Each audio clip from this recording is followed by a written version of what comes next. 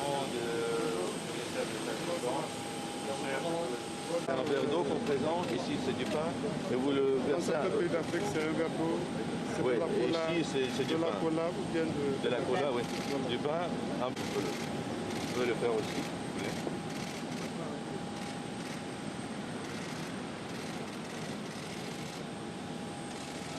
Bien. Les gens respectés, bienvenue en Russie. Comment on dit merci en russe? Спасибо. Vous avez une très belle prononciation.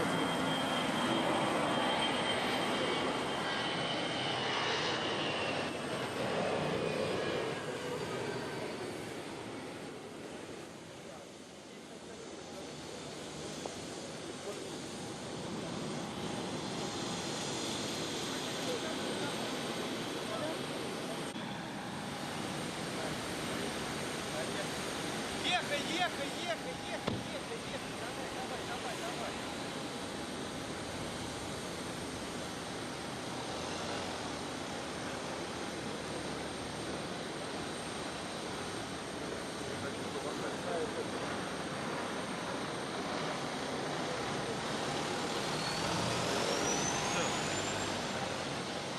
Все, свалили сюда? С радиоканалом пришли? Какая вы перекамера?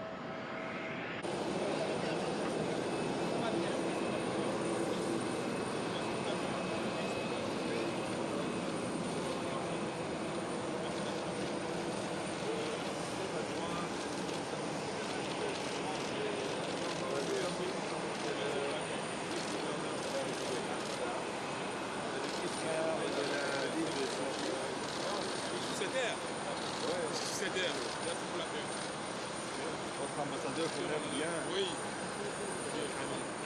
Votre délégation. Ça va? Vous êtes là déjà? Voilà la tradition qu'on a faite, donc les représentants des Cosaques. Un petit morceau. Vous avez prendre un petit morceau? Un petit morceau. Et de celle au centre. Alors, Ici. voilà. Et puis? Oui. Merci. Maintenant, bienvenue à monsieur officiellement. Merci bien.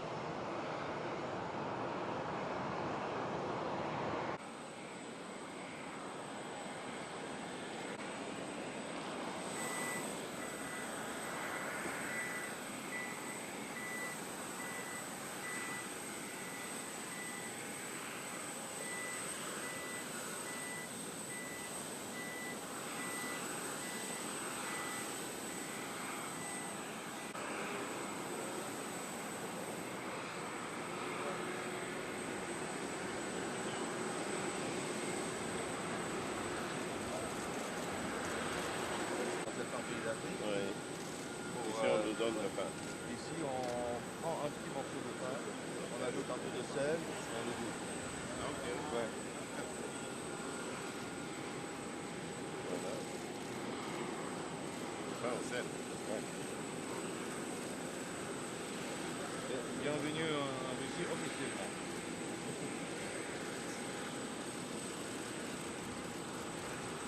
Merci. Merci.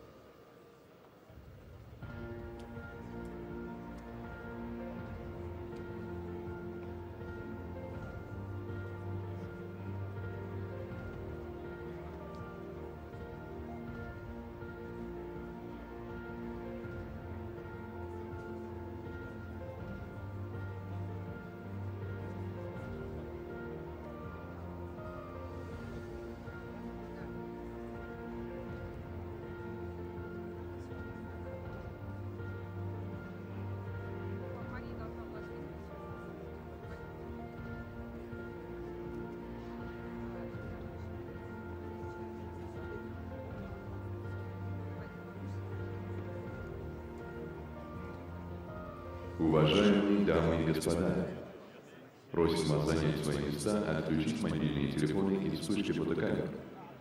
Пленарное заседание экономического форума «Россия-Африка» начинается. Dear ladies and gentlemen, we kindly ask you to take your seats, switch off your mobile phones and disable the flash on your cameras. The plenary session of the Russia-Africa Economic Forum is starting now. Chers mesdames et messieurs, veuillez prendre vos places, coupez vos téléphones portables et le flash de vos appareils photo. La session plénière du Forum économique Russie-Afrique commence.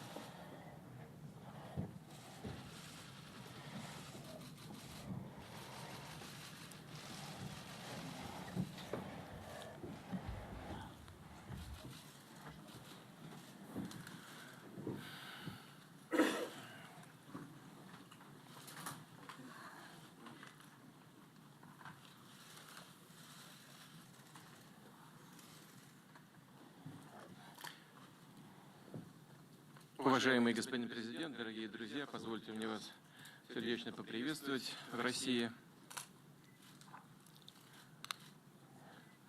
В начале нашей встречи хотел бы выразить вам слова благодарности за поддержку, которую вы оказали нам в ходе подготовки сегодняшних и завтрашних мероприятий саммита с руководителями глав и правительств африканских государств и России. Мы проводим впервые такое масштабное мероприятие, и ваша поддержка была крайне важной и своевременной. Что касается двухсторонних отношений, то они развиваются весьма успешно. В прошлом году у нас наблюдался рост товарооборота на 14%, достиг 7,7 миллиарда долларов. У нас на марше крупные проекты, о которых мы с вами договаривались. Это и атомная электростанция, это и промышленная зона в Египте. Мы работаем весьма активно по этим направлениям. Имеем в виду вложить 190 миллионов долларов на развитие инфраструктуры и привлечь до 7 миллиардов долларов. Кстати говоря, совсем недавно был у наших общих друзей в Объединенных Арабских Эмиратах. Они очень заинтересовались этим нашим совместным проектом и тоже будут думать на тему о том, как им вписаться в наши совместные планы по развитию в сфере промышленности. У нас много проектов в области инфраструктуры, транспорта. Уважаемый господин президент, мы в постоянном контакте с вами находимся лично. Это наша третья встреча уже в этом году. В работе между нашими МИДами, специальными службами очень много важных вопросов, связанных с международной повесткой дня, с борьбой с терроризмом, с организованной преступностью. Мы очень рады вас видеть. Добро пожаловать.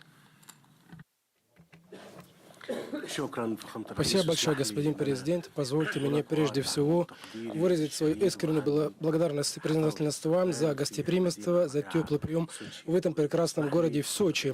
Позвольте, господин президент, выразить признательность за проведение первого саммита Россия-Африка, основанная на долгой истории между сторонами во многих сферах и областях, в том числе в поддержке России освободительному движению в Африке. Хочу сказать, что мы заинтересованы в координации действий с российской стороной для того, чтобы и саммит, и форум прошли успешно. Мы очень надеемся, что позволит нам достичь конкретных результатов с участием большого количества африканских стран для достижения конкретных результатов, которые будут в интересах всех стран, всех участников, основанные на взаимовыгодном сотрудничестве. Хочу сказать, что мы рассматриваем российскую сторону как партнер, надежный партнер африканского континента. Очень надеемся, что Россия будет работать в Африке во всех сферах и областях, в частности, в сфере развития, и также при финансировании проектов инфраструктуры в африканском континенте, в том числе в энергетической сфере, в строительстве дорог.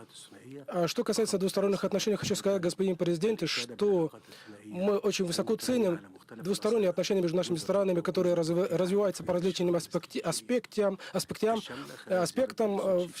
особенно после подписания всеобъемлющего договора о сотрудничестве. Мы очень надеемся, что эти отношения будут развиваться и впредь во всех сферах и областях. Я хотел бы отметить конкретные сферы, по которым мы будем работать вместе. Что касается российской промышленной зоны, мы очень заинтересованы в том, чтобы ускорить процесс реализации этого проекта в зоне Суэцкого канала. очень заинтересованы также регулировать все вопросы, которые еще не регулированы. Поэтому вопросы, чтобы российские компании и предприятия могли приехать, зарегистрироваться и начать работу в этой зоне. Высоко ценим также двусторонние отношения в сфере железных дорог, производства вагонов в Египте. Очень надеемся, что российская компания сможет работать в нашей стране, особенно после поставки 1300 вагонов российской компании в нашу страну. Что касается атомной электростанции, мы также высоко ценим двустороннее сотрудничество в этой сфере. Очень надеемся, что вопросы тоже по этому вопросу будут решены в ближайшее время, чтобы начать уже реализовать этот проект в ближайшее время в соответствии с подписанным контрактом.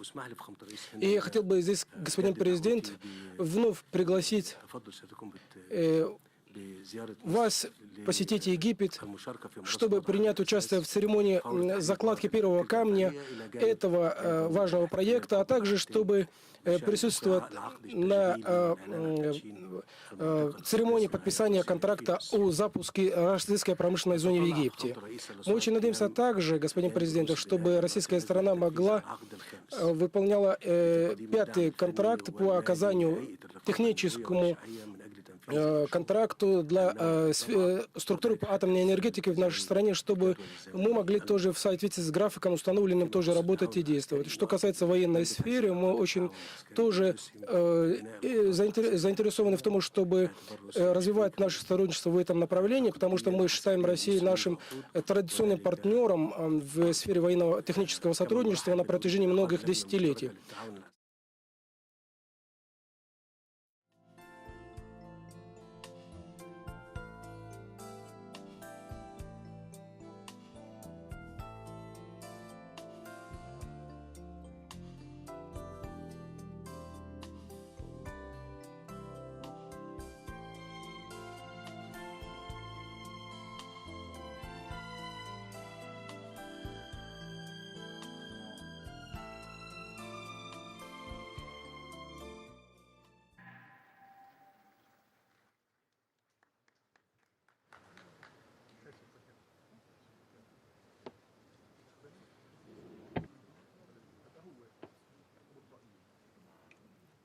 Ваше превосходительство, главы государств и правительств, уважаемые господа министры, уважаемые участники экономического форума «Россия и Африка», дамы и господа, мы начинаем работу нашего форума.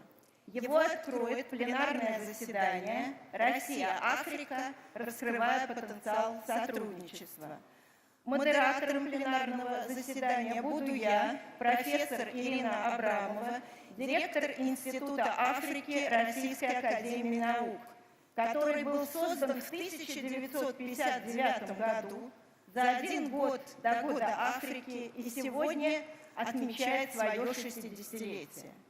Прежде чем пригласить на сцену наших уважаемых докладчиков, я хотела бы поблагодарить всех участников нашего форума, которые приехали к нам из африканских государств. Мы рассматриваем ваше участие как подтверждение высокой заинтересованности сотрудничества с Российской Федерацией в развитии равноправных и глубоких отношений с нашей страной. В этом заинтересована и Россия. Я хочу сказать, что наша страна всегда была на стороне африканских народов. И в те годы, когда они боролись за освобождение от колониальной зависимости, и в последующие десятилетия, когда они выстраивали суверенную государственность и строили свои национальные экономики. Это делает Россия и сегодня, когда нам вместе предстоит решать сложные задачи социально-экономического развития. И наш форум должен стать сигналом к тому, чтобы наши отношения вышли на новый стратегический уровень. Я хочу сказать, что для того, чтобы нам понять, как это сделать, нам нужно провести свою дискуссию очень эффективно и конструктивно и определить механизм нашего сотрудничества. Именно поэтому в этом зале находятся лидеры экономик и уважаемые эксперты, которые принимают участие в нашей пленарной сессии. Я хочу сейчас пригласить на сцену наших уважаемых докладчиков, участников дискуссии. Это Амани Абу Зейд, комиссар Африканского союза по развитию инфраструктуры и энергетики. Это Максим Орешкин, министр экономического развития Российской Федерации.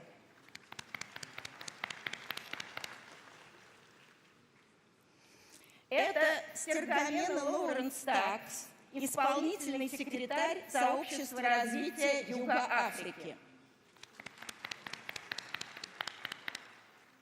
Это Дмитрий Кобылкин, министр природных ресурсов и экологии Российской Федерации. Это Бенедикт Арама, президент, председатель Совета директоров Африканского экспортно-импортного банка.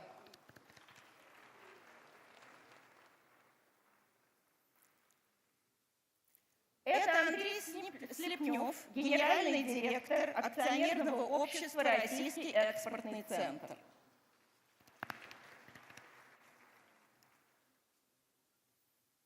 Это Пути Махангеле Добенко, главный исполнительный директор компании «Наспорс». И, наконец, Андрей Костин, президент, председатель правления банка ВТБ.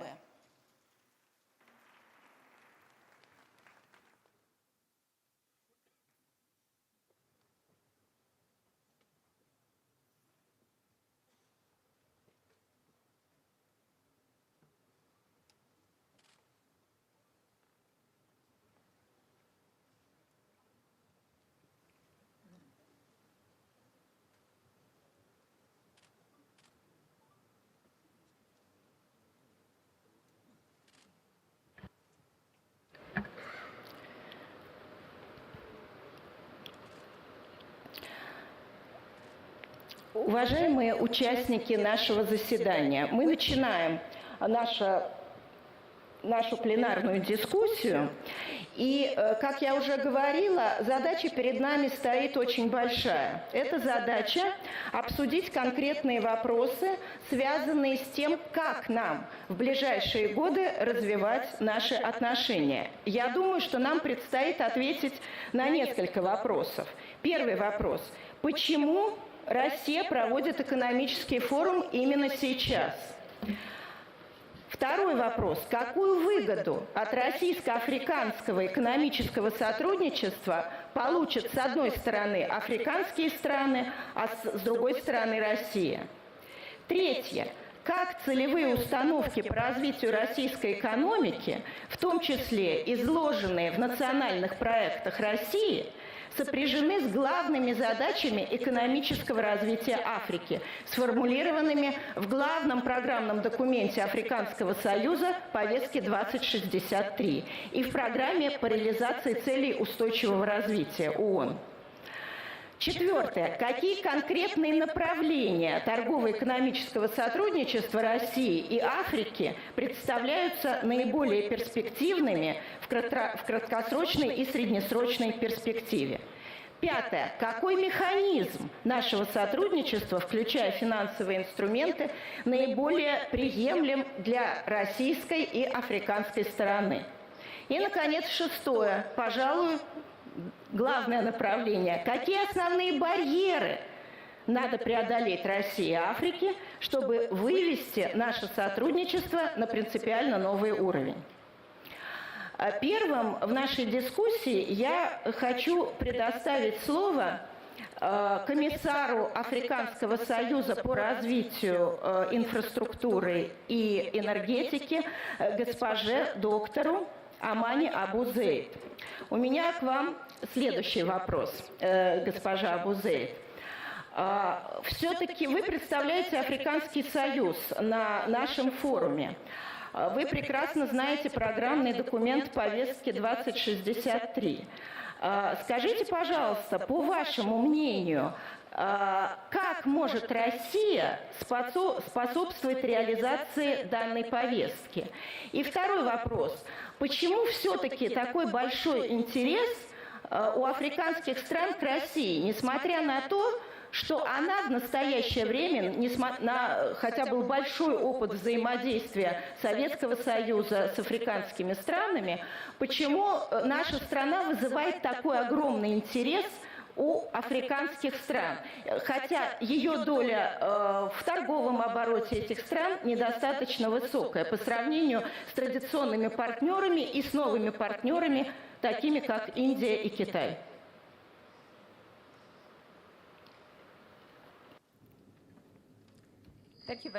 Большое спасибо, госпожа модератор. Уважаемые, прежде всего, я представляю комиссию Африканского союза, но я вижу, что здесь присутствует господин председатель комиссии. Итак, уважаемые дамы и господа, я постараюсь ответить на вопросы. Действительно, прежде всего, я хотела бы поблагодарить и господина президента Путина, и президента Абдель Фаттаха Сиси, который представляет Европейский Союз, за то, что пригласили нас сюда. Действительно, прекрасный город Сочи, где мы собрались, дает нам возможность провести очень плодотворную дискуссию. И я вижу, что здесь сюда приехали очень многие представители африканских стран. Как вы только что сказали, действительно, у Африки есть много экономических преимуществ. И наш экономический форум может стать платформой, которая даст очень много возможностей для нового сотрудничества. Мы можем получить много информации из первых лиц, из первых рук, и наш континент нуждается в этом. Для нас также это будет возможность определить основные направления нашего сотрудничества на ближайшие годы и также поговорить о безопасности. Госпожа модератор только что сказала об этом. Действительно, история отношений между африканскими странами и Российской Федерацией достаточно богатая. И с того момента, как мы получили независимость, мы сотрудничали с вашей страной, мы сотрудничаем и на международном уровне. Но Африка изменилась, и Россия изменилась. Сейчас в Африке наблюдаются процессы в экономике, которые проходят очень интенсивно. В частности, мы ощущаем на себе развитие цифровых технологий, которые изменяют все секторы нашей экономики. Мы также знаем и благотворное влияние интернета. Интернет проникает во все сферы нашей жизни. Не забудем то, что наш континент — это очень молодой континент. У нас очень много молодежи, которые очень восприимчивы к современным технологиям. И вы знаете, что процент молодежи в африканских странах значительно выше, чем во многих других странах. И, конечно, все африканские страны без исключения сейчас принимают экономическую политику, которая направлена на укрепление национальных экономик, но также на привлечение иностранных инвестиций. И при этом мы очень хотим, чтобы это было взаимовыгодным. И вы задали вопрос, почему Российская Федерация вызывает такой интерес в Африке. Я хочу ответить следующее. Мы стремимся к взаимовыгодному сотрудничеству в области науки, технологий, образования, цифровых технологий, культуры, инфраструктуры, особенно транспортной инфраструктуры, энергетики, индустриализации и горнодобывающей промышленности. Во всех секторах, как нам кажется, мы можем с Российской Федерацией значительно более динамично сотрудничать и вывести это сотрудничество на новый уровень. И не забывайте, что в прошлом году Африканский союз заявил о том, что он стремится создать на африканском континенте самую большую в мире зону свободной торговли. И я считаю, что Россия должна участвовать в этом процессе. Не только Россия, но весь евроазиатский регион. Большое спасибо. Большое спасибо, госпожа Абу-Зейд, за ваше концентрированное выступление. А сейчас я хотела бы дать слово российской стороне и первым задать вопрос нашему министру экономического развития Максиму Орешкину. Уважаемый господин министр, долгое время развитие отношений с Африкой не было в числе приоритетных для Российской Федерации. Скажите, пожалуйста, а что изменилось сегодня? И какие конкретные сферы торгово-экономического сотрудничества России и Африки представляются наиболее перспективными с вашей точки зрения в краткосрочной и среднесрочной перспективе? И может ли экономическое сотрудничество со странами Африки помочь реализации наших национальных проектов? Спасибо большое. Всем добрый день. Рад всех приветствовать в Сочи, здесь, в России. Но действительно, был длинный период времени, когда взаимоотношения экономические между Россией и Африкой взяли паузу.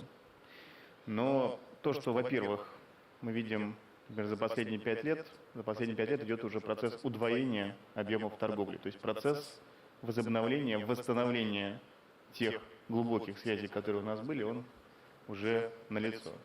Но понятно, что тот уровень, который сейчас достигнут, он, конечно же, не раскрывает всего того потенциала, который есть и на российской, и на африканской стороне. Мне кажется, что сейчас сложились таких два уникальных тренда, которые предопределяют активное развитие российско-африканских отношений. Что я имею в виду? Если говорить про Россию, то за последние 10-15 лет Россия накопила очень большое количество компетенций в разных сферах. И человеческий капитал, и цифровые технологии, не говоря уже о таких традиционных вещах, связанных с развитием инфраструктуры, сельским хозяйством, разработкой и разведыванием новых месторождений. Второй тренд, который мы видим в Африке, это, конечно же, то, что Африка сейчас, и вот об этом уже было сказано, Африка проходит очень большую трансформацию. Трансформацию инфраструктурную, трансформацию цифровую, трансформацию человеческую. Все это нацелено на повышение качества жизни людей, которые населяют этот прекрасный континент. Поэтому эти два тренда, мне кажется, сейчас они начинают сходиться. Те компетенции, которые есть у России, они могут помочь реализовать те задачи, которые стоят перед каждой африканской страной. Еще раз повторюсь, в таких сферах, как развитие человеческого капитала, да, мы говорим про здравоохранение, мы говорим про образование, мы говорим про новое качество жизни, мы говорим про цифровые сервисы, как на уровне государства, так и на уровне бизнеса. Поэтому здесь Россия, то, что она уже реализовала у себя, те компетенции, которые она накопила, она с удовольствием готова реализовывать совместные проекты. Это на самом деле тоже очень важный момент, важный аспект, что у России нет задачи навязать какие-то услуги или какие-то товары. Россия готова совместно с африканскими партнерами реализовывать те проекты, которые будут повышать качество жизни в Африке, приносить вот это вот новое качество. Это вот очень важно, и здесь готовы работать. И на этой базе вот то удвоение, которое у нас было за последние 5 лет, мы, я думаю, еще не раз повторим в ближайшие десятилетия. Большое спасибо, уважаемый господин министр. Я прошу прощения, я не предупредила наших докладчиков, но первые два докладчика четко соблюли свой регламент. У нас первый круг нашей дискуссии предусматривает выступление каждого участника в течение 5 минут. В дальнейшем мы сможем вернуться к нашей дискуссии, и то, что не успели сказать докладчики сразу, они смогут сказать в нашем дальнейшем разговоре. Спасибо большое. А сейчас я хочу предоставить слово Стергамине Лоуренс Такс, исполнительному секретарю Сообщества развития Юга Африки. Я знаю лично госпожу Такс, мы познакомились в прошлом году, когда состоялось подписание меморандума о сотрудничестве между Сообществом развития Юга Африки САДК и Российской Федерацией. Это первое такое соглашение России с интеграционными группировками Африки. И я надеюсь, что оно первое, но далеко не последнее. Я думаю, что наш форум будет способствовать тому, чтобы мы подписали соответствующие меморандумы и с другими интеграционными группировками Африки. Уважаемая госпожа Такс, вы представляете здесь одну из крупнейших интеграционных группировок Африки. Интеграция является одним из основных устремлений повестки 2063. Скажите, пожалуйста, как вы оцениваете перспективы развития интеграции в Африке и как вы относитесь к созданию континентальной зоны свободной торговли? Как создание этой зоны может способствовать развитию российско-африканских отношений?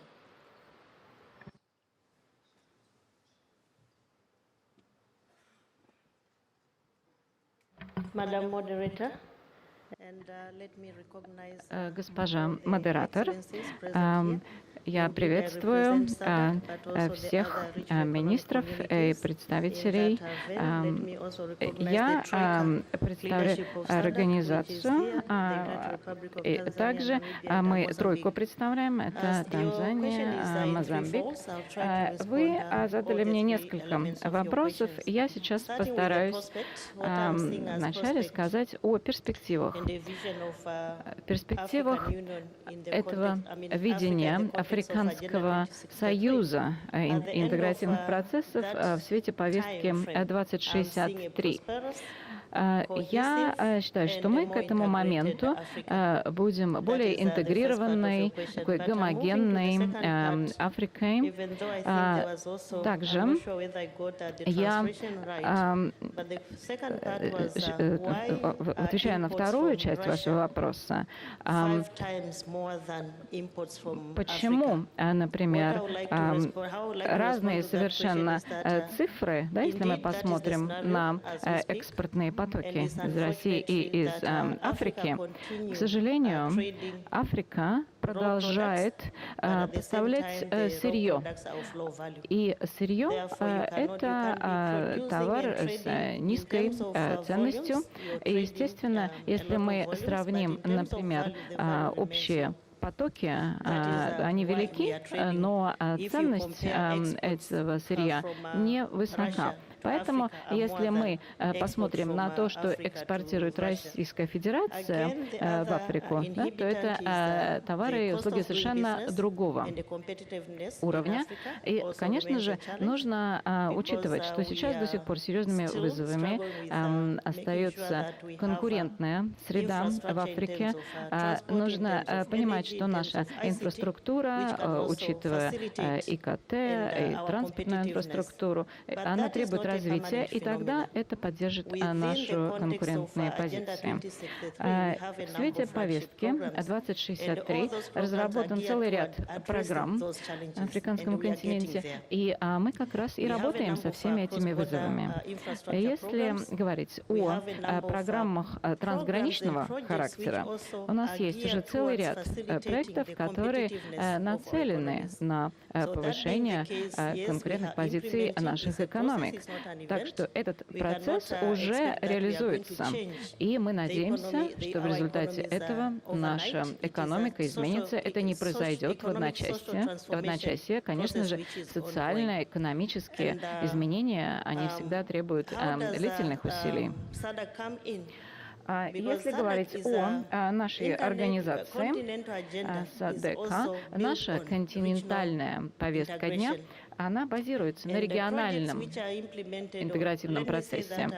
И здесь необходимо сказать, что политика, она создается на национальном уровне, но ее реализация, она уже производится на региональном уровне в каждой стране.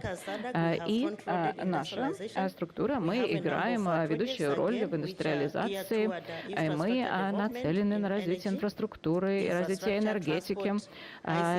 И, как я уже говорила, это транспортная инфраструктура, ИКТ. И мы создаем цепочки создания ценностей. И, конечно же, это важный аспект конкурентной среды. И поэтому мы работаем с экономикой каждой отдельной страны, но при этом мы рассматриваем весь континент как континент свободной торговли, и мы считаем, что мы все должны вносить вклад в развитие такой зоны. Мы будем продолжать эту работу.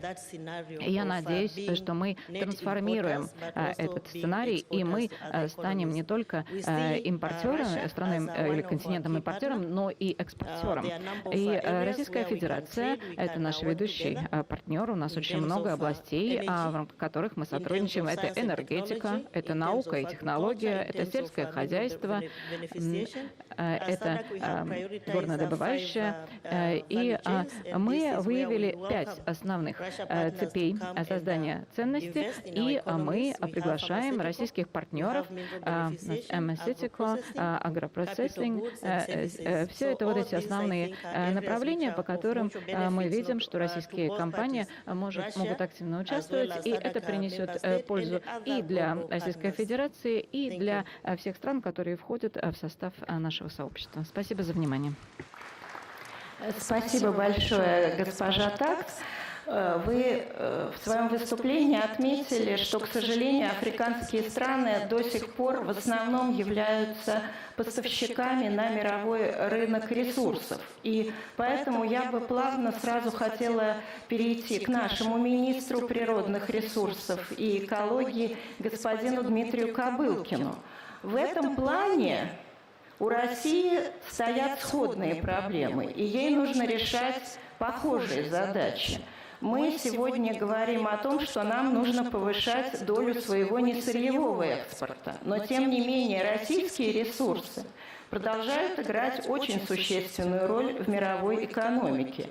И когда я говорю о ресурсах, я имею в виду не только недра, наши полезные ископаемые, но я говорю и о воде, я говорю и о лесах, я говорю о биоресурсах. Те же самые проблемы стоят перед Африкой. И у меня к вам следующий вопрос, уважаемый господин министр. Вот ресурсы все-таки это благо или проклятие развития? Это первый вопрос. Второе. Россия и Африка – это конкуренты или партнеры в ресурсной сфере? И, наконец, что нам нужно сделать для того, чтобы условно избавиться от этой ресурсной зависимости? Добрый день, уважаемые дамы и господа. Я тоже хочу поприветствовать всех на нашем форуме «Россия-Африка». На мой взгляд, это очень знаковое мероприятие. Ресурсы – это благо или проклятие? Конечно, это благо. Что касается Российской Федерации, она обладает огромным потенциалом не только минеральных, и водных, и лесных, и земельных, биоресурсов. Для нас это значительная часть нашей экономики. Огромное количество субъектов Российской Федерации, наших городов. В них городообразующими предприятиями являются именно предприятия сырьевой экономики. И для нас это огромное количество рабочих мест, это развитие в том числе социальной инфраструктуры, потому что весь бизнес в России, он социально ответственный. Мы, безусловно, должны более рационально относиться к нашим ресурсам и сильно, главное, не заиграться на этом направлении, а уходить в более глубокую переработку для того, чтобы все-таки развивать другие сегменты экономики. Что касается блага или проклятия, я уверен, что такие же вопросы возникают и на африканском континенте. Мне в последнее время довелось довольно-таки часто побывать там, но я точно могу сказать, чем мы очень сильно похожи. Люди везде одинаковые, они хотят, безусловно, жить лучше. И здесь сидит большое количество президентов. Я убежден, что когда они общаются со своим населением, первое, о чем люди говорят, они хотят иметь рабочие места, они хотят растить своих детей, семьи. И мы похожи в этом с Африкой, и, безусловно, мы похожи огромным количеством минеральных ресурсов. Второй вопрос был по поводу... Ирина, можно? Являемся ли мы конкурентами или партнерами в ресурсной сфере? Я уверен, что мы должны стать партнерами, и мы и есть партнеры, а здоровая конкуренция, она никогда не помешает. Мы имеем хорошую базу, в том числе научную. Мы исторически сотрудничали, я из семьи геофизиков, горных инженеров, геофизиков, и мы, я помню, традиционно и мой отец, и моя мама, мы участвовали в различных программах подготовки специалистов для работы за рубежом. И большая часть была, конечно, специалистов из африканских стран. Я недавно был в нескольких странах, и с гордостью могу сказать, что в запасах этих стран лежат разработки геологические, интерпретированные работы именно российскими, советскими специалистами тогда. Поэтому, безусловно, мы партнеры. Мы сейчас многие месторождения, те, которые открываются, в том числе совместно с российскими компаниями на африканском континенте, они открыты именно нашими специалистами. Поэтому мы тоже особенно этим гордимся.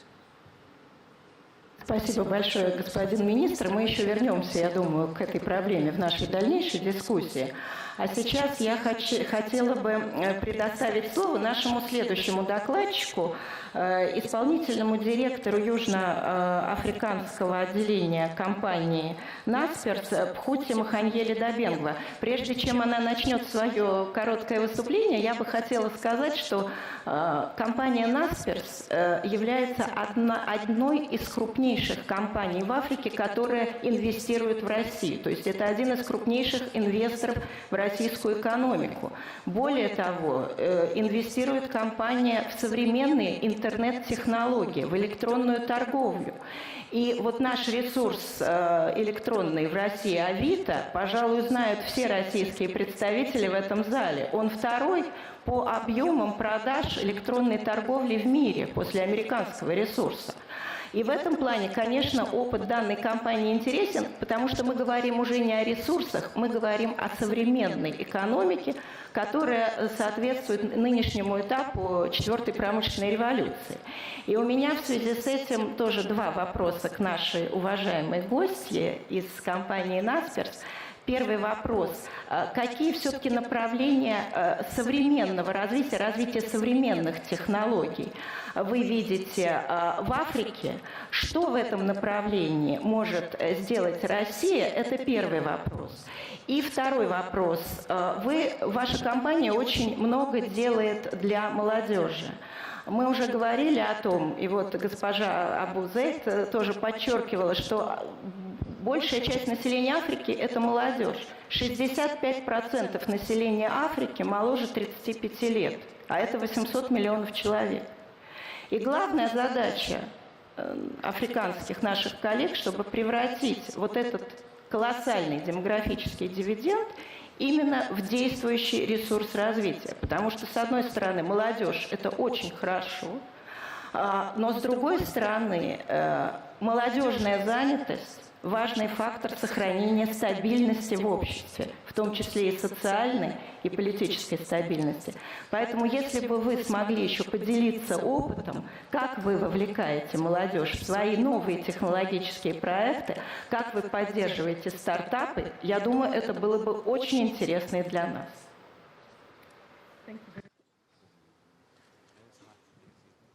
And thank you to the excellencies here present. Спасибо всем присутствующим превосходительствам, находящимся в этом зале. Да, действительно, компания Naspers является крупнейшим инвестором в технологическом секторе в России.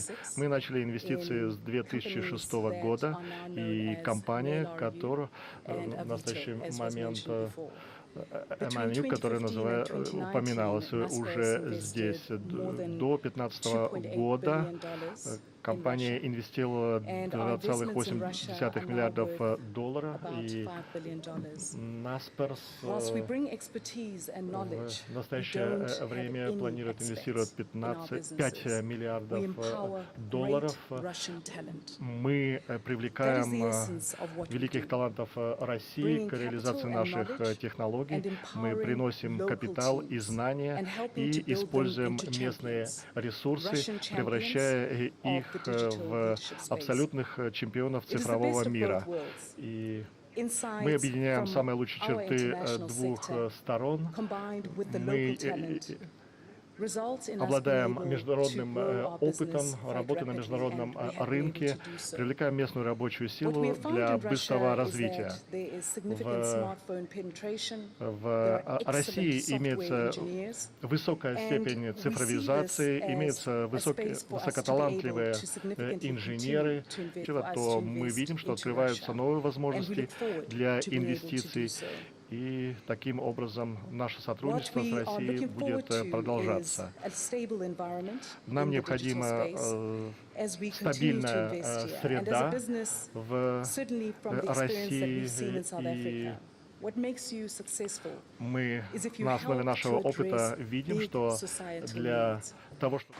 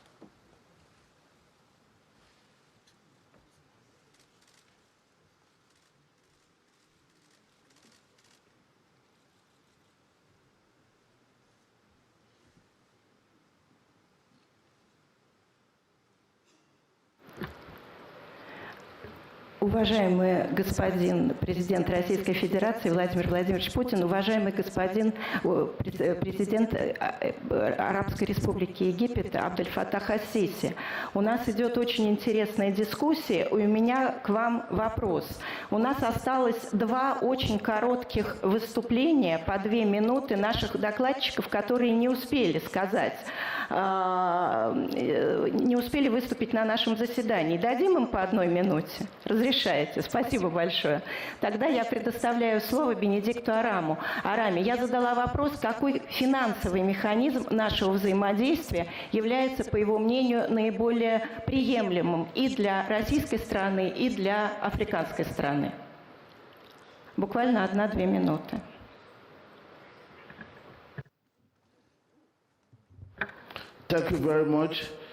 Большое спасибо.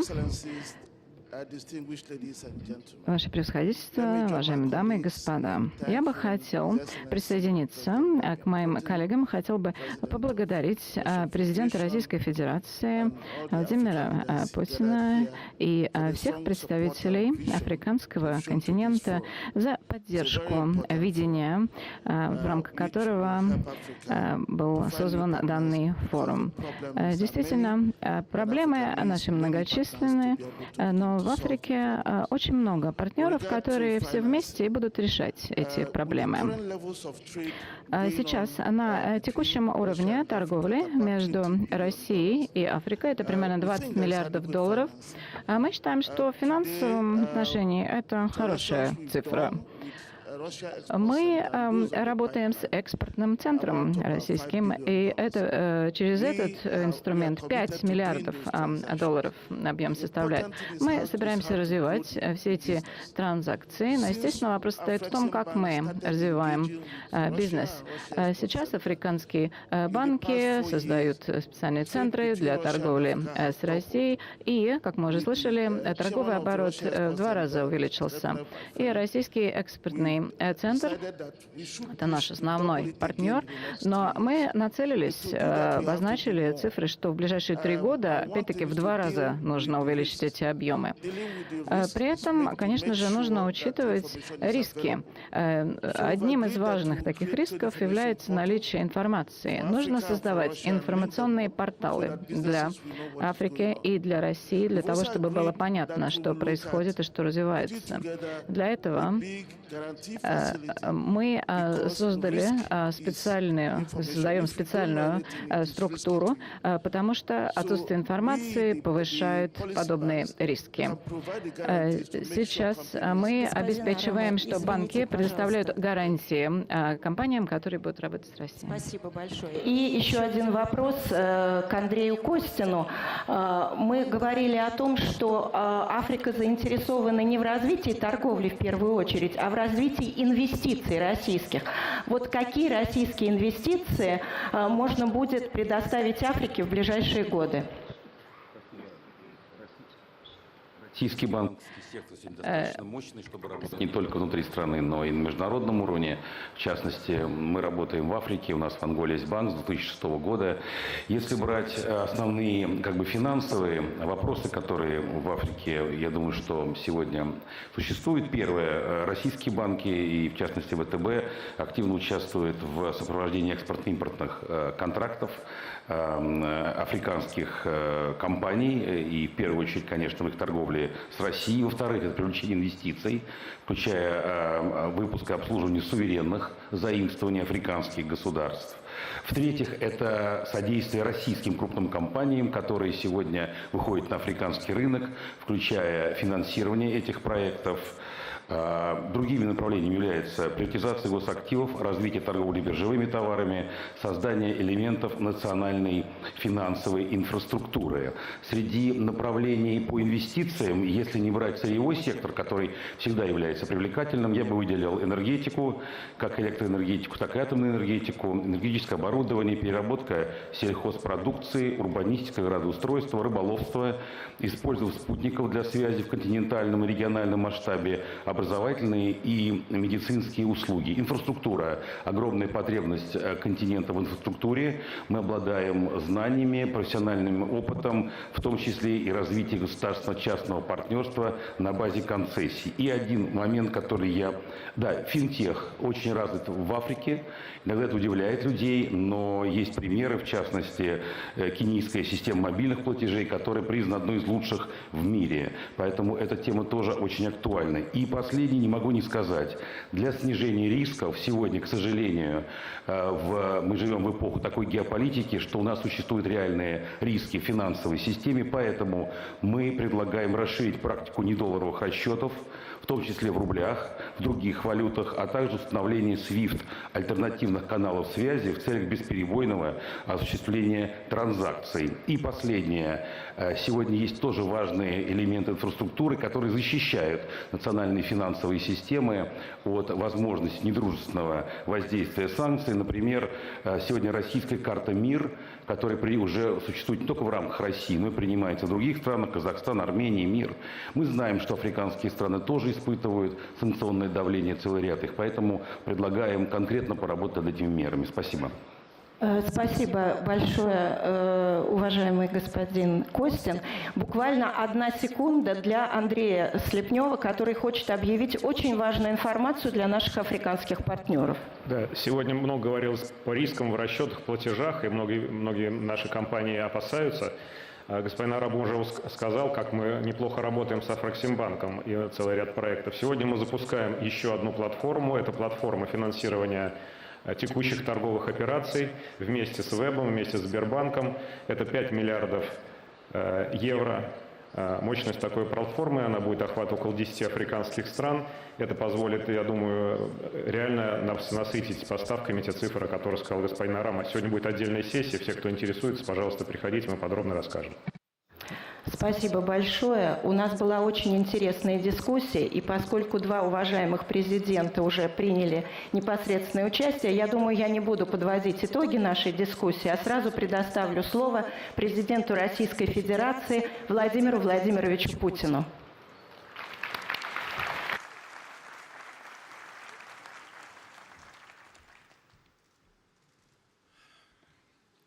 Уважаемый господин Абдель-Фатах Сиси, уважаемые главы государств, правительств, стран африканского континента, дорогие друзья, дамы и господа.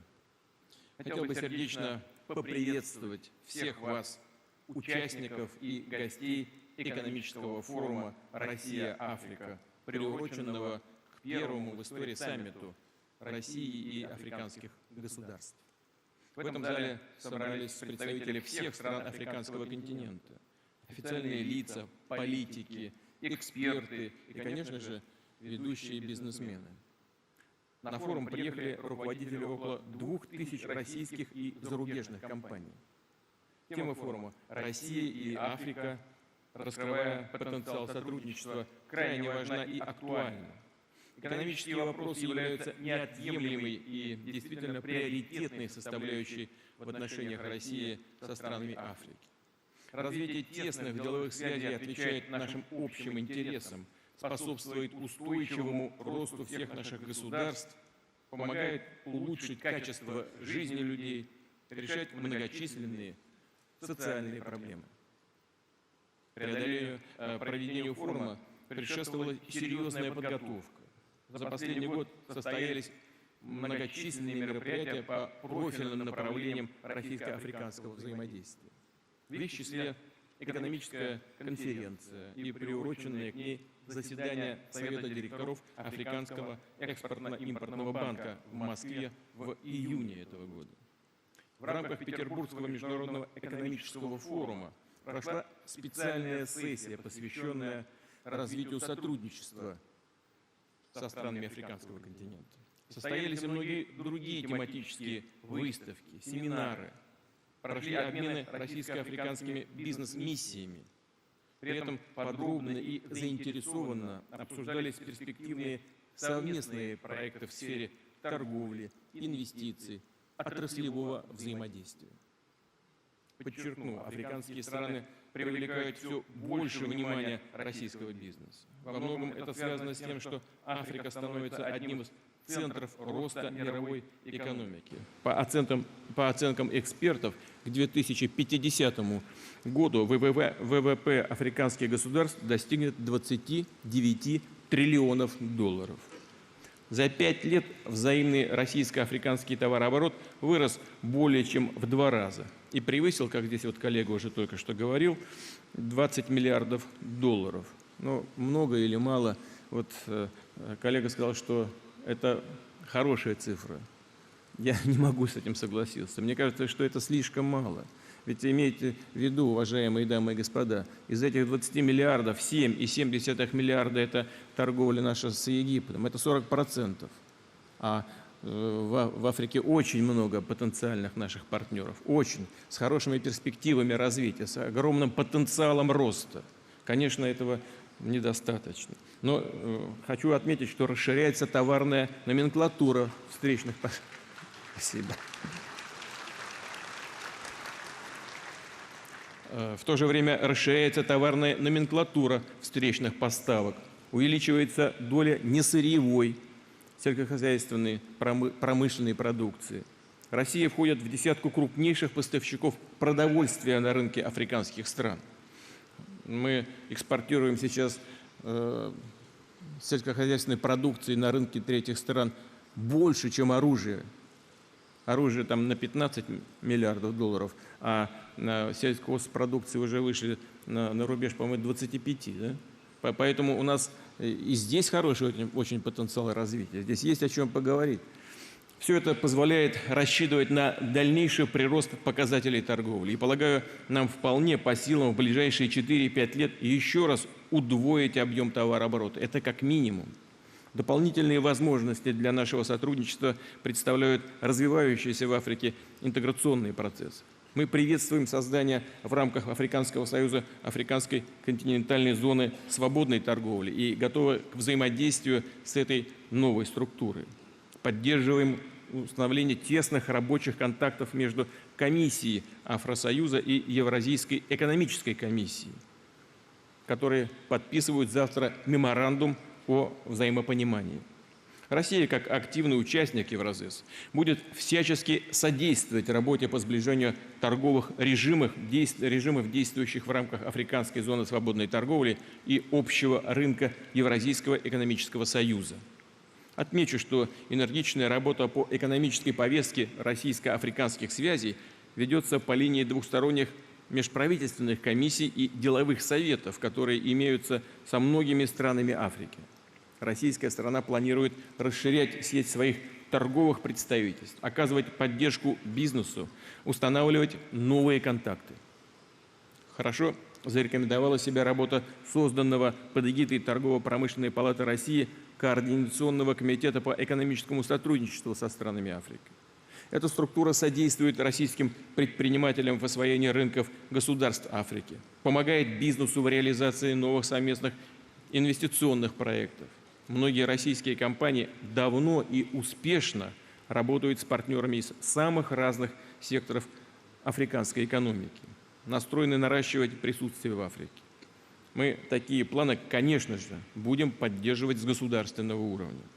Концерны «Газпром», «Роснефть», «Лукойл» реализуют на континенте перспективные нефтегазовые проекты. «Алроса» осваивает алмазные месторождения. «Яндекс» представлен на рынках ряда стран, помогает африканским государствам в решении вопросов информационной безопасности и развития цифровой экономики. «Росатом» готов предложить африканским партнерам создание атомной индустрии, что называется «под ключ», строительство исследовательских центров на базе многоцелевых реакторов. Завершается создание российской индустриальной зоны в Египте. Речь идет о крупной площадке в экономической зоне Суэцкого канала, где компании из России смогут локализовать свои производственные мощности. К этой работе планируется подключить порядка 20 российских предприятий. Это только сейчас 20 предприятий. Я уверен, что это будет и больше. Уважаемые друзья, Россия на системной основе оказывает содействие развитию африканского континента. Мы предоставляем торговые преференции, сотрудничаем в рамках международных структур, например, по линии Всемирной продовольственной программы, Международной организации гражданской обороны, Всемирной организации здравоохранения. Наша страна участвует в инициативе по облегчению долгового бремени стран Африки. К настоящему времени общая сумма списания задолженности превышает 20 миллиардов долларов. С рядом государств запущены совместные программы, предполагающие...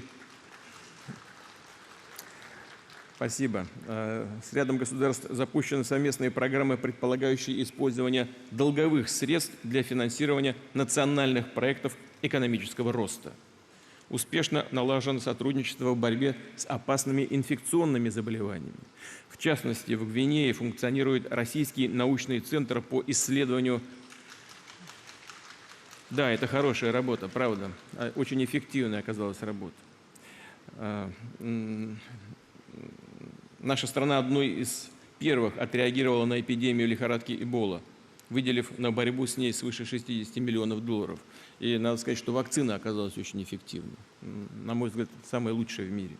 Традиционной областью российско-африканского взаимодействия является подготовка квалифицированных кадров. К середине 80-х годов в Африке нашей страной было построено около 100 учебных заведений. 500 000 африканцев прошли профессиональную подготовку для работы на промышленных предприятиях и сельхозобъектах в африканских странах.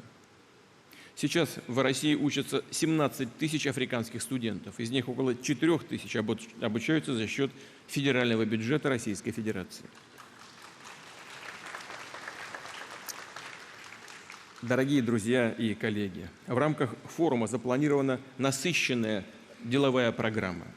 После наших с президентом Сиси выступлений участникам пленарного заседания будут представлены конкретные идеи и предложения в отношении перспективных направлений российско-африканского сотрудничества. Руководителями российских компаний совместно с Министерством экономического развития Российской Федерации подготовлены презентации ключевых российских компетенций, открывающих новые возможности экономического взаимодействия с Африкой. Важно, что в ходе форума также пройдут многочисленные профильные сессии по нефтегазовой и ядерной энергетике, добыче полезных ископаемых, сельскому хозяйству и сфере высоких технологий. На них будет возможность обсудить конкретные направления кооперации, выйти на договоренности по взаимовыгодным совместным проектам.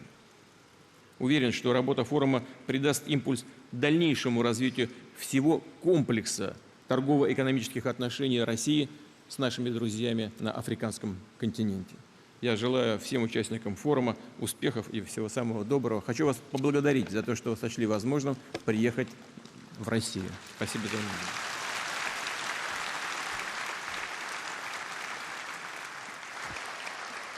Спасибо большое, Владимир Владимирович. Я хочу сейчас предоставить слово нашему гостю, президенту Арабской Республики Египет, стране, которая сейчас председательствует в Африканском Союзе, Абдель-Фаттаху ас-Сиси.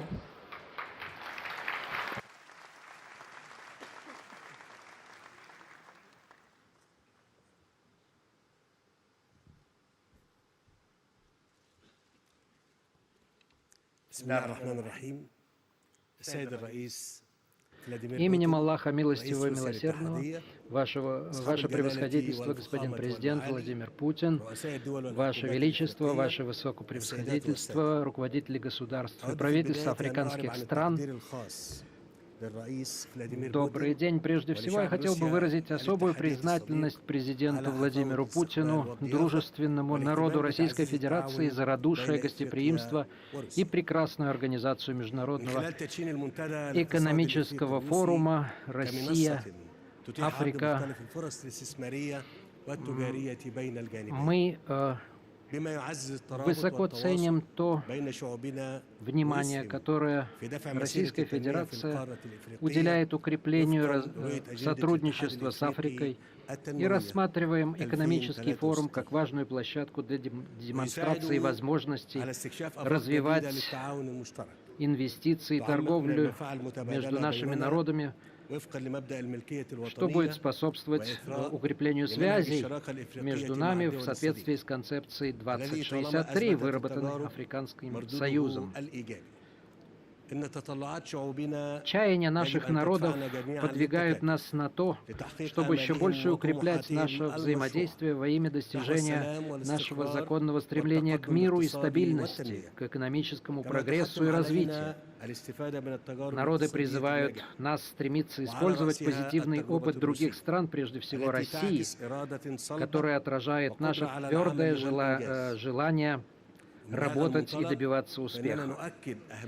Исходя из этого, мы подтверждаем важность успешного проведения данного форума, результаты которого будут способствовать развитию потенциала африканских стран, выполнению их планов.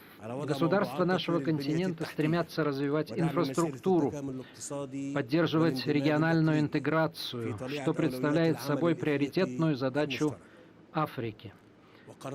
Мы также полны решимости инвестировать средства в человеческий фактор, что чрезвычайно важно для нас, ибо этот капитал является основным условием достижения устойчивого развития и экономического подъема континента. Тем более, что молодежь Африки в возрасте до 25 лет составляет около 65% ее населения, что превращает ее в мощный потенциал на рынке рабочей силы.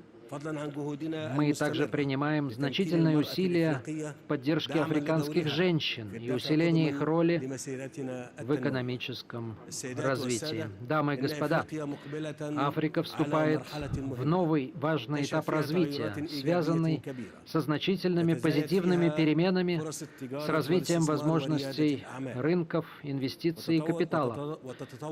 Растет промышленный потенциал и цифровизация Африки, что во многом является результатом творческих, созидательных усилий нашей молодежи, а также результатом политики государств, смело поощряющей стремления своих народов. В связи с этим я хотел бы подчеркнуть, обращаясь к участникам форума, что наша страна уже много сделала на пути экономических и политических реформ. Мы предприняли также важные конкретные шаги на пути региональной и общеконтинентальной экономической интеграции. Последним достижением на этом пути стало начало реализации Всеафриканского соглашения о свободной торговле, подписанного в Нигере в июле 2019 года, которое привлекло серьезное внимание международных кругов. В связи с этим Африка приветствует усилия по поощрению политики открытых дверей и сотрудничества с ее партнерами с целью осуществления качественного рывка как в развитии ее экономического и научного потенциала, так и в модернизации общеконтинентальной промышленности, развития технологической инфраструктуры и основ цифровой экономики. Я хотел бы также вновь пригласить все частные компании России и других стран, а также международные финансовые организации к сотрудничеству и инвестициям в Африку. Сейчас для этого самое подходящее время.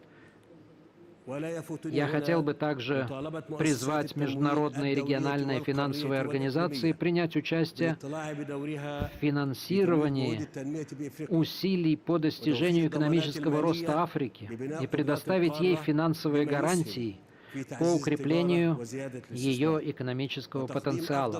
Это способствовало бы развитию торговли и инвестиционной деятельности. Мы призываем также предоставить африканским странам оптимальные льготные условия для реализации их проектов и программ развития, что поможет народам Африки осуществить свою мечту, встать на путь прогресса, модернизации и устойчивого развития.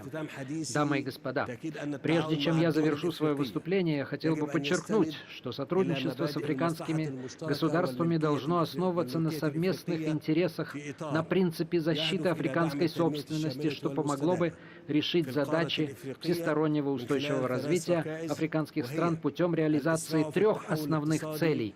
Первое – ускорение экономических преобразований и создание деловой атмосферы путем налаживания подлинного партнерства с частным сектором. Во-вторых, осуществление социальной справедливости при широком участии общества. И в-третьих, укрепление мира и стабильности в соответствии с африканской концепцией развития 2063 и целями мирового устойчивого развития к 2030 году. В заключение я хотел бы выразить надежду на то, что наш форум приведет к расширению сотрудничества между африканскими странами и Россией в различных областях в самые ближайшие годы. Спасибо вам за внимание, мир вам, милость и благословение Аллаха. Большое спасибо, господин президент. После выступления наших уважаемых президентов мы видим, что у нас очень много общего у России и Африки. У нас общее видение развития мира. У нас общий подход к развитию социального пространства. Мы заинтересованы в том, чтобы наши народы шли вперед вместе. И самое главное, на мой взгляд, о чем говорили оба президента, это то, что мы во главу угла ставим человека. Самое главное, что есть у нас в мире, это человек, его чаяние, его устремление, его задачи, его благополучие. И я думаю, что если мы объединим свои усилия, мы, Россия и Африка, то мы во многом сможем обеспечить прекрасное будущее для наших людей. Большое всем спасибо за участие в нашем форуме. Сейчас я передаю свой микрофон министру экономического развития Максиму Орешкину, который расскажет нашим африканским коллегам о тех компетенциях, которые имеет Россия и которые она может предложить африканским странам. Большое всем спасибо.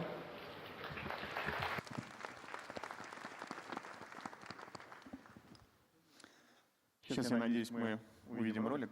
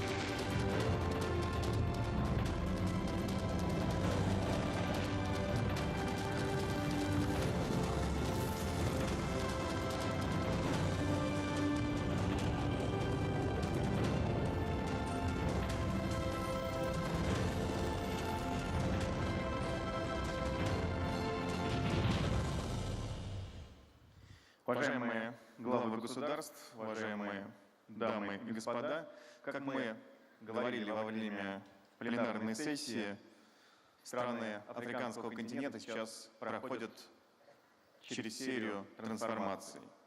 Трансформацию инфраструктурную, трансформацию цифровую, трансформацию человеческую. Задача — это повышение качества жизни людей, которые населяют этот прекрасный континент. Россия за последние годы накопила большой объем компетенций. Теперь мы готовы к реализации совместных проектов. Проектов, которые будут ориентированы на повышение качества жизни. Сегодня мы хотели бы поговорить о том, что мы вместе можем сделать, чтобы те возможности, которые есть у Африки, которые есть у России, чтобы вместе, совместными усилиями конвертировать в результат. Наша первая большая тема — это цифровые технологии, и начнем мы с такого важного аспекта, как цифровизация и автоматизация государственного управления. Слово предоставляется Алексею Аверчуку, Федеральная налоговая служба. Пожалуйста.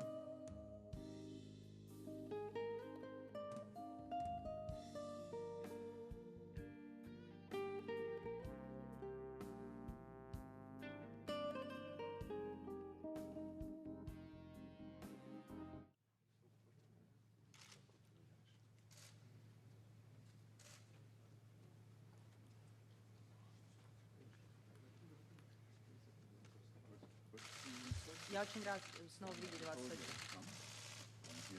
Я рад приехать. I'm happy to see you. Очень красиво, да, спасибо.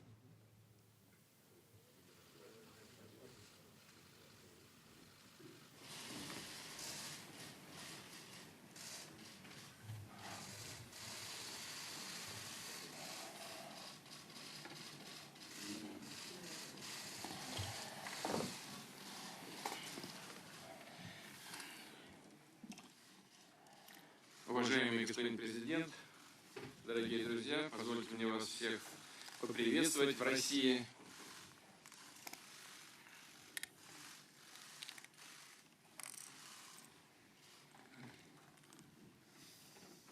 Все работает? Есть перевод, да? Пардон. Позвольте мне вас сердечно в России поприветствовать.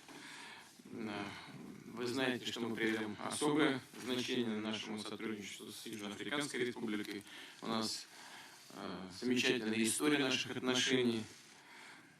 Но символично, что сегодняшняя наша встреча происходит в рамках и на полях первого саммита Россия-Африка. Мы придаем большое значение развитию отношений и именно с вашей страной. Работаем здесь по очень многим направлениям. Это и разработка природных ресурсов, это энергетика, промышленность, транспорт, сельское хозяйство, гуманитарная сфера. Хотел бы с удовлетворением отметить, что в прошлом году у нас увеличился товарооборот на 28,5%, достиг $1 миллиарда. Но это, конечно, этого недостаточно. Я вот уже говорил сейчас на пленарном заседании, на встрече с людьми, которые непосредственно бизнесом занимаются, экономикой.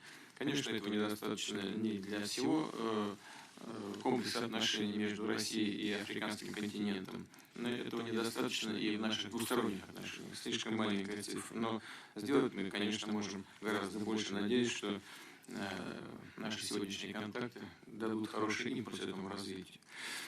Тесная координация налажена на международных площадках. Мы приветствуем деятельность Южноафриканской Республики в качестве непостоянного члена Совета Безопасности Организации Объединенных Наций в 2019-2020 годах. И будучи председателем в рабочей группы СБ ООН по предотвращению и урегулированию конфликтов в Африке, ваша страна, уважаемый господин президент, вносит весомый вклад в обеспечение стабильности на континенте.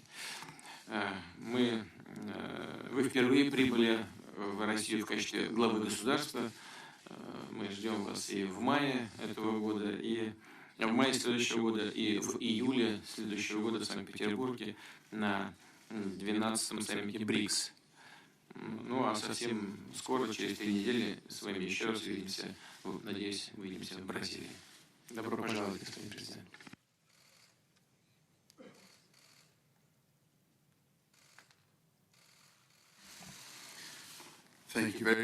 Благодарю вас, господин Путин, за прекрасные приветственные слова. Действительно, для меня большая радость. Мне очень приятно быть здесь, в Сочи. Я действительно обещал вам, что приеду. И я очень рад находиться здесь, в этом приятном месте, в Сочи. Итак, наша делегация очень рада этому, и мы приветствуем этот первый саммит Россия-Африка, потому что он дает нам возможность укрепить наши отношения с Россией. Кроме того, быть частью активных усилий по укреплению отношений России с африканским континентом. Поэтому это прекрасная возможность быть здесь. Мы, ЮАР, высоко ценим прекрасные отношения, которые у нас наблюдались за последнее время, за довольно длительный период. Они зародились не вчера, им уже очень много лет. И это были отношения, основанные на помощи в ходе борьбы И вы помогли Африке стать такой, какой она сейчас является. Все это благодаря помощи народу России. Поэтому мы благодарим вас за поддержку.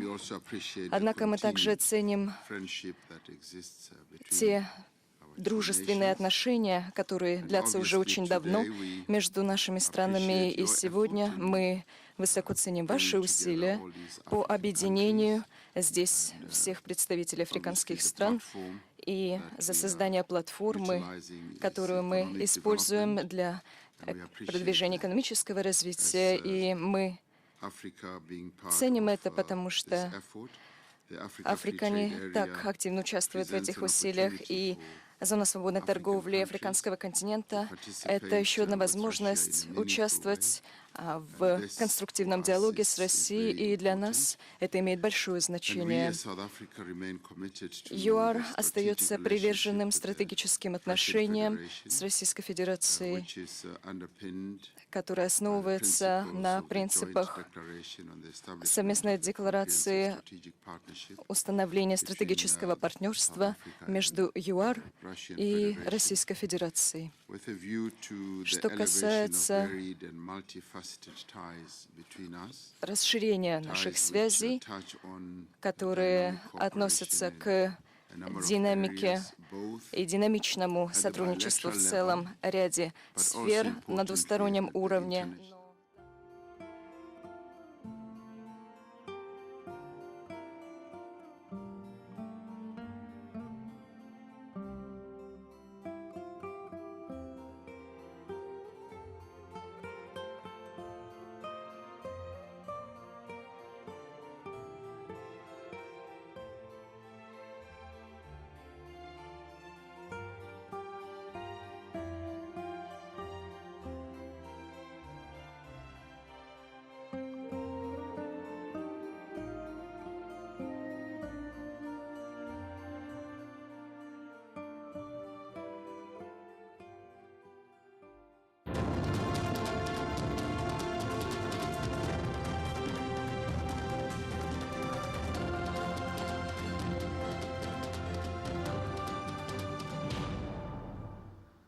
Уважаемые коллеги, уважаемые дамы и господа, для меня огромная честь представлять здесь те решения, те цифровые решения, которые были разработаны Федеральной налоговой службой и внедрены в последние годы.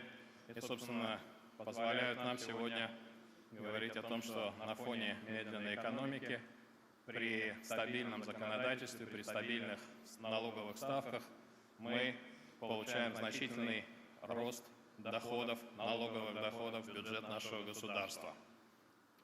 Собственно, я думаю, в этой аудитории мало кто будет спорить с фактом, что независимое устойчивое развитие стран зависит прежде всего от устойчивости и надежности финансово-бюджетных систем наших стран. И Федеральная налоговая служба здесь играет в России значительную роль. И вы видите, что доля доходов, которые обеспечиваются Федеральной налоговой службой, постоянно возрастает. Прежде всего, благодаря тем цифровым решениям, которые были нами разработаны, внедрены и которыми мы сегодня можем с радостью с вами делиться.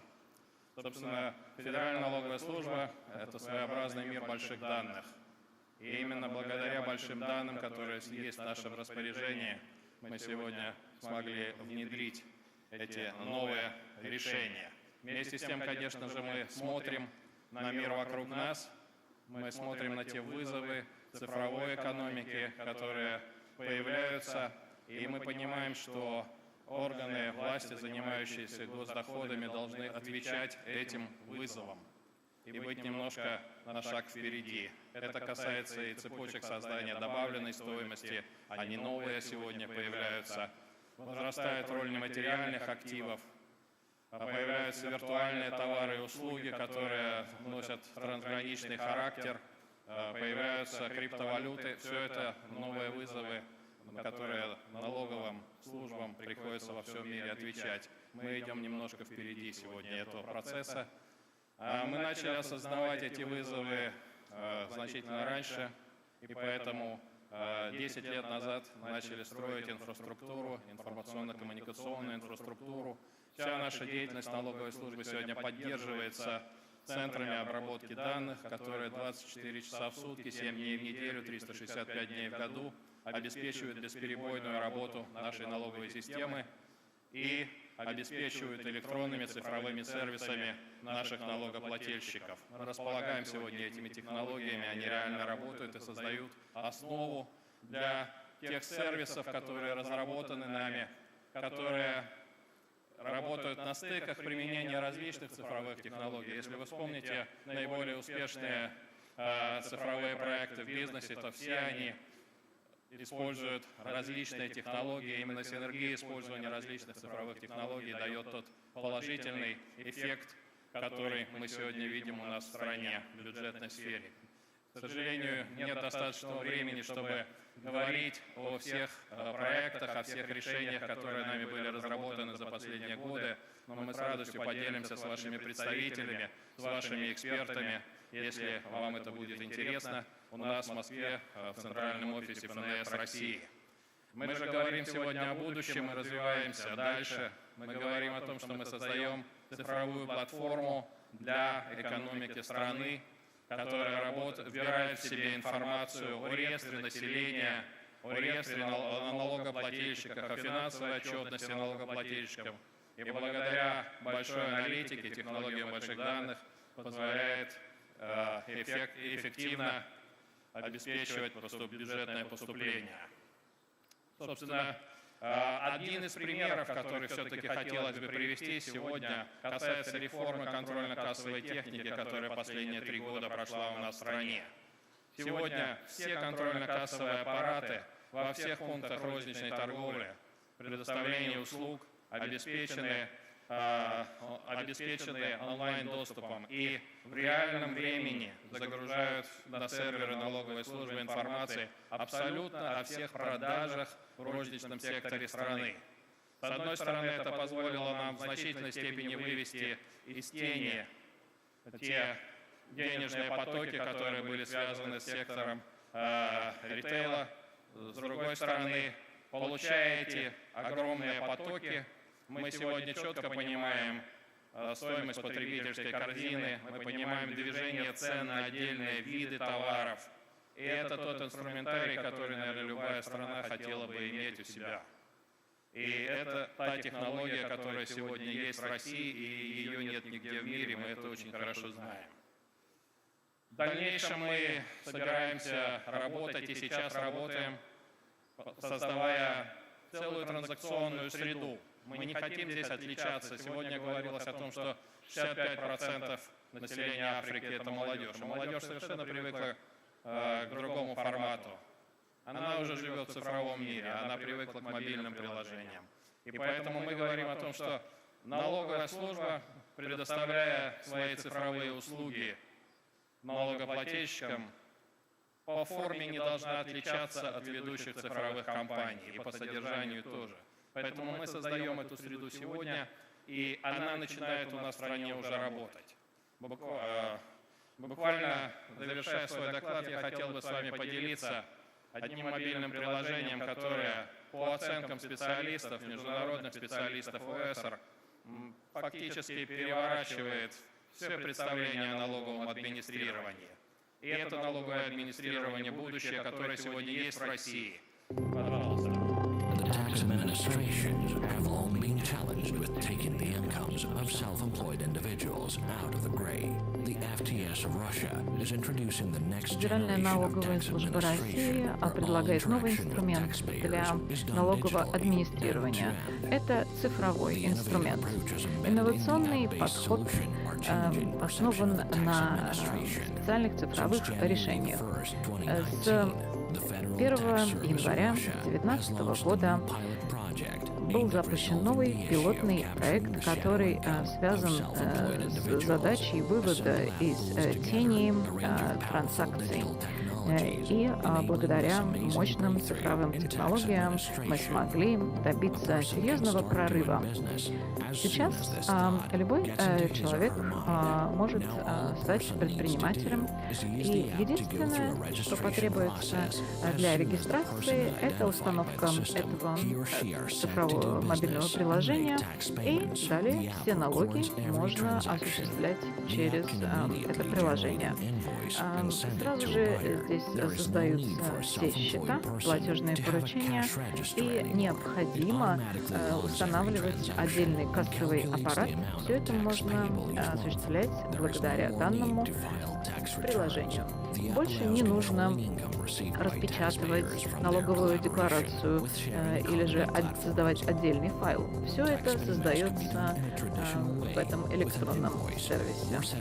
И теперь все процессы автоматизированы. Сейчас платить налоги можно очень легко, как никогда.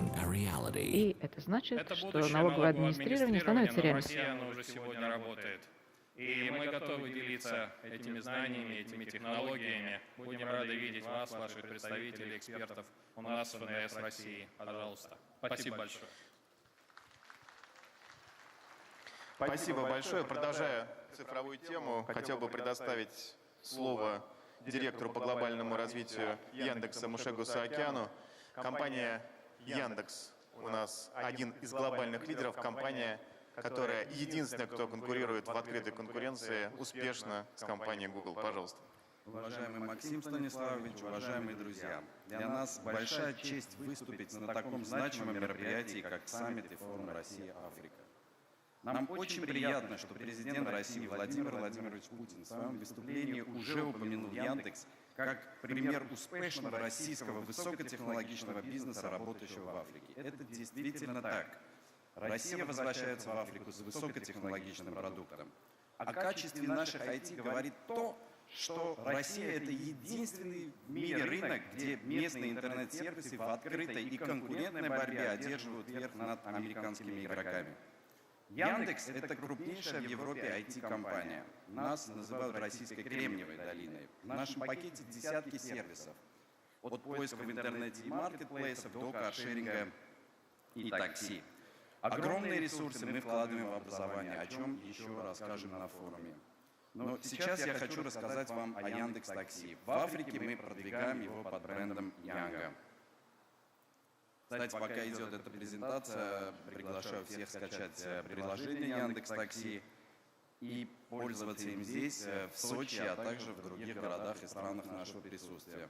Вот вы видите машину Янгу в Гане. К сожалению, именно она не сможет приехать к вам в Сочи, но обязательно скачайте приложение, обещаю, вам понравится. Немного цифр. Сервис доступен в 18 странах. Особенно приятно, что среди них две африканские — Гана и Кот-д'Ивуар. Причем в Кот-д'Ивуаре мы пионеры. Надо учитывать, что основной наш вклад не финансовый, а технологический. Мы создаем карты, навигацию, другие сервисы, даем людям и компаниям зарабатывать деньги. Каждый вложенный нами рубль имеет огромный эффект на другие отрасли, на малый и средний бизнес, транспорт, IT-образование.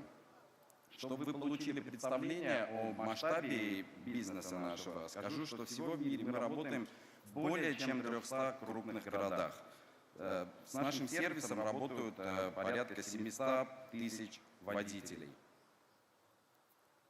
За последние 2 года наши партнеры и водители в одной только России заработали с нашей помощью более 300 миллиардов рублей. Это порядка 5 миллиардов долларов.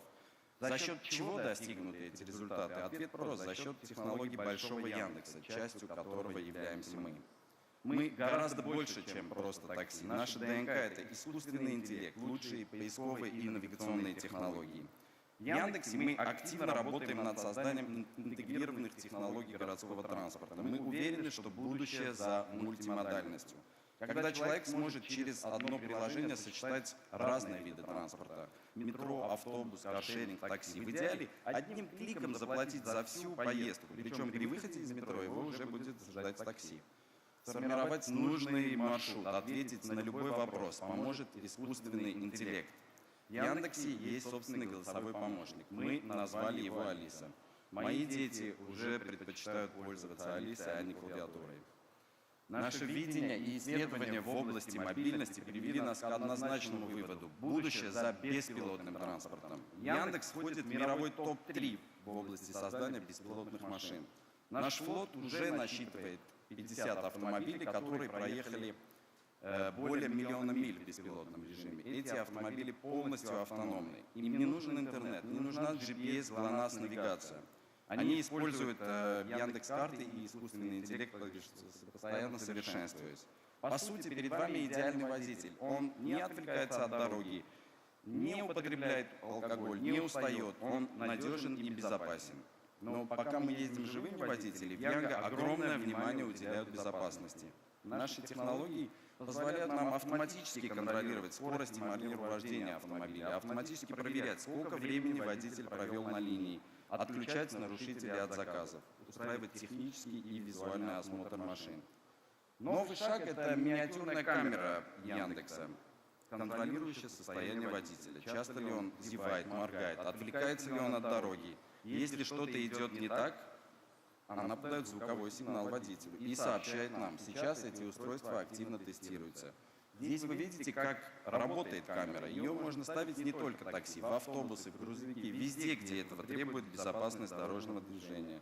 Считаем, что за этими решениями большое будущее. Резюмируя еще раз, хочу сказать, что мы внимательно и с большой любовью смотрим на Африку, видим на континенте большие возможности, готовность сотрудничать с российскими компаниями. Рассчитываем, что этот форум даст нам всем много возможностей для диалога. Спасибо.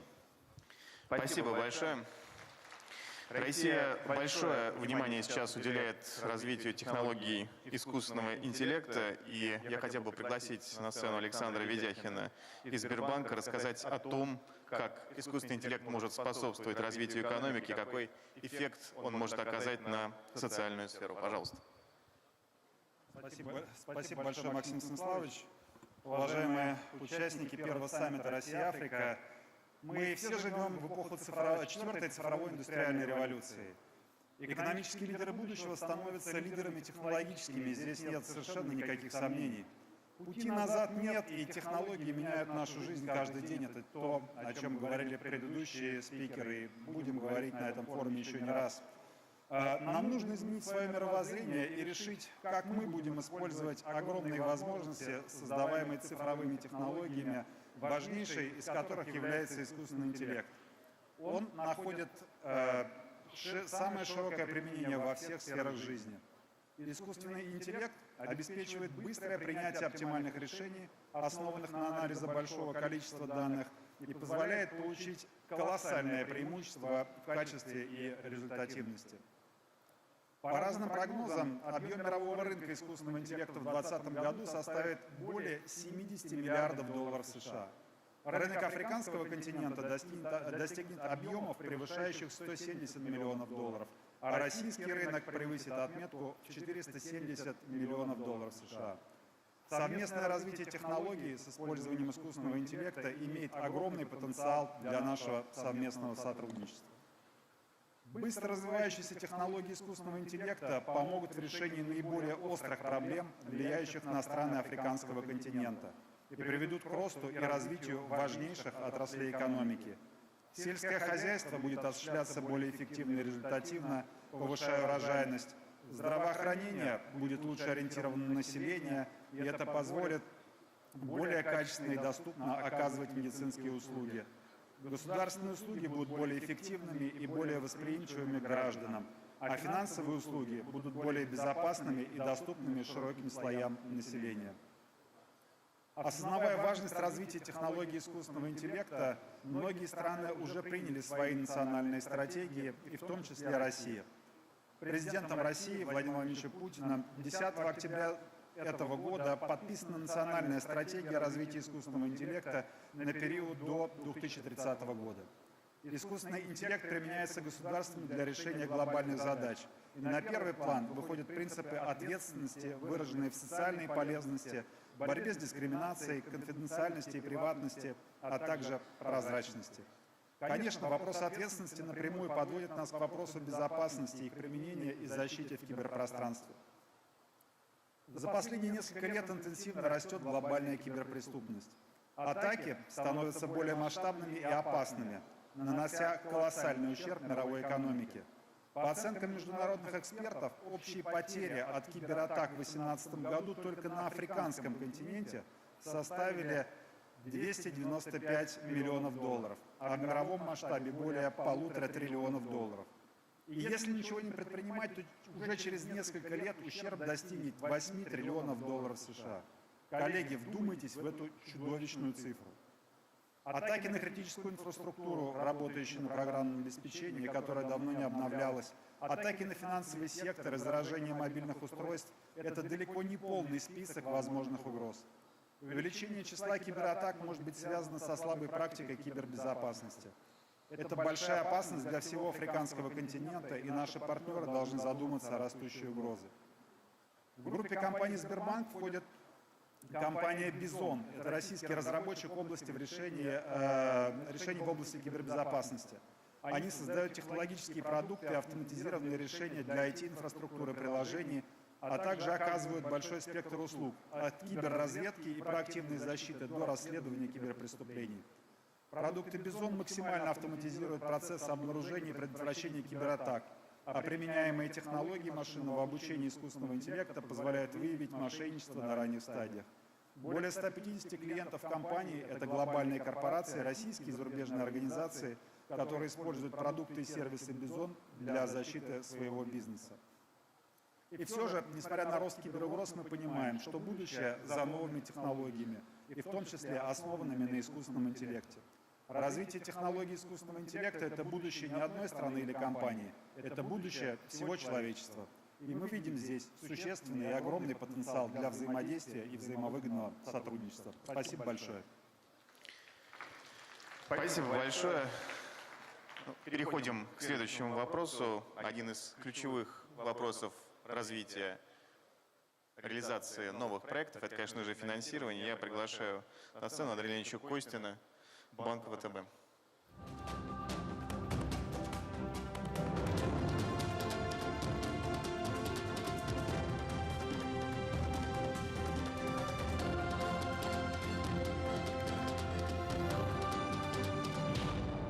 Спасибо большое, Ваше Превосходительство, уважаемые дамы и господа.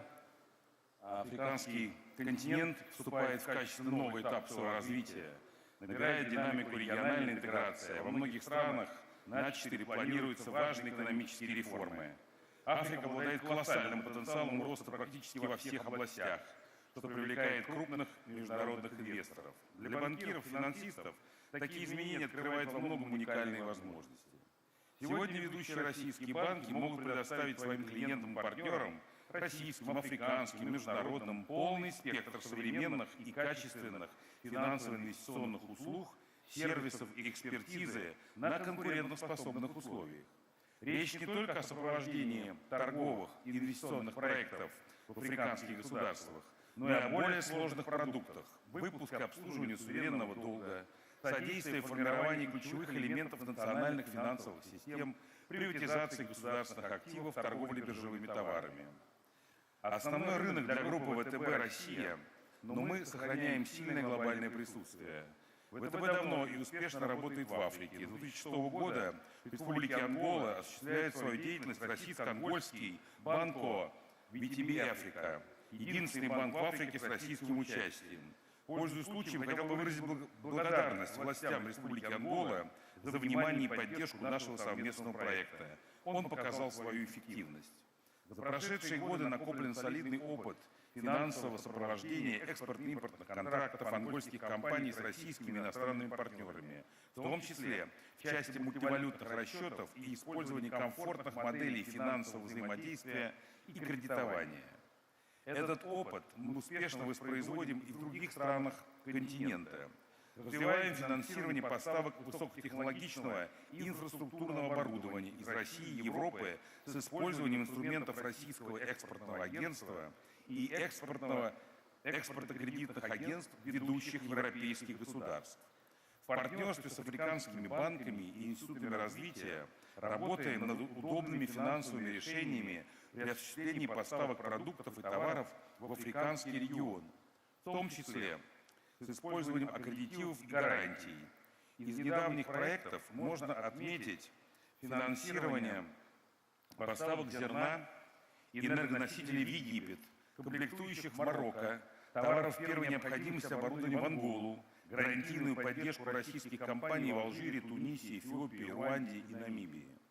Позитивный пример результата работы ВТБ в Анголе и других государствах Африки формирует хорошую основу для дальнейших планов развития бизнеса на континенте.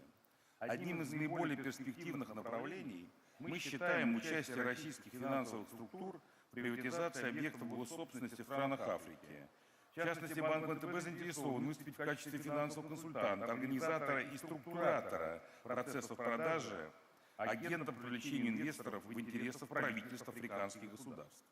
Мы готовы делиться компетенциями, которые касаются развития инфраструктуры финансового рынка, создания механизмов защиты инвесторов, в том числе миноритарных, продвижения государственных ценных бумаг на международных рынках капитала. Российские банки способны эффективно работать и на таком ответственном участке, как размещение и обслуживание суверенного долга. В частности, Банк ВТБ имеет опыт успешного размещения суверенных еврооблигаций ряда африканских стран. Еще одно многообещающее направление сотрудничества – это привлечение крупных российских инвесторов в стратегические для развития отдельных стран Африки отрасли, будь то сельское хозяйство, добывающая промышленность или переработка сырья. В подтверждение этому инвестпроекты в Анголе, Зимбабве, Демократической Республике Конго, реализуемые компаниями «Алроса», «Татнефть», «Росатом» и их африканскими коллегами при участии ВТБ как финансового партнера. Одна из сильных сторон банка – фундаментальная экспертиза в проработке и структурировании финансирования крупных объектов транспортной и промышленной инфраструктуры. Знаем, что такие планы проектов в Африке есть у наших компаний РЖД, Росатом, Роснефть. С большим интересом примем участие в их осуществлении. Ваше превосходительство, уважаемые африканские друзья, сегодня Россия и Африка открывают новую страницу своих многовековых отношений. Намечены амбициозные масштабные цели, в том числе в финансово-инвестиционной сфере. Уверен, вместе мы обязательно реализуем все планы. Пусть на этом пути нас вдохновляют слова Нельсона Манделы. Многие вещи кажутся невыполнимыми только до тех пор, пока их не сделаешь. It's always impossible until it's done. Благодарю вас за внимание. Спасибо. Спасибо большое, Андрей Леонидович. Следующая тема связана с ядерными технологиями. Россия здесь является признанным лидером.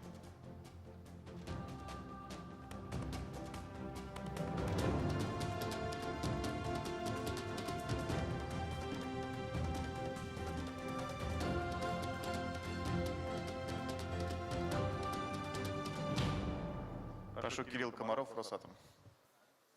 Уважаемые коллеги, добрый день. Спасибо, Максим Станиславович. Энергия – это основа всего. Развитие любой страны неразрывно связано с наличием необходимого количества энергии. Мировое сообщество и особенно африканский континент нуждается в увеличении доли электроэнергии на душу населения не только для решения текущих энергетических проблем, но и для динамичного экономического роста.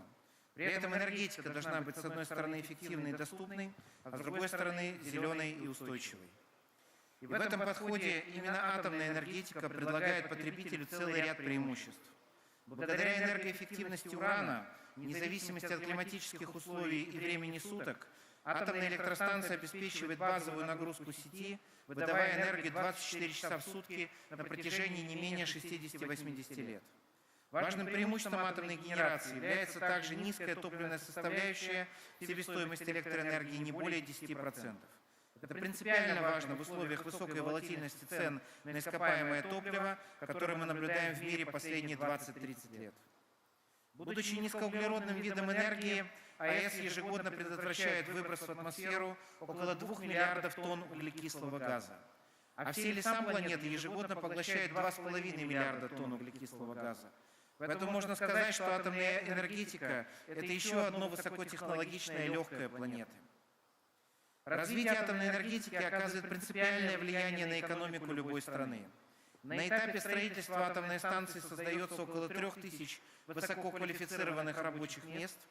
При реализации проекта существенный импульс для развития получат и смежные сектора промышленности, формируя положительные синергетические и мультипликативные эффекты.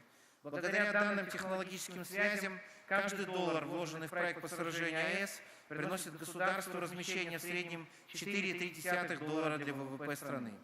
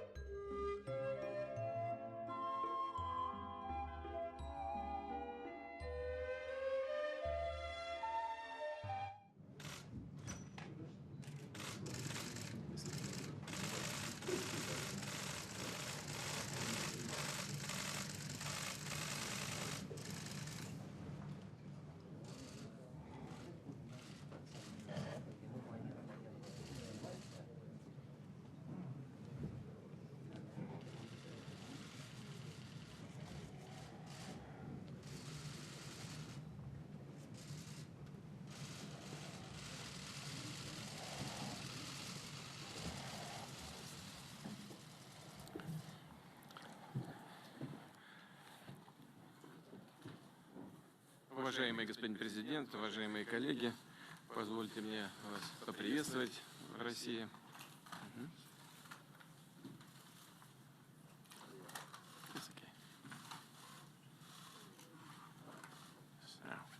Позвольте мне вас всех поприветствовать в России. И вначале я хотел бы отметить, что в следующем году мы отмечаем замечательный юбилей – 30-летие провозглашения Намибии независимости и установления между нашими странами дипломатических отношений. За эти годы между нашими государствами сложилась атмосфера взаимопонимания и доверия. Мы ценим позицию руководства Намибии в поддержку наших инициатив в ООН, а также российских кандидатур в различные международные структуры. Хотел бы отметить, что развивается политический диалог, наблюдаем позитивную динамику и в торгово-экономических связях. Товарооборот в 2018 году вырос более чем в 7 раз. У нас есть хорошие перспективы по целому ряду направлений. Это энергетика. И важной составной частью взаимодействия может стать освоение минеральных, в частности, урановых ресурсов Намибии. Россия занимает 5-е место в мире среди производителей уранового сырья. Россия, как мировой лидер в области ядерной энергетики, производства ядерного топлива, и Намибия, как крупнейший производитель урана, могли бы наладить тесную кооперацию, стать хорошими партнерами.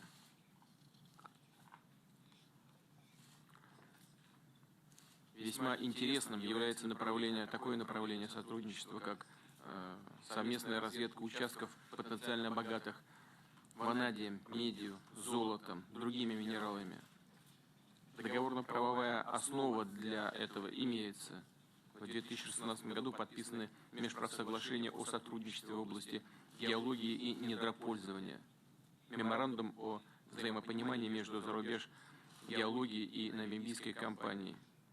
Есть потенциальные интересные предложения в алмазо-бриллиантовом комплексе. Наш крупнейший производитель алмазного сырья, компания «Алруса», готова принять в Москве делегацию Намибии для обсуждения представляющих взаимный интерес вопросов. Интересная перспектива в транспортной сфере. Объединенная вагонная компания ведет переговоры с компанией из вашей страны о модернизации железных дорог, поставках грузовых вагонов и комплектующих, а также рассматривается возможность крупноузловой сборки на месте, прямо в вашей стране. Выгодным проектом может стать и строительство наземной инфраструктуры для авиаперелетов. В гидроэнергетике есть интерес к совместной работе наших компаний. Готовы развивать взаимодействие в агропромышленном секторе. Речь идет об импорте намибийской сельхозпродукции, в частности мяса, рыбопродуктов. Рассчитываем на возможность встречных поставок в Намибию нашей животноводческой продукции, расширение экспорта в Намибию зерна и удобрений из России. Уважаемый господин президент, у нас много интересных направлений сотрудничества. Мне бы очень хотелось, чтобы и ваш визит был стимулом к более активной работе эконом-операторов. Спасибо большое.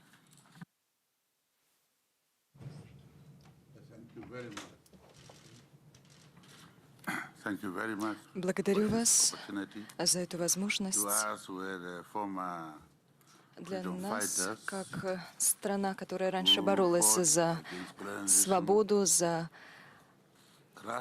сброс оков колониализма, Россия всегда была страной, которая помогала тем, кто угнетен. И поэтому партия СВАПа в Намибии осталась такой, благодаря в том числе и русским людям. И На протяжении многих лет сотрудничество между нашими странами укрепляется, и поэтому я очень рад встретиться с вами и возобновить наши отношения. Раньше времена были сложными, сейчас все наши друзья могут посмотреть, как мы сотрудничаем в различных сферах, в экономике, в политике, и военные попросили меня сказать вам, что они заинтересованы в том, чтобы российские военные советники помогли им.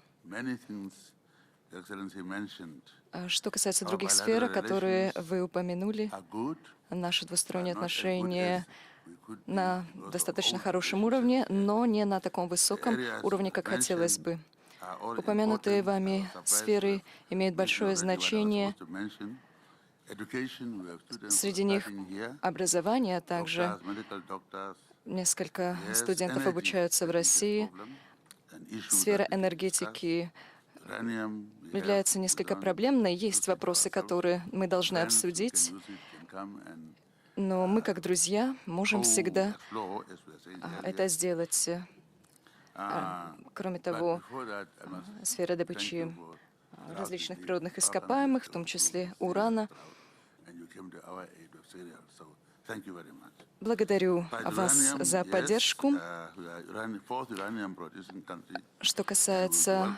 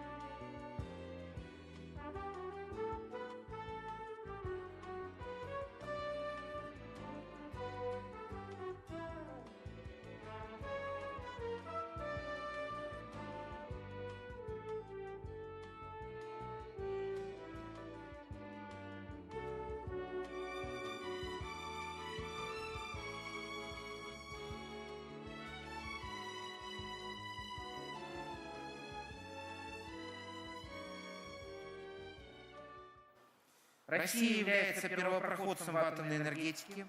Именно у нас 65 лет назад была построена первая в мире атомная электростанция. И на протяжении всей истории мы остаемся мировым лидером в разработке инновационных ядерных технологий. За 65 лет Росатом построил 101 блок российского дизайна, из которых за последние 14 лет было сооружено 15 энергоблоков по всему миру. Сегодня мы сооружаем 36 энергоблоков за рубежом, занимая первое место в мире по экспорту ядерных технологий. Росатом обладает компетенцией по всему спектру энергетического оборудования, включая атомную, традиционную, возобновляемую энергетику, что в свою очередь позволяет обеспечить комплексное решение в развитии энергетических систем. Мы работаем по всему миру, сотрудничаем более с 50 странами и особое, конечно, внимание уделяем африканскому континенту, который неоспоримо является регионом роста. Мы сейчас уже взаимодействуем с более чем 20 странами Африки, в частности, строим крупнейшую на континенте АЭС Эльдаба в Египте с установленной мощностью 4,8 гигаватта. Также достигнуты договоренности по реализации проекта по сооружению АЭС в Нигерии. Помимо этого, развиваем крупные урановые геологоразведочные проекты в Танзании и Намибии. Реализуя проекты по сооружению центров ядерной науки и технологий на базе исследовательских реакторов в Замбии и Руанде, мы продолжаем славные традиции советско-африканского сотрудничества в продвижении науки и инноваций, когда были сооружены исследовательские реакторы в Египте и Ливии. Смотря в будущее, активно развиваем кадровый потенциал континента, который станет основой для реализации атомных проектов. В России уже сейчас учатся по атомным специальностям порядка 300 студентов из более чем 15 стран Африки. Мы в Росатоме глубоко убеждены, что атомные технологии – это оптимальное решение и ключ к успеху в развитии экономики и повышению уровня жизни в Африке. Ведь это выбор, который определяет вектор развития страны не на десятилетия, а на столетия вперед. Росатом понимает особенности и многообразие Африки и готов предложить комплексные инновационные решения будущего. Это АЭС малой мощности в плавучем и наземном исполнении мощностью от 50 мегаватт для удаленных или изолированных районов. Предлагаем передовые решения для сельскохозяйственной отрасли, где использование атомных технологий для обработки продуктов питания улучшает их качество, создает условия для увеличения экспорта сельхозпродукции. Ядерная медицина помогает бороться с онкологическими заболеваниями, делает сектор здравоохранения более доступным для населения Африки. Решение по опреснению откроет африканскому народу тот доступ к питьевой воде, которого катастрофически не хватает в некоторых регионах. А инновационные решения умного города позволят создать современные города с качественной и надежной инфраструктурой. Именно атомные технологии позволят африканским странам достичь целей устойчивого развития ООН. Со своей стороны мы готовы и далее выступать комплексным партнером африканских стран в развитии атомных технологий в регионе для процветания континента. Спасибо. Спасибо большое. Следующее направление у нас – инфраструктура.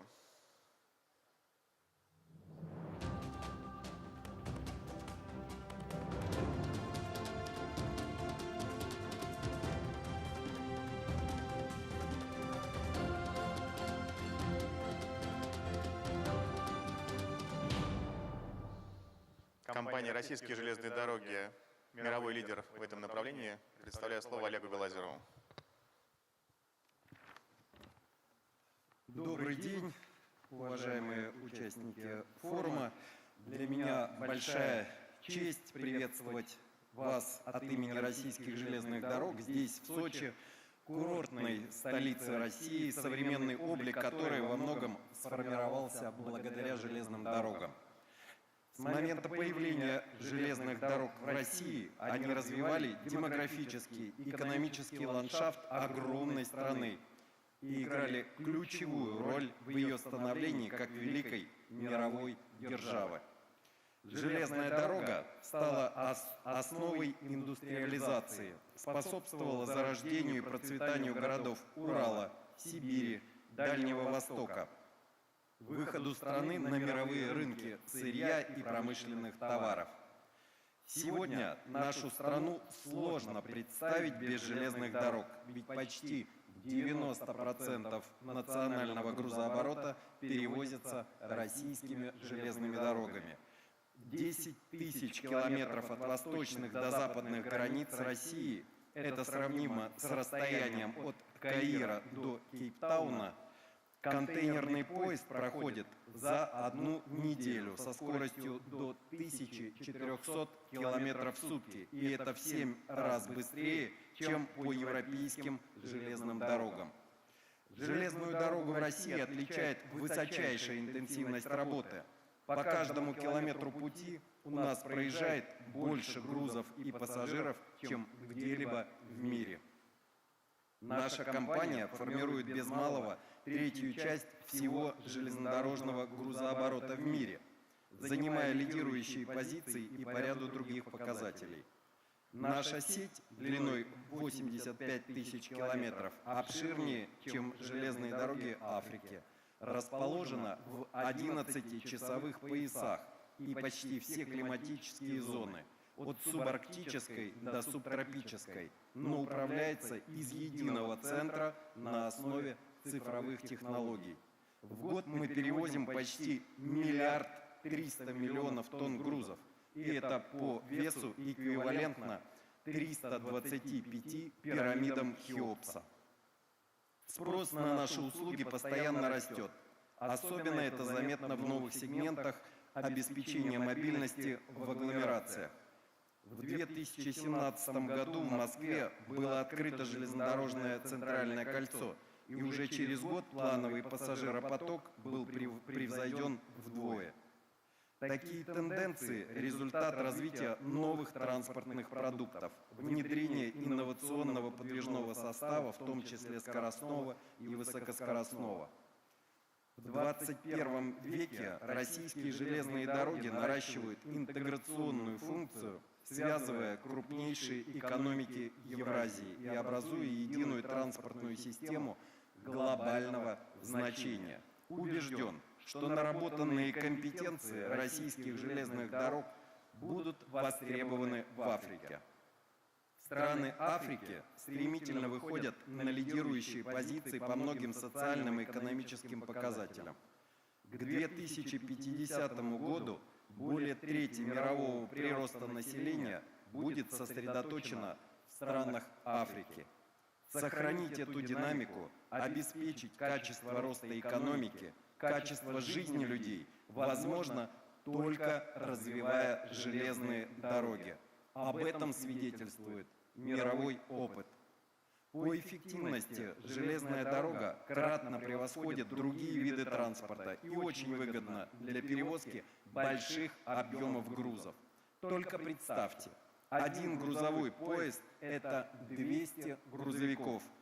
Пассажирский состав эквивалентен по вместимости 50 автобусам. И в отличие от самолета, связывает сразу несколько населенных пунктов. При этом поезда в несколько раз меньше загрязняют окружающую среду, в том числе парниковыми газами, и это позволяет выполнять требования Парижского соглашения по климату. Немаловажно, железная дорога – большой и ответственный работодатель. Железная дорога выводит своим развитием на принципиально иной уровень все смежные сферы деятельности. Например, в РЖД активно используются медицинские поезда, это передвижные консультативно-диагностические центры, способные в автономном режиме доехать до самых отдаленных мест. Применение таких технологий в Африке позволит, в частности, предотвращать распространение инфекционных заболеваний и бороться с эпидемиями. Мы готовы поделиться этим и другим опытом, предложить лучшие железнодорожные технологии и компетенции. В Африке мы уже давно присутствуем в лице логистического подразделения российских железных дорог компании «Жевка». Имея штаб-квартиру в Париже, эта компания давно работает в странах Северной и Южной Африки. Однако настало время сделать новый совместный шаг вперед, ведь российские железные дороги, в российских железных дорогах сосредоточены компетенции в инжиниринге, строительстве, управлении железными дорогами, консалтинге. Нам доверяют государства, компании, пассажиры в России и за рубежом, ведь мы способны реализовать любой современный комплексный проект. Такой подход мы реализовали при реконструкции железных дорог в Сербии, выходим на кубинский рынок, ведем активные переговоры с рядом других стран. Мы работаем со многими странами Африки, обсуждая перспективы реализации масштабных железнодорожных проектов. Уверен, стремительно растущей Африке нужны мощные современные железные дороги. Это ключ к развитию стратегических преимуществ континента. И мы готовы к работе с африканскими коллегами. Спасибо. Спасибо большое. Переходим к сельскому хозяйству.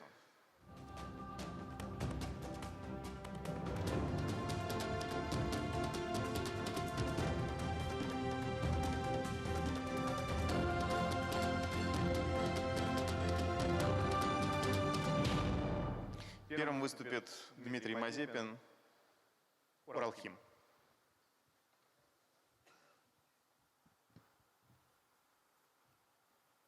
Максим Александрович, спасибо за возможность выступить. Уважаемые коллеги, добрый день. Саммит и экономический форум Россия-Африка, который в эти дни проходит в Сочи, показывают нарастающий взаимный интерес участников к развитию совместных проектов. Это хорошая возможность обсудить цели и задачи, которые остро стоят перед нами. Основная из них – это повышение уровня жизни на африканском континенте до мировых стандартов развитых стран. Базовый аспект – продовольственная безопасность, а как сверхзадача – разнообразие здоровой и полезной пищи. Важно, чтобы доступ к такому рациону был у всех жителей Африки. Это стратегическая цель, которой мы можем и хотим помочь нашим африканским партнерам. Россия и страны Африки, несомненно, имеют разные климатические условия и почвы, и типы почв. Но одно общее – сложность ведения сельского хозяйства. Не секрет, что в нашей стране очень большие территории относятся к зоне рискованного земледелия. Поэтому российские компании за десятилетия работы накопили уникальные компетенции в области сельского хозяйства. Сложилась особая культура земледелия. Это большой опыт составления сложных почвенных карт, анализе физиологии растений, сбалансированном внесении удобрений и орошений, в адаптивно-ландшафтном земледелии и, наконец, это цифровизация сельского хозяйства. Наша платформа Digital Agro позволяет планировать весь цикл работ в поле, контролировать динамику развития растений, экономно и точно вносить удобрения. Это повышает рентабельность агропредприятий, дает высокую урожайность и экологичность получаемой продукции. Сегодня пришло время поделиться нашим опытом со странами Африки через совместные бизнес-проекты, фонды и образовательные инициативы. Компания «Уралхим Уралкали» – лидеры российского рынка производства минеральных удобрений. Мы называем удобрения питанием для земли. Поддержание плодородия почв – это не только гуманитарная миссия, но и прибыльная бизнес-модель. Мы увеличиваем производство сельхозпродукции, а это ключевой фактор привлечения новых инвестиций в эту отрасль, а значит и ее развитие.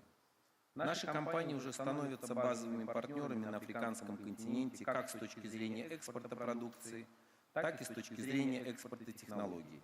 Например, Уралхим рассматривает возможность строительства нового завода по производству азотных удобрений в Анголе. Уралкали изучает перспективу строительства в Зимбабве регионального хаба для прямых поставок своей продукции. Активные работы ведутся и в других странах континента – Кении, Замбии, Мозамбик. Это все говорит о том, что мы рассматриваем континент в долгосрочной перспективе сотрудничества. Мы не раз поднимали вопрос о том, что такая работа не может вестись компаниями без участия государства. Необходимо разрабатывать и внедрять специальные финансовые продукты по поддержке выхода экспортеров на неосвоенные рынки, развивать государственное торговое представительство в Африке. Но партнерство – это дорога со встречным движением. Для налаживания прочных логистических связей необходимы усилия и африканских коллег. Нужно стимулировать спрос в Африке, создавать систему дистрибьюции, включая склады, блендеры, погрузочно-разгрузочное и упаковочное оборудование. Уралхим Уралкали видит свою роль как центр компетенции по созданию и сопровождению российских проектов по сельскому хозяйству в странах Африки. Мы приглашаем к сотрудничеству все заинтересованные страны. Спасибо за внимание. Спасибо. Спасибо большое. Тему продолжит Андрей Гурьев, Фосагро. В России сейчас реализуется масштабный проект «Экологически чистый продукт», и экологическая чистота удобрений – это действительно одна из составляющих в данной сфере. Андрей, пожалуйста. Добрый день, уважаемые коллеги. Я рад приветствовать вас здесь, в городе Сочи. Я представляю компанию «Фосагро», а также Российскую ассоциацию производителей удобрений. Россия в прошлом году вышла на второе место в мире по производству удобрений и ежегодно обеспечивает рост в 5%. Компания «Фосагро» уверенно занимает лидирующие позиции в Европе и в мире по производству фосфоросодержащих удобрений. И мы их поставляем в 100 стран мира, обеспечивая при этом глобальную безопасность. И это не только компания «Фосагро», но, по сути, все российские производители, которые сегодня поставляют свою высококачественную продукцию во все уголки земного шара. Африка – одна из самых перспективных для российских производителей удобрений рынков. И не зря мой коллега Дмитрий только что об этом вам докладывал. Последние 3 года объем потребления удобрений здесь растет по 4-5% в год, при среднемировых темпах 1,5-2%. Сегодня российские удобрения поставляются в страны Африки более 1 миллиона тонн продукции, что составляет примерно 10% от общего потребления удобрений на африканском континенте. При этом наши компании постоянно увеличивают свое присутствие. Например, компания «Фосагро», доля которой в поставках российских удобрений в Африку составляет 1/3, за первые 9 месяцев этого года уже увеличила объемы поставок на 37%. Это говорит действительно о нашем большом интересе к этому рынку и нашем интересе этот рынок развивать. В перспективе 5 лет мы намерены увеличить кратно наше присутствие на этом рынке и поставлять наши комплексные удобрения, высококачественные, экологически чистые удобрения, удобрения без наличия в них тяжелых металлов, таких как кадмий, в 2-3 раза. Это действительно сегодня реализуемо. Для этого в ближайшее время мы открываем наше представительство в республике ЮАР, в городе Кейптаун, и будем также развивать наше присутствие в других странах, не менее важных, таких как, например, Кения.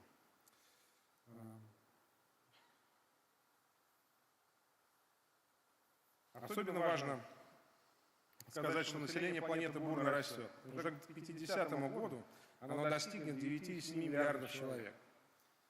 Сегодня это 7,7. Чтобы на планете не было голода, нужно будет нарастить производство продуктов питания на 60%. Это огромная цифра. Просто вдумайтесь в нее. Из этих 2 миллиардов человек роста населения половина придется на Африку. То есть из Африки придет 1 миллиард человек. И это большой вызов для всего мира. Резкий рост сельхозпроизводства на континенте только возможен за счет эффективного применения минеральных удобрений. Однако удобрения – это не только продукт, но удобрения должны быть качественные и экологически чистые. По статистике продовольственной и сельскохозяйственной организации ООН, 40% земель в Африке страдают от деградации. Из 80 стран, где проблема эта стоит острее всего, 36 стран – это государства Африки. И главная причина деградации почв – попадание в них загрязняющих веществ. Прежде всего, кадмия из применяемых местными фермерами удобрений.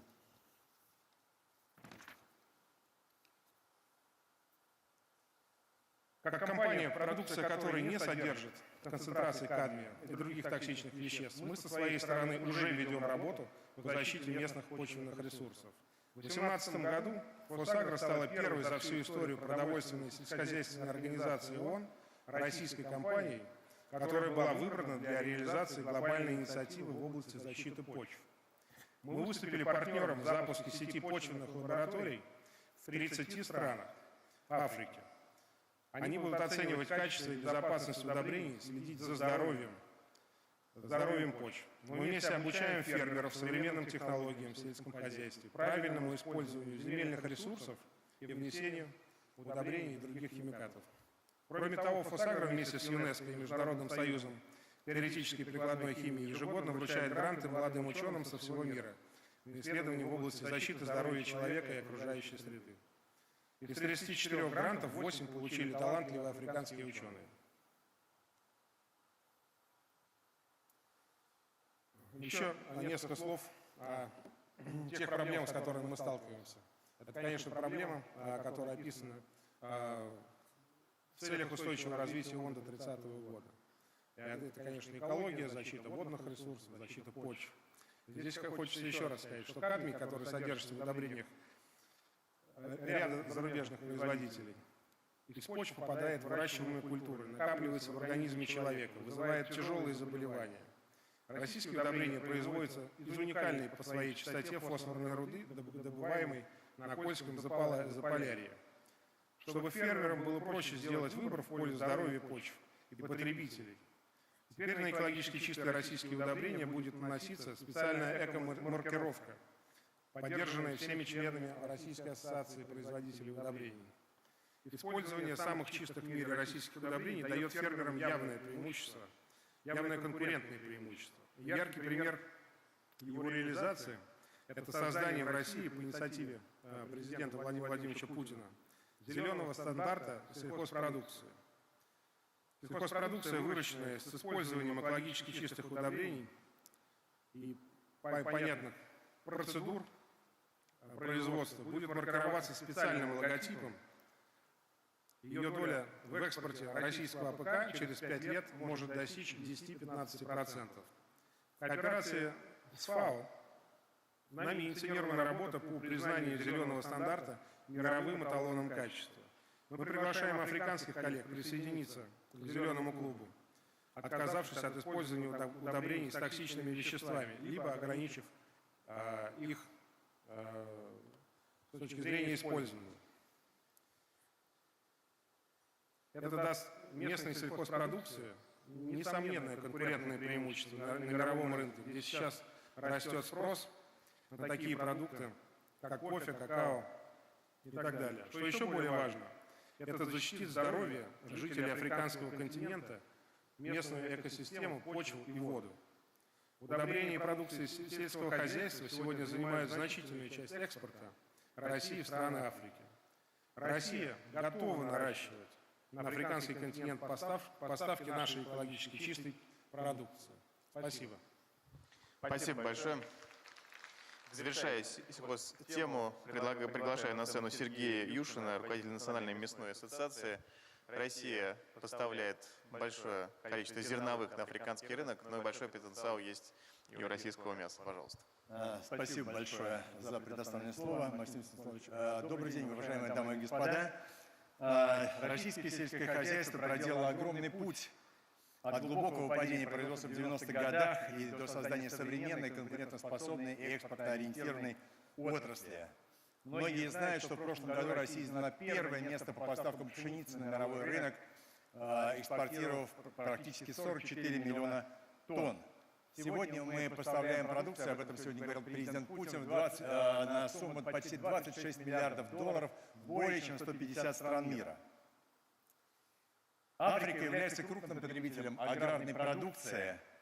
В прошлом году объем нашего экспорта превысил 4,6 миллиардов долларов. Африка была, есть и останется приоритетом, прежде всего для наших производителей и экспортеров зерна.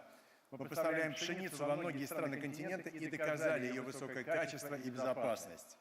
В ближайшее время рассчитываем начать активную работу в Алжире и других странах Магриба, расширить поставки кукурузы, других культур.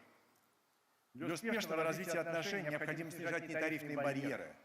Поэтому мы, конечно же, рассчитываем на сбалансированные фитосанитарные требования со стороны стран-импортеров, четкие, ясные, прозрачные правила ведения бизнеса.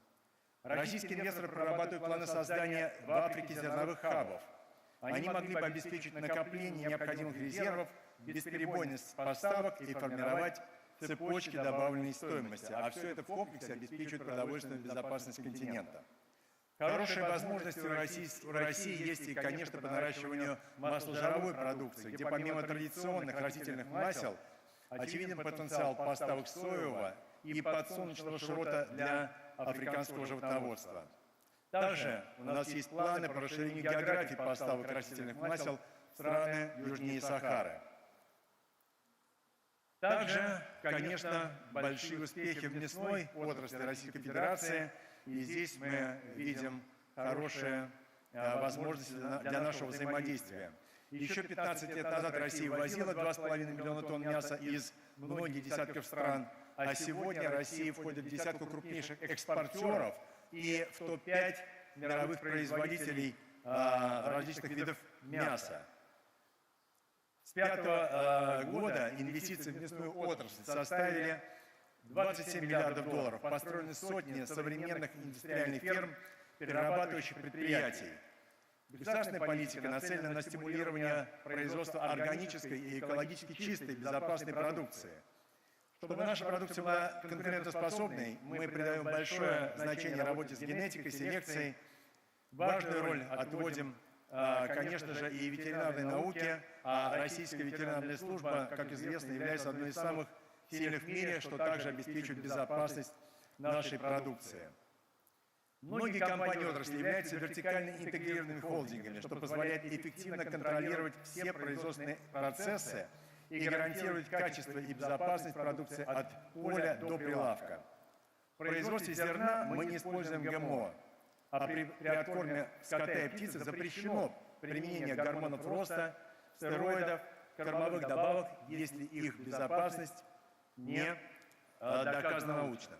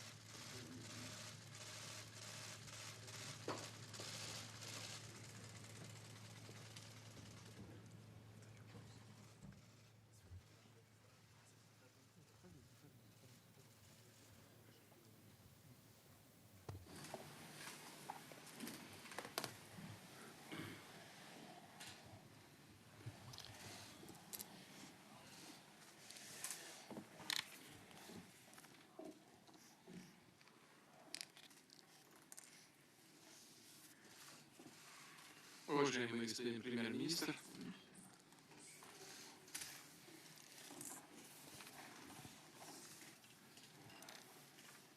уважаемый господин премьер-министр, уважаемые коллеги, друзья, я очень рад приветствовать всех вас. Прежде всего, конечно, хотел бы еще раз поздравить вас, уважаемый господин премьер-министр, с присуждением Нобелевской премии мира. Это достойная оценка ваших высоких заслуг в эфиопо-эритрейском урегулировании и усилий вашей страны по нормализации общей ситуации в Восточной Африке.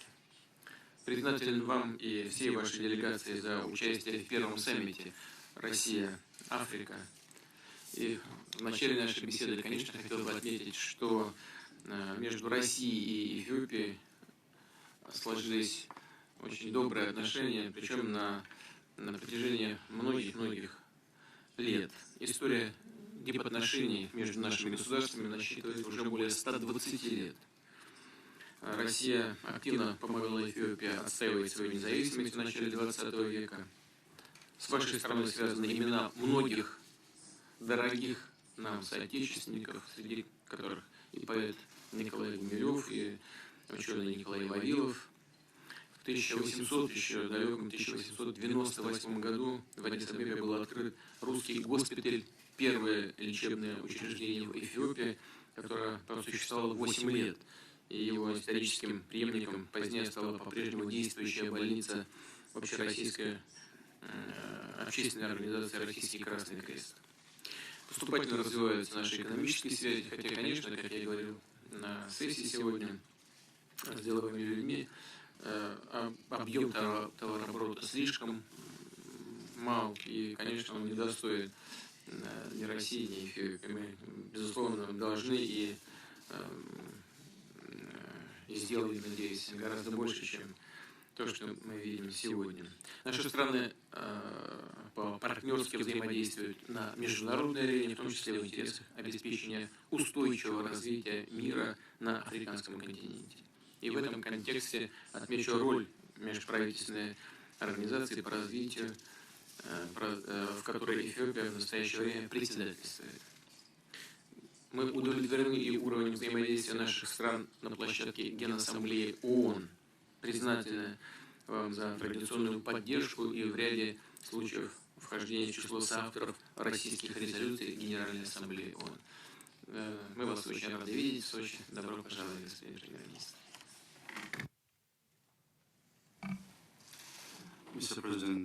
Господин президент, для меня большая радость во второй раз встретиться сегодня с вами.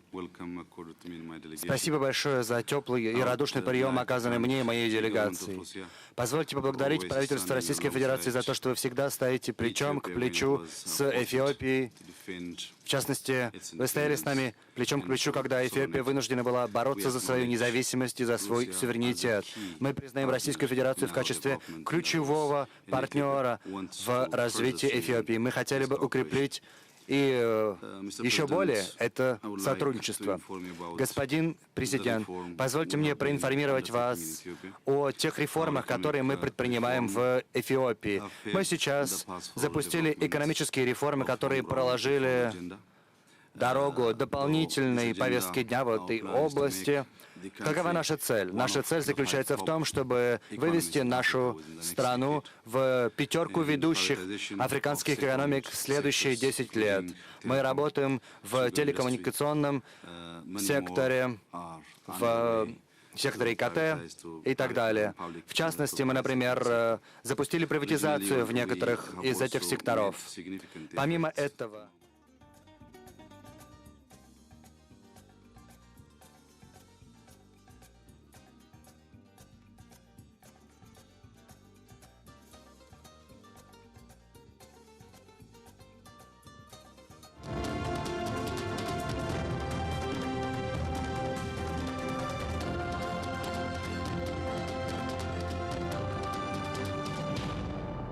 Вероника Скворцова, министр здравоохранения, пожалуйста. Спасибо большое, уважаемый Максим Станиславович, уважаемые коллеги, дамы и господа, Российская Федерация традиционно принимает активное участие в оказании содействия африканским странам в развитии сферы здравоохранения. И это направление продолжает оставаться приоритетом для нас сегодня. Основными направлениями совместной работы являются медицинское образование, повышение квалификации врачей, разработка и применение методов диагностики, профилактики и лечения неинфекционных и эндемичных для Африки инфекционных заболеваний. Взаимодействие со странами африканского континента осуществляется на основании двусторонних меморандумов о сотрудничестве в сфере здравоохранения. Такие меморандумы подписаны уже с 10 странами, и еще с 5 странами ведется работа по их заключению. Традиционно со времен Советского Союза проводится подготовка специалистов в сфере здравоохранения в высших учебных заведениях Российской Федерации. Сегодня более 3000 граждан африканских стран проходят обучение в России и около 500 за счет средств Российской Федерации. Другим направлением сотрудничества является борьба с неинфекционными заболеваниями, вносящими основной вклад в структуру смертности населения, прежде всего сердечно-сосудистыми и онкологическими заболеваниями, обеспечение всеобщего охвата медицинской помощью.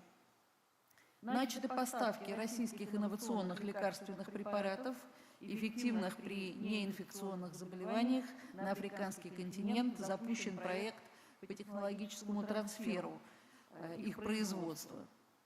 Важную роль в развитии здравоохранения на африканском континенте сыграла помощь России в подготовке специалистов в сфере охраны материнства и детства.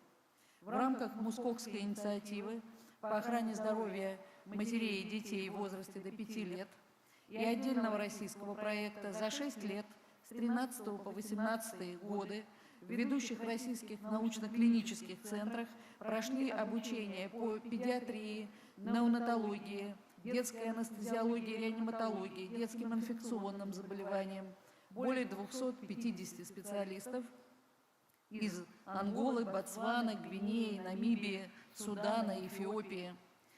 Особое внимание мы уделяем сотрудничеству в актуальной для стран Африки области инфекционных заболеваний, в том числе особо опасных и контагиозных, которые эндемичны для этого региона. Это сотрудничество проводится в тесном контакте с Всемирной организацией здравоохранения и другими международными организациями системы Организации Объединенных Наций. Так, в настоящее время около 60% вакцины от желтой лихорадки, преквалифицированный ВОЗ и поставляемые в африканские страны, производятся в России. Кроме того, в России разработана высокоэффективная, оригинальная инактивированная вакцина против полиомиелита с большим экспортным потенциалом, что позволит внести весомый вклад в эрадикацию полиомиелита на африканском континенте. Необходимо отдельно остановиться на участии России в оказании помощи странам Африки в борьбе с такой особо опасной инфекцией, как лихорадка Эбола.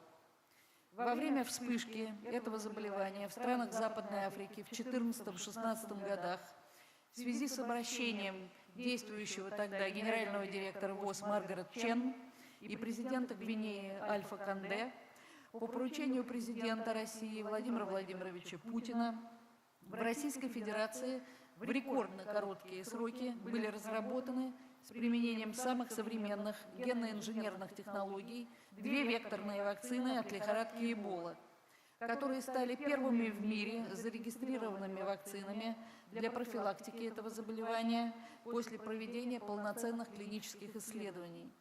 В 2017-2018 годах прошел первый этап применения этой вакцины в Гвинее, вакцинировано 2000 человек. По результатам продемонстрированы длительно сохраняющиеся, более года, высокие защитные свойства вакцины и ее безопасность. При этом следует отметить особый вклад российского бизнеса, компании «Русал», как в организацию проведения вакцинации в Гвинее, так и в ликвидацию вспышки лихорадки Эбола в 2014-2016 годах. Построенный для помощи пострадавшим медицинский центр в городе Кинди функционирует и сегодня. Понимая сложности с транспортировкой вакцины в жарком климате, в России разработана ее лиофилизированная сухая форма, которая не требует низких температур и может храниться в обычном бытовом холодильнике. Помимо средств профилактики лихорадки Эбола, в Российской Федерации разработан уникальный препарат для лечения этого заболевания, который показал стопроцентную защиту в эксперименте на приматах и в настоящее время завершает клинические исследования.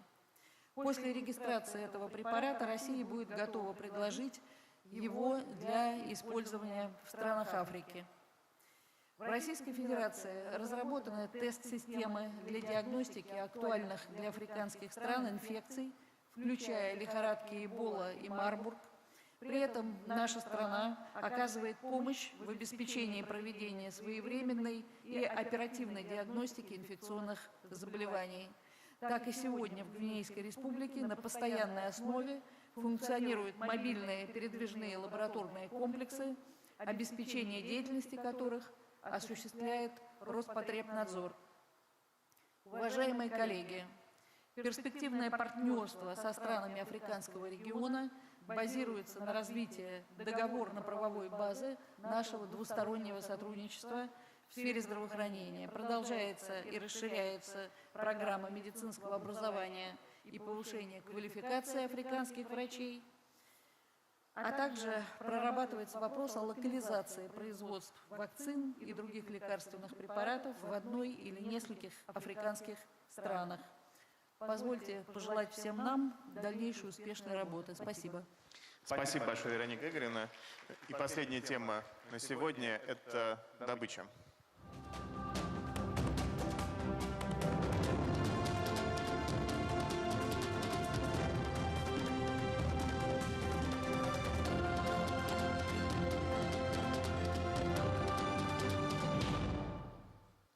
Яков Ицков, «Русал».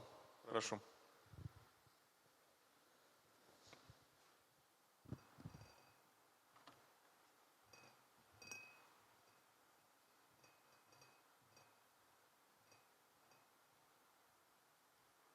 «Русал» является одним из крупнейших международных инвесторов в Гвинее и ведет свою деятельность в стране с 2000 года. К активам «Русала» в Гвинее относятся компании бокситов Кинди, бокситоглиноземный комплекс «Флия». Ведем разработку крупнейшего в мире бокситового месторождения Диандиан. На предприятиях компании в Гвинее работает свыше 4000 местных и иностранных специалистов. Свыше 15 лет назад «Русал» присоединился к глобальному договору ООН, и с тех пор мы стремимся исполнять свои обязательства в части экономической, экологической и социальной ответственности, основываясь на глобальных целях в области устойчивого развития. Основными направлениями, в которых реализуется корпоративная и социальная политика «Русала» в Гвинее, является развитие инфраструктуры, образования и медицины. Гвинея оказалась в числе стран, которые наиболее сильно пострадали от эпидемии вируса Эбола. «Русал» стал первой иностранной компанией в Гвинее, подключившейся к борьбе с распространением вируса с самого начала, в конце 2013 года. При этом компания ни на день не свернула производство, что позволило сохранить рабочие места для местного населения. В рекордно короткие сроки, всего за 50 дней, специалисты «Русала» при содействии и поддержке Роспотребнадзора спроектировали и построили в Гвинее научный клинико-диагностический центр эпидемиологии и микробиологии НКДЦМ. Инвестиции «Русала» в строительство этого госпиталя составили свыше 10 миллионов долларов США. НКДЦМ является ведущим центром изучения и профилактики инвестиционных заболеваний в Гвинее, служит базой для подготовки национальных специалистов и эпидемиологов. Он не имеет аналогов в Западной Африке, создан с учетом всех рекомендаций международных и российских медицинских и гуманитарных организаций, оснащен современным медицинским и лабораторным оборудованием. В январе 2015 года по инициативе правительства Гвинеи на территории НКДЦМ был размещен уникальный мобильный лабораторный комплекс Роспотребнадзора. При содействии «Русала» комплекс прошел валидацию Всемирной организации здравоохранения и был включен в список лабораторий, имеющих право работать в Гвинее. За лабораторией были закреплены два крупнейших региона страны – Баки и Кинди, в которых проживают более 20% населения. Именно НКДЦМ стал площадкой для проведения испытаний российской вакцины в Гвинейской республике Министерствами здравоохранения России и Гвинеи.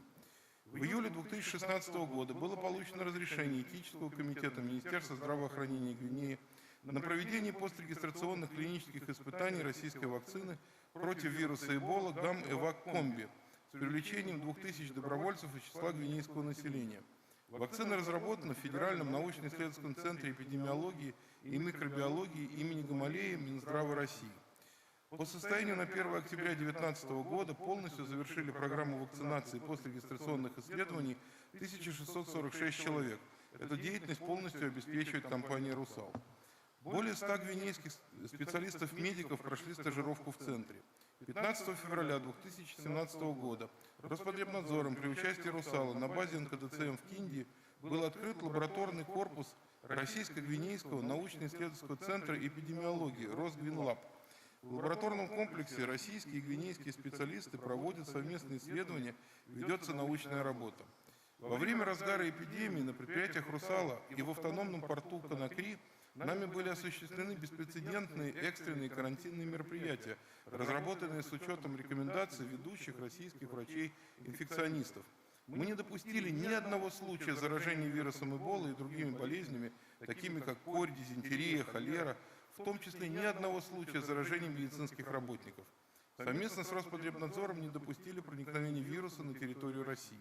Минздравом Российской Федерации, Роспотребнадзором и «Русалом» были организованы и проведены в Гвинее и России многочисленные семинары с участием ведущих российских ученых. Понимая важность подготовки кадров для Гвинеи, компания «Русал» запустила в 2011 году стипендиальную программу для талантливой молодежи. На конкурсной основе было выдано 100 стипендий на обучение в лучших московских и сибирских вузах. Расходы на обучение, проживание и логистику также взяла на себя компания. Стоимость программы составила 450 миллионов рублей. Первый опыт оказался настолько удачным, что в 2018 году компания повторила конкурс и выдала 101 стипендию на подготовку гвинейских специалистов горнодобывающей отрасли, железнодорожников, экономистов, а также строителей, медицинских и административных работников. «Русал» потратит на эту программу свыше 550 миллионов рублей. Еще одним направлением компании в области развития региона присутствия является улучшение или создание инфраструктуры, включая строительство дорог, улучшение системы водоснабжения, электрификация, а также улучшение качества жизни местного населения, включая образовательные и спортивные программы, ремонт и оснащение школ, медицинские программы для сотрудников и жителей окрестных поселков. «Русал» также вносит весомый вклад в решение проблем общественного транспорта в столице Гвинеи, городе Конакри. Несколько лет назад мы предоставили возможность организации пассажирского движения городскому поезду «Конакри-экспресс» по путям нашей рудовозной железной дороги КБК, несмотря на существенные ограничения пропускной способности этой железной дороги для наших собственных нужд. На отработанных территориях проводится рекультивация земель, вторичное использование плодородного слоя.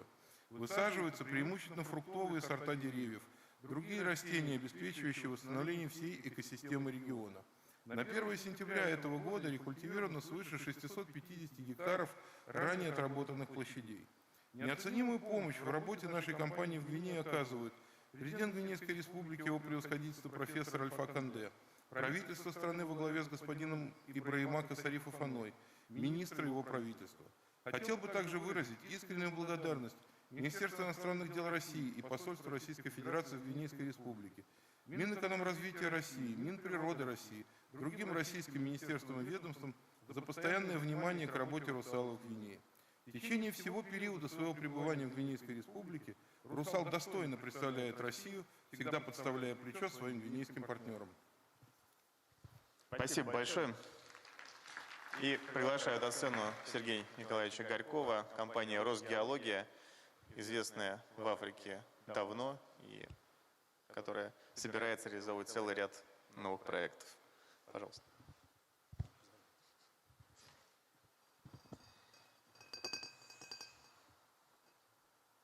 Уважаемые коллеги, очень приятно принять участие в этом важном форуме. И хотел бы начать с того, что компания «Росгеология» имеет очень колоссальный, длительный опыт работы на африканском континенте.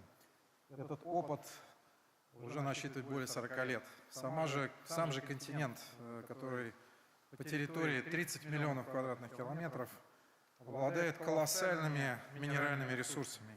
Это 30% всех минеральных ресурсов мира. А если мы говорим по некоторым показателям, таким как магний, хром, бокситы, золото, платина, кобальт и алмазы, занимают первое место в мире. Но, кстати, если мы посмотрим и нефть, и газ, то тоже достаточно обладает существенным потенциалом. Но в первую очередь нефть — это 26 миллиардов тонн и порядка 30 триллионов кубометров газа. То есть достаточно существенный потенциал, располагающийся в основном, правда, на шельфе. Российская геология, Росгеология, советская геология работает больше 40 лет.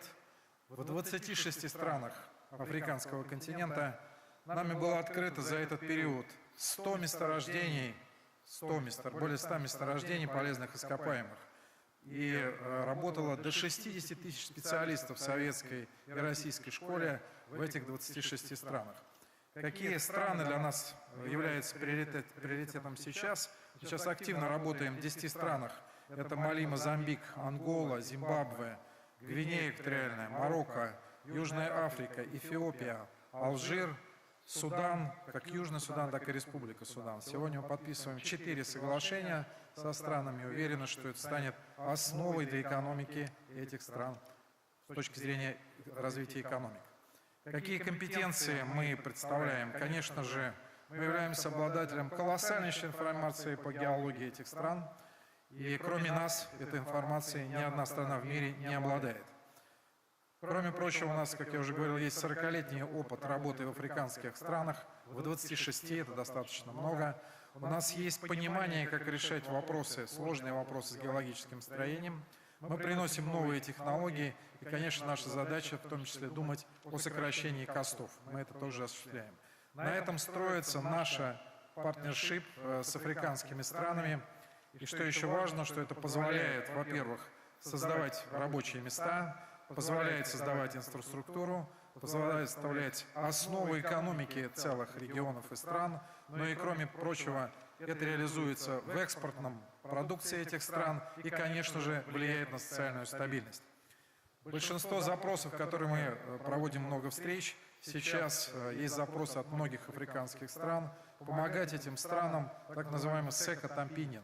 Для них важен понимание или second opinion по геологии.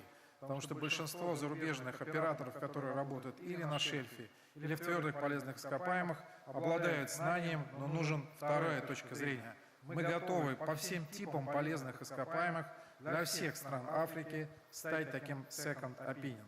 Для этой цели мы создаем Международный центр геологической экспертизы, который будет в онлайн-режиме, может работать с любой страной африканского континента. Какие же компетенции мы обладаем? Мы занимаемся поиском и разведкой полезных всех типов полезных ископаемых не только на земле, не только в море, но и под водой. Поэтому мы являемся уникальной компанией в мире, которая представляет эти компетенции. Мы работаем с сейсмическими работами на поверхности, причем в любых климатических зонах, включая арктические зоны, включая Антарктиду. Кроме нас это не делает никто. Кроме этого, мы осуществляем глубокое параметрическое бурение на поиск и разведку. Наши глубины достигают до 8, а самая глубокая наша скважина 13 тысяч метров, которая была пробурена. Соответственно, мы обладаем комплексом глубокого и сверхглубокого бурения.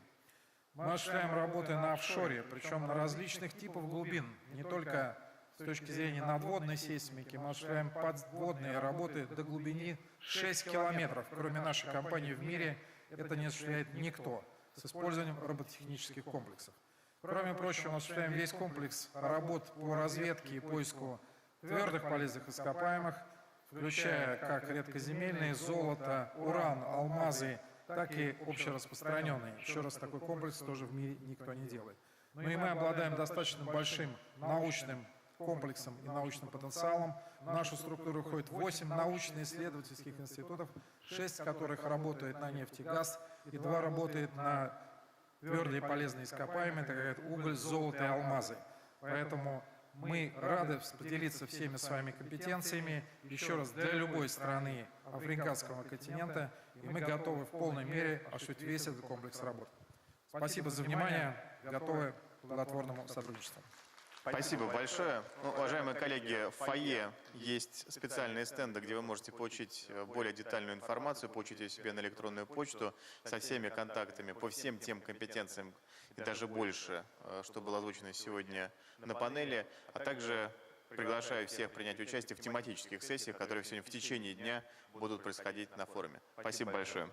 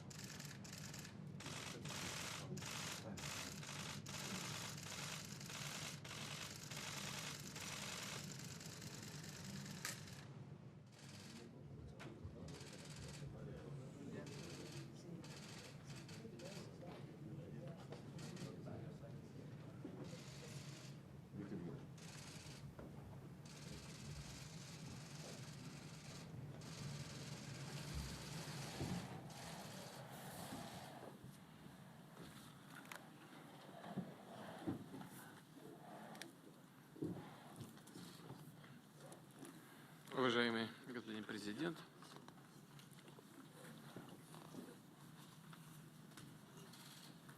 Уважаемый господин президент, дорогие друзья, я очень рад вновь вас приветствовать в России.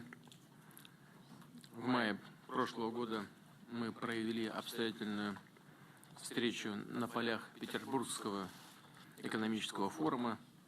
И признательны сегодня вам за то, уважаемый господин президент, что вы смогли принять участие в первом саммите Россия-Африка. Знаю, что вы уже посещали Сочи. Надеюсь, вам здесь нравится. Центральноафриканская республика – перспективный партнер России на африканском континенте. Россия одной из первых, как мы знаем, признала независимость вашего государства, установив дипломатические отношения. И в следующем году отметим 60-летие этих значимых вех межгосударственной истории. Отношения между нашими странами носят дружеский характер. В отдельные периоды в вашей стране работало около 200, свыше 150 специалистов из нашей страны. Мы приветствуем ваш настрой на развитие сотрудничества с Россией в разных сферах. Понимаем, что перед вами, как главой государства, стоят непростые задачи преодоления последствий затянувшегося военно-политического и социально-экономического кризиса. Со своей стороны будем делать все для того, чтобы поддержать ваши усилия по стабилизации ситуации в стране, укреплять взаимовыгодные торгово-экономические и гуманитарные связи. Что касается торгово-экономических отношений, то здесь, конечно, у нас еще многое предстоит сделать, а перспективы есть хорошие. Это и сельское хозяйство, энергетика, это поставки промышленного оборудования и так далее, и так далее. Нужно подумать над тем, каким образом в полной мере задействовать экономический потенциал наших государств. Предлагаю сформировать и передать, обменяться перечнем перспективных совместных проектов, которые могли бы быть реализованы. На основе этого документа сможем заняться поиском наших экономических операторов, российских компаний, заинтересованных в работе в вашей стране. Важнейшая задача — совершенствования договорно-правовой базы, создания благоприятных условий для инвестиций и для работы российского бизнеса. Думаю, что все эти вопросы мы в ходе наших встреч, в том числе и на полях, в неформальной обстановке, сможем сегодня обсудить. Большое спасибо.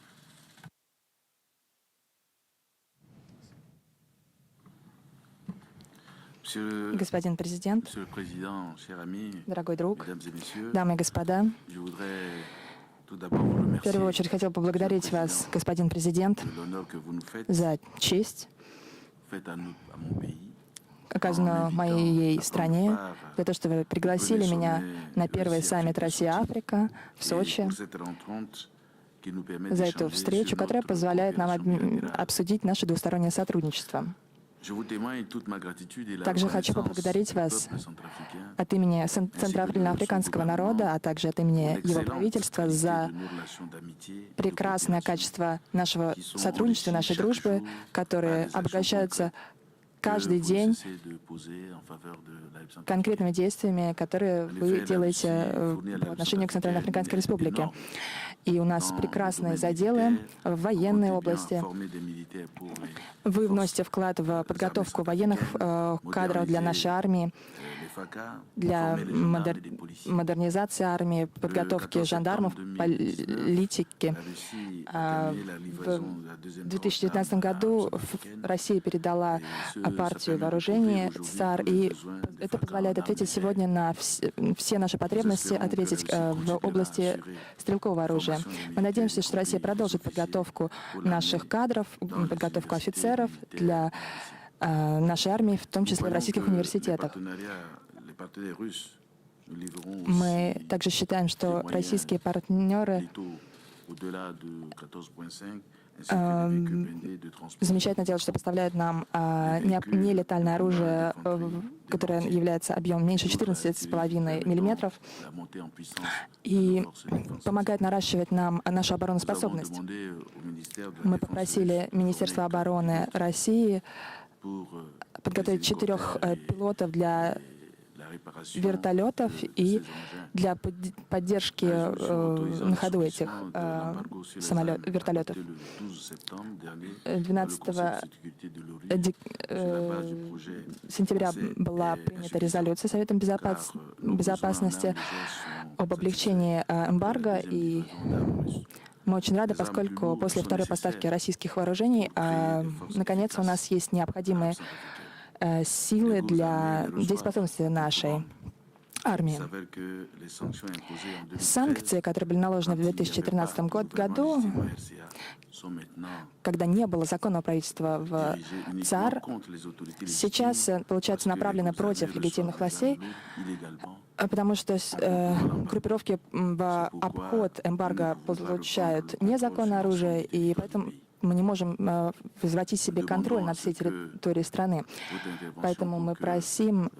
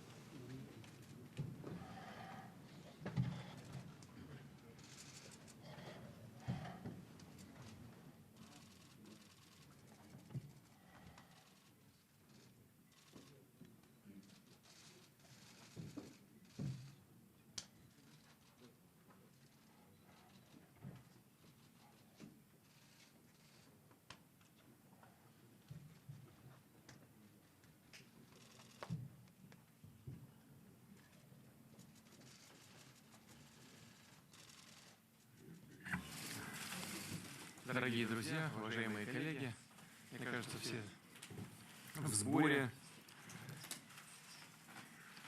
Уважаемый господин Сиси, дамы и господа, я очень рад приветствовать глав государств и правительств, возглавляющих в настоящее время основные региональные организации Африки.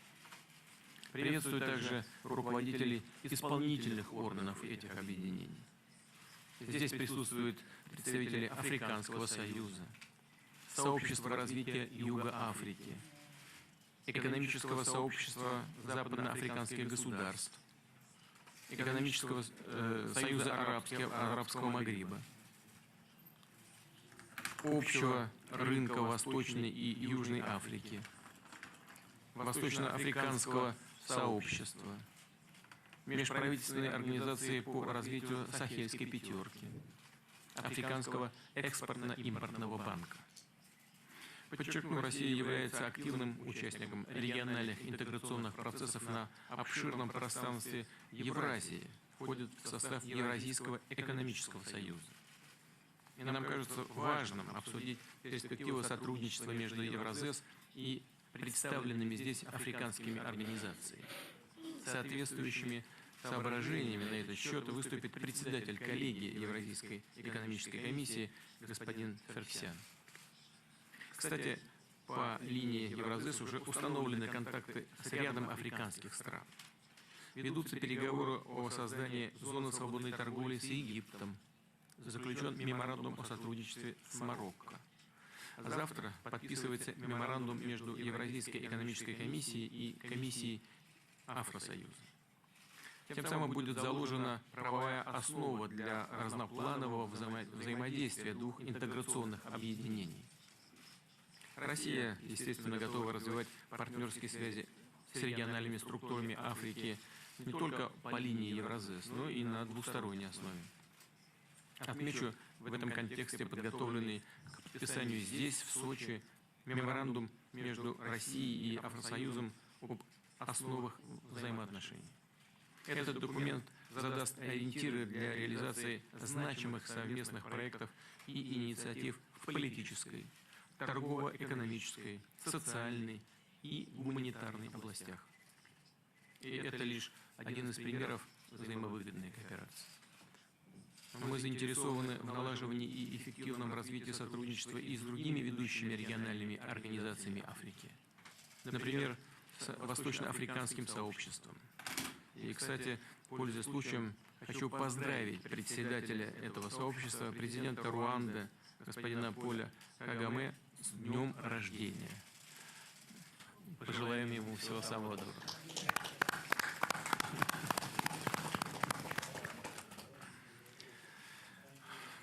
Он отмечает день рождения в нашей тесной компании друзей, но, к сожалению, в рабочей обстановке. В целом же мы рассчитываем, что сегодняшние дискуссии будут полезными и создадут предпосылки для достижения в перспективе конкретных договоренностей по развитию сотрудничества России и Евразес с африканскими интеграционными объединениями. Уважаемые друзья, коллеги, хотел бы предоставить слово действующему председателю Африканского союза, президенту Египта, господину Абдель-Фаттаху Сиси, а затем председателю коллегии Евразийской экономической комиссии, господину Сурену Сарксяну.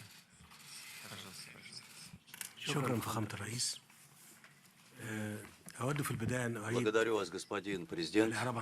Прежде всего, я хотел бы выразить свою высокую оценку тем усилиям, которые прилагает лично президент Российской Федерации, а также народ Российской Федерации, дружественный нам народ. Выразить также признательность вам за теплый прием в этом великолепном городе Сочи. И я считаю, что это все говорит о большом значении, которое придает Российская Федерация сотрудничеству с африканским экономическим сообществом. Несомненно, что вы согласитесь в том, что это обстоятельство играет важную роль для осуществления проектов экономического сотрудничества, которые сейчас разрабатываются и осуществляются, и отвечают прежде всего концепции 2063. Нужно сказать, что Африка преодолела большой путь по пути создания сильной экономики, что вылилось в итоге в принятие плана в Лагосе по экономическому развитию 1981 года и других важных документах, принятых в частности в Абудже, а также соглашение о зоне свободной торговли африканского континента, принятого 30 мая 2019 года. Я хотел бы подтвердить, пользуясь случаем, что экономическое сообщество африканских стран является и играет большую роль в укреплении уз, который связывает страны нашего континента и способствует укреплению совместных действий в области развития экономического сотрудничества. Мы считаем, что развитие инфраструктуры, и в том числе транспорта, коммуникаций и других отраслей, является очень важным вопросом для осуществления целей экономической интеграции на уровне региональном, прежде всего, и общеконтинентальном, учитывая, что такая инфраструктура играет большую роль в передвижении людей и товаров в странах нашего континента. Прежде всего, это отвечает задачам экономического, социально-экономического развития и подъема уровня жизни народов африканских стран.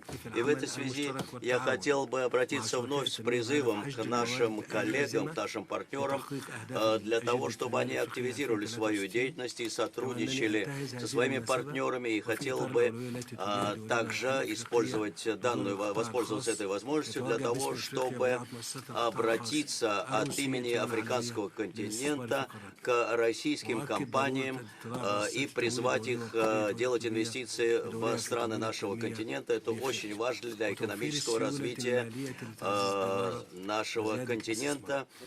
И в заключение я хотел бы выразить уверенность в том, что наша дискуссия будет способствовать развитию отношений между африканскими народами и российскими народами, а ее результаты откроют новые перспективы для российско-африканского сотрудничества. Благодарю вас за внимание.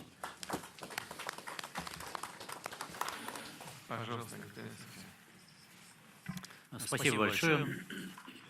Для меня большая честь выступать здесь перед вами и приветствовать вас от имени Евразийской экономической комиссии наднационального органа Евразийского экономического союза.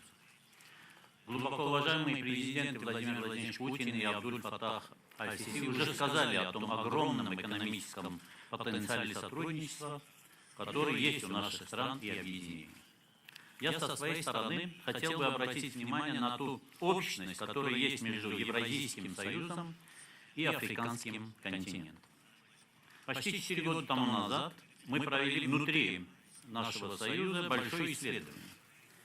Исследование должно было ответить на вопросы, какие ценности являются доминирующими в странах Евразийского союза и какие из национальных ценностей Армении, Белоруссии, Казахстана, Киргизии и России являются общими для нашего союза.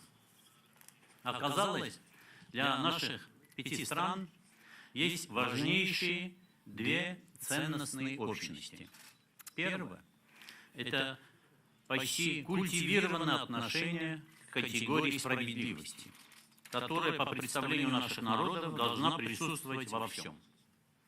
И второе – непререкаемость категории достоинства, которым должны руководствоваться люди, общество и страны. Это символично, что особое отношение стран и народов Африки к справедливости и к достоинству также являются основой для вашей ценностной общности и для нашей с вами общности. Африка сегодня развивается с учетом фундаментального принципа «африканским проблемам африканские решения».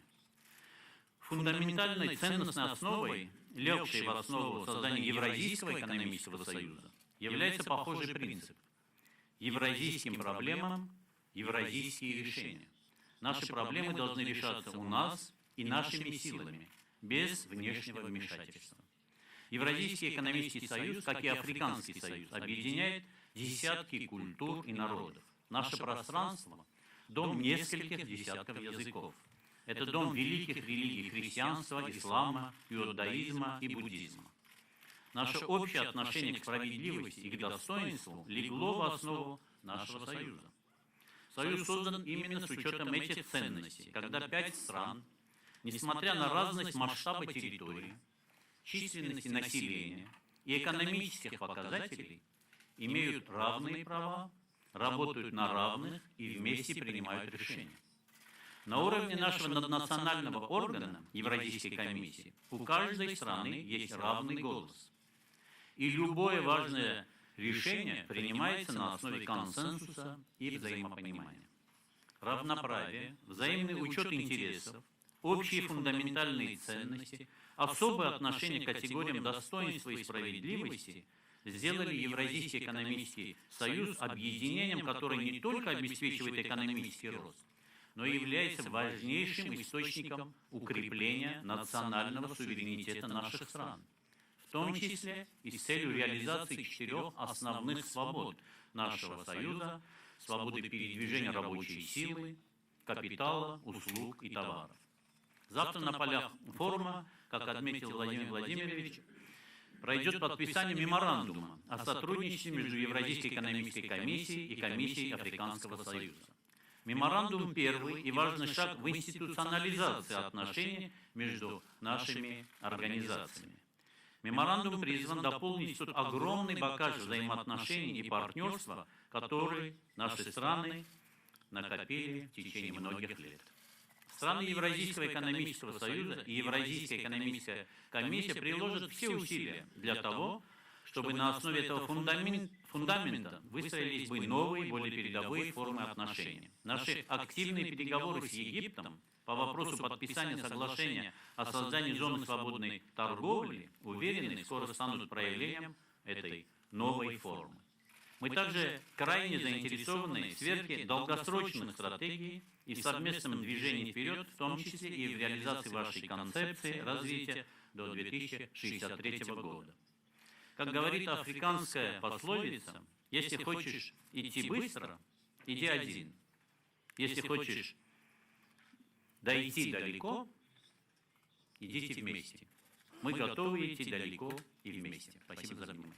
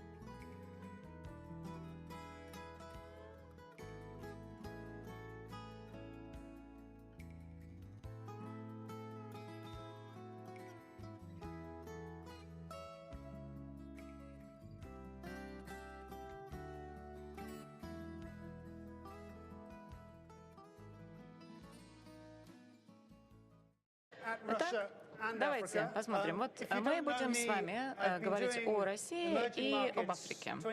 Если вы меня лично не знаете, я уже 25 лет занимаюсь развивающимися рынками. Написала вот эту книгу «Самый быстро развивающийся миллиард». За последние 2 года вот это вот самые интересные мои работы. Я писал об электричестве, вообще об энергетике и об образовании. Итак, давайте посмотрим. Африка вот так выглядит сейчас для экономиста. Посмотрите, пожалуйста, 2 миллиарда долларов. Это каждый квадратик. Вот смотрите, Нигерия, Южная Африка. Вот это самые крупные страны африканского континента, на которые внимательно смотрят инвесторы. Так, а Россия на кого нацелила свои взгляды? Это Египет и Алжир. Посмотрите, пожалуйста, более 2/3 экспорта России составляют именно в эти 2 страны. На африканском континенте более 50 стран, но вот этот акцент сделан на эти 2 страны. Посмотрите, пожалуйста, на следующее. У России, на самом деле, интерес в Африке гораздо больше, чем у Китая. Экспорт России, посмотрите, примерно 1,1 ВВП, а у Китая 0,8%. Так что посмотрите, Африка — это очень важный регион для России. Первое, о чем я хотела бы поговорить, это товарные все продукты. Все, конечно, об этом говорят в России и в Китае. Посмотрите, мы сейчас вот смотрим на очень сложную схему. Инженеры ее создали, поэтому никто, простой человек, не может понять, что здесь изображено. Но здесь показано, что такие страны, как Нигерия,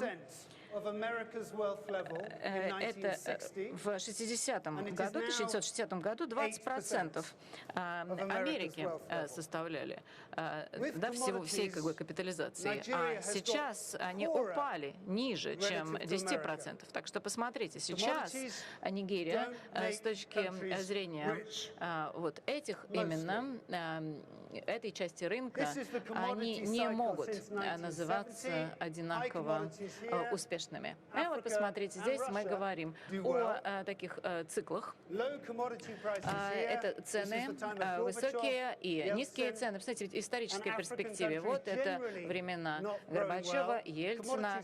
Посмотрите, когда цены выросли. Да? Выросли они, когда хорошие времена наступили. А почему страны эти не богатеют? Потому что слишком много у них людей. У них достаточно вот этой товарной продукции, сырьевой продукции. Ну, например, в Алжир огромное количество баррелей нефти производят, но при этом всего лишь 9 баррелей на 1000 человека. То есть получается, что это $0,75 в неделю. То есть денег на душу населения очень мало. У нас сейчас присутствует представитель Габона, министр. Примерно 93 у них барреля на 1000 населения. Это выше, чем Россия. А Ангола, например, 43 барреля. Это очень хорошие цифры, но с ними все равно невозможно стать очень богатыми. Экваториальная Гвинея 200 баррелей на 1000 населения. И здесь мы говорим не только о нефти, это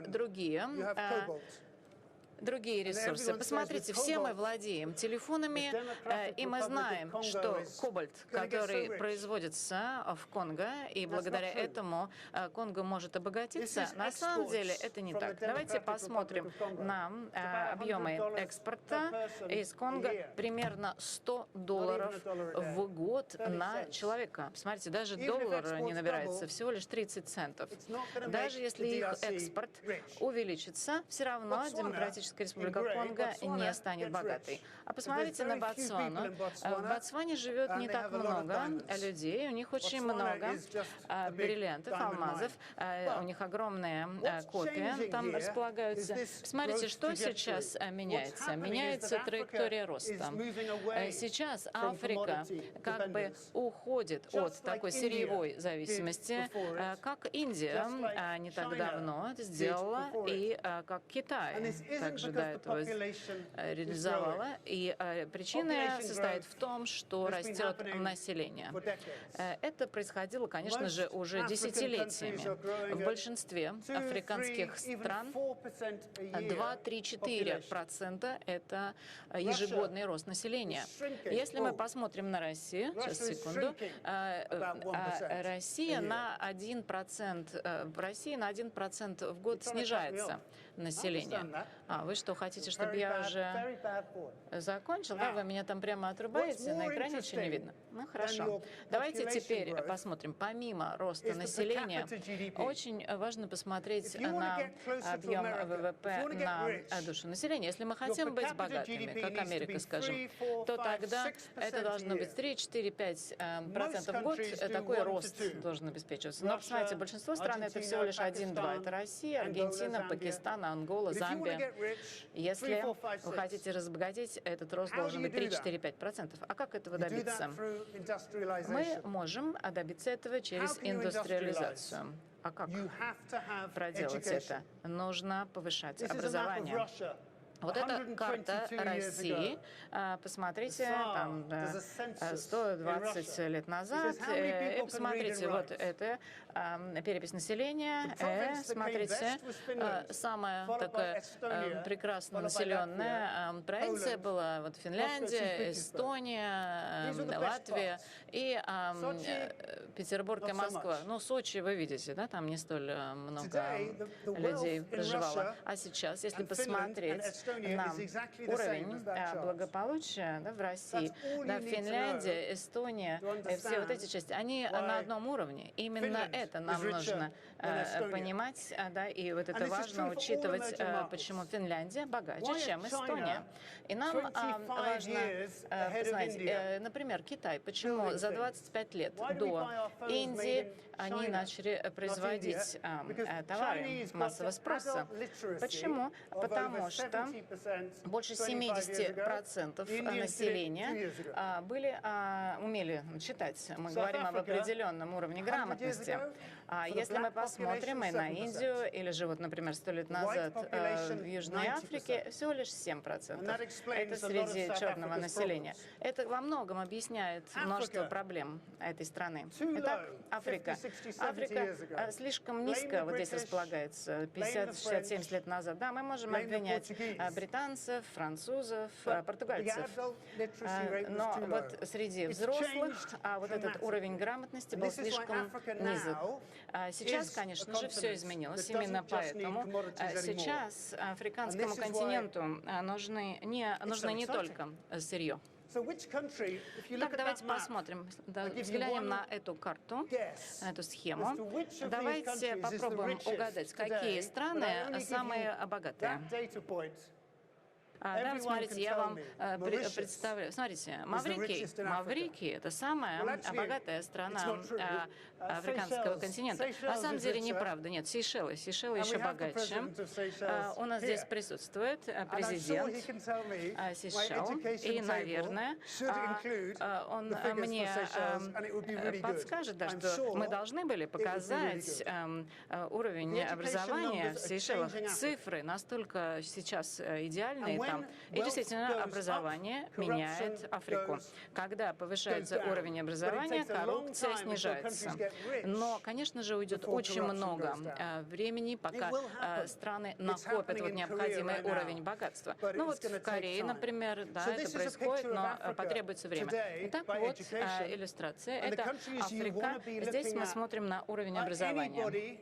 И это, смотрите, нас интересует вот этот вот глубокий зеленый цвет. Да, мы говорим об индустриализации. Если же мы посмотрим на вот эти коричневые такие участки, то здесь больше мы занимаемся сырьем. Да, это вот Сьерра-Леоне или же Руанда. И, конечно же, здесь вот история таких стран, как Сьерра-Леоне, она будет в сырье упираться. Далее, очень важный момент — электричество. электричества. В 20-е годы 20 века Ленин понимал, насколько важна электрификация, и он был совершенно прав. Итак, откуда же поступает электричество? Посмотрите, в Египте, в Марокко уровень электрификации очень высок. К сожалению, не смог приехать министр Марокко. Да? Ну, посмотрите, вот Египет, какая отличная ситуация. Да? В Южной Африке, опять-таки, хотя мы знаем, Экском, они сталкиваются сейчас с рядом проблем. И последнее, на чем я хотела заострить ваше внимание, это инвестиции. Инвестиции действительно должны быть на высоком уровне, если вы хотите улучшить положение. Но инвестиции стоят денег. И трудно здесь опять-таки читать вот этот мелкий шрифт, если банковская система недостаточно развита, если все ставки высокие. Вот в Кении, например, сейчас это проблема. Сейчас парламент этой страны недоволен тем, что ставки такие высокие. Они считают, что банковская сфера делает что-то плохое. Но на самом деле банки просто отражают ситуацию. Сейчас банковский сектор недостаточно развит, и именно поэтому процентные ставки высоки. Если мы хотим развить большую систему, скажем, не знаю, 60% ВВП или вот в Китае как до 90%, то здесь нам нужно меньше детей. Вот в этом году результаты были получены, что если много детей, да, то денег тогда в стране мало. Кто бы это знал, да, раньше? Если 2-3 человека в семье, да, детей, то тогда можно как бы сэкономить какие-то деньги, положить их в банк, а потом банки могут их давать в виде кредитов. Вот у меня всего 3 человека. Вот смотрите, я вношу свой вклад. Теперь давайте посмотрим на вот как раз молодое население. Да, сколько детей? Знаете, Марокко, Тунис, у них, да, все хорошо, 2-3 человека. Семья, у них отлично работает, хорошо развитые банковские системы, такие удобоваримые процентные ставки. Южная Африка низкие очень процентные ставки. Посмотрите, а Нигерия прямо пылает. Да? Здесь цвет 5-6 детей. Конго, Ангола 5-6 человек. И банковская система там меньше. Итак, им нужно больше капитала. И им потребуется капитал на многие годы вперед, если только они не девальвируют свою валюту. Мы знаем, на прошлой неделе они это сделали, да, и вот извиняюсь, на самом деле, перед переводчиками, я так быстро вот это все вам рассказываю. Итак, Марокко, посмотрите, вот сейчас они инвестируют в Нигерию, в Танзанию и так далее. Итак, вся картина в целом, она неплохая. Да? У нас 21 страна, и их рост составляет более 5%. Да? В следующем году это будет 25 уже стран. И мы видим, у нас сейчас здесь есть представители большого количества этих стран, и они в хорошей конкурентной позиции. Но не все так хорошо в Южной Африке, но тем не менее. Итак, смотрите, у нас низкие довольно зарплаты, и в принципе, это тоже вносит свой вклад. Итак, я вам рассказывала про сырьевую вот эту вот зависимость до сих пор в Сьерра-Леоне и в Габоне. Это до сих пор происходит. Необходимо там перейти в индустриализацию. Или же есть такие страны, как Египет, или же Южная Африка. Они опередили намного. Да? И здесь мы видим, в президиуме у нас сидят представители самых разных регионов Африки. И вот не знаю, кому бы первому дать слово. Пожалуйста, давайте обратимся к Сейшелам. Итак, почему ваша страна является самой богатой в Африке? И какие уроки можно извлечь? И скажите, как вы думаете, что российский бизнес может привнести в... Да, благодарю вас за вопрос. Думаю, что моя страна добилась определенных результатов. Мы посмотрели на один из самых больших наших активов, что у нас есть на Сейшелах. Это наши люди, население. Нам нужно говорить об инвестициях в человеческий капитал. За последние 42 года правительство очень целенаправленно и настойчиво инвестировало в человеческий капитал. Последний отчет Мирового банка был выпущен год назад. И согласно этому отчету, моя страна на 26-м месте в мире. С человеческим капиталом, помимо этого, также нужно инвестировать в систему здравоохранения. Нужно строить, инвестировать в образование, в здравоохранение. И также иметь очень сильную систему соцзащиты. Нужно быть постоянным, терпеливым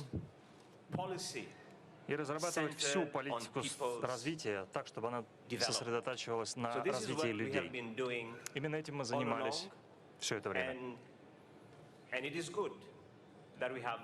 И очень хорошо, что сейчас у нас есть результаты, но с хорошими результатами возникают и новые задачи. Именно здесь возможности для инвесторов из России должны появляться. Сейчас моя страна смотрит на голубую экономику, экономику Голубого океана. Эта экономика представляет собой следующую границу развития, следующий рубеж развития. Сейшелы не только смотрят на экономику Голубого океана. Это делает вся Африка, весь африканский континент.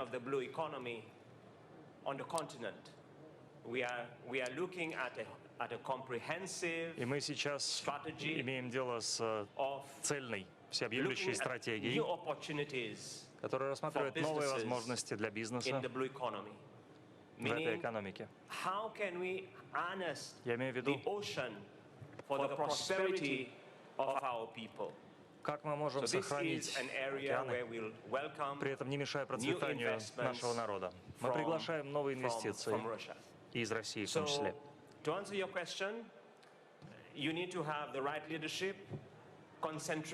этого нужно правильное лидерство, правильное ведение. Нужно сосредоточиться на мерах, на политике, которая ставит людей во главу угла, инвестирует в людей и системно это делает.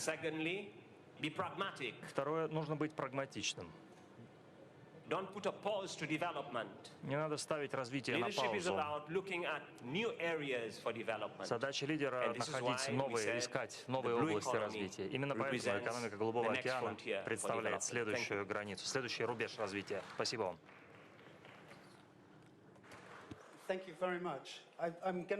Спасибо большое. Могу я снова к вам обратиться чуть позже. Что касается хорошего лидерства,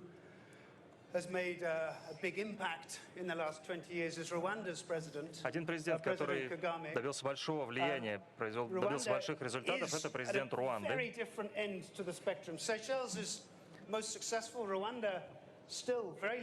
И Руанда — это совершенно другой конец спектра. У них очень хороший показатель по росту ВВП, хорошая инвестиционная обстановка. Я хотел бы услышать от вас больше по планам Руанды. Что вы сейчас делаете? История Руанды на протяжении последней четверти века сосредотачивалась на ее руководителях. Руанда достигла самого дна. Причины тому были чисто политическими. Для нас сразу было понятно, если Руанда хотела иметь хоть какой-то шанс, нужно было разобраться с системой управления. Поэтому последние 25 лет Руанда проводила все виды реформ с целью оптимизировать, улучшить свое управление, политическое управление, все виды, администрацию. Нам нужно было иметь эффективное правительство, обладающее ответственностью, подотчетностью перед населением, и также правительство, которое придало бы населению уверенности.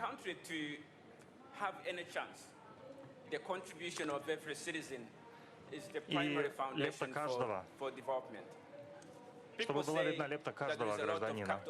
Люди говорят, что есть большой, что из Африки имеется большая утечка капитала. Это правда.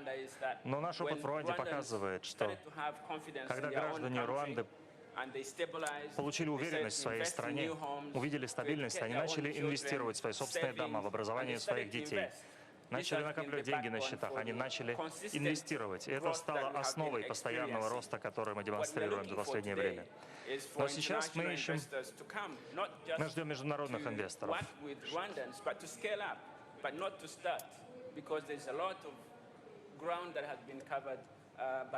Очень большой объем роста покрывается собственными инвестициями из Руанды. Но мы ждем международных инвестиций. Мы смотрели на наши природные ископаемые, обнаружили, что плохой репутацией пользуются запасы естественных ископаемых по разным причинам. Но дело всегда было в управлении этими ресурсами, и поэтому не нужно игнорировать все, что могут принести полезные ископаемые всем секторам экономики. В Руанде мы пытаемся наладить рамочную работу, рамочная основа управления индустрией полезных ископаемых. И затем мы хотим мобилизовать международный капитал, чтобы он пришел, принес свой опыт и более глубокие карманы, которые нужны для этого, потому что разработка полезных ископаемых, конечно, капиталоемкое дело. Но мы ищем инвесторов, которые действительно внесут свою лепту в развитие страны. За последние 15 лет Руанда росла с темпом от 6 до 7% в год. Поэтому постоянство для нас очень важно. И за каждый новый доллар, который вкладывается в частные инвестиции, граждане Руанды вкладывают минимум 52-55% всех инвестиций.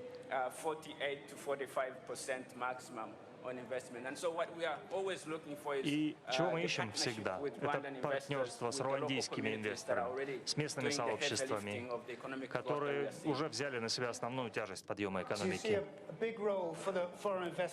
Итак, вы видите большую роль иностранных инвесторов. Когда я был в самом большом банке Кигали, председатель банка был бывшим премьер-министром Грузии. Как он стал главой банка, это на самом деле интересная история. Он руководил одним из самых успешных банков в Грузии, потом он поехал в Руанду, встретился с президентом, поговорил с Советом по развитию Руанды. Затем он привез грузинского премьер-министра. Он понял, что лидерство управления в стране очень хорошее и сильное.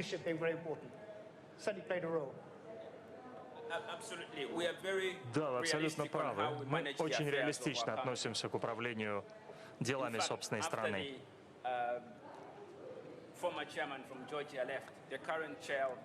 Нынешний председатель банка — это бывший вице-президент Barclays Capital банка. Если вы посмотрите на любое учреждение в Руанде, там всегда есть сотрудничество между международным опытом, экспертами с международной репутацией и местными кадрами. Мы очень реалистично относимся к своей работе. Мы знаем, что в экономике такого размера, как Руанда, уровень домашних инвестиций, собственных инвестиций не приведет нас туда, куда мы хотим прийти. Поэтому привлечение международных инвестиций — единственный способ для нас поднять экономику. Примерно час назад, на самом деле, я подписал меморандум с российским национальным геологической компанией Росгео на исследовательские изыскательские работы по минералам и полезным ископаемым. Россия продемонстрировала большой опыт и навыки в этой области. Мы также хотим удостовериться, что добыча ископаемых производится на должном уровне. И, конечно, участие международного капитала здесь критически важно. Если мы будем продолжать работать в этом направлении, здесь есть еще один президент, который показал очень сильные лидерские качества за последние несколько лет. И это президент Египта.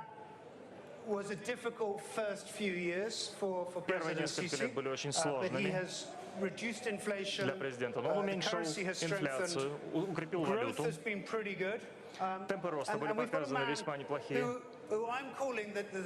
И у нас здесь есть человек, but I'm in Russia, so I should say the Sechin of Egypt is at the end of here. Он сидит This is в the guy конце, who's running a big oil refinery. в конце нашего президиума. Set Я up его a называю huge Сечиным project. It's Египта. working.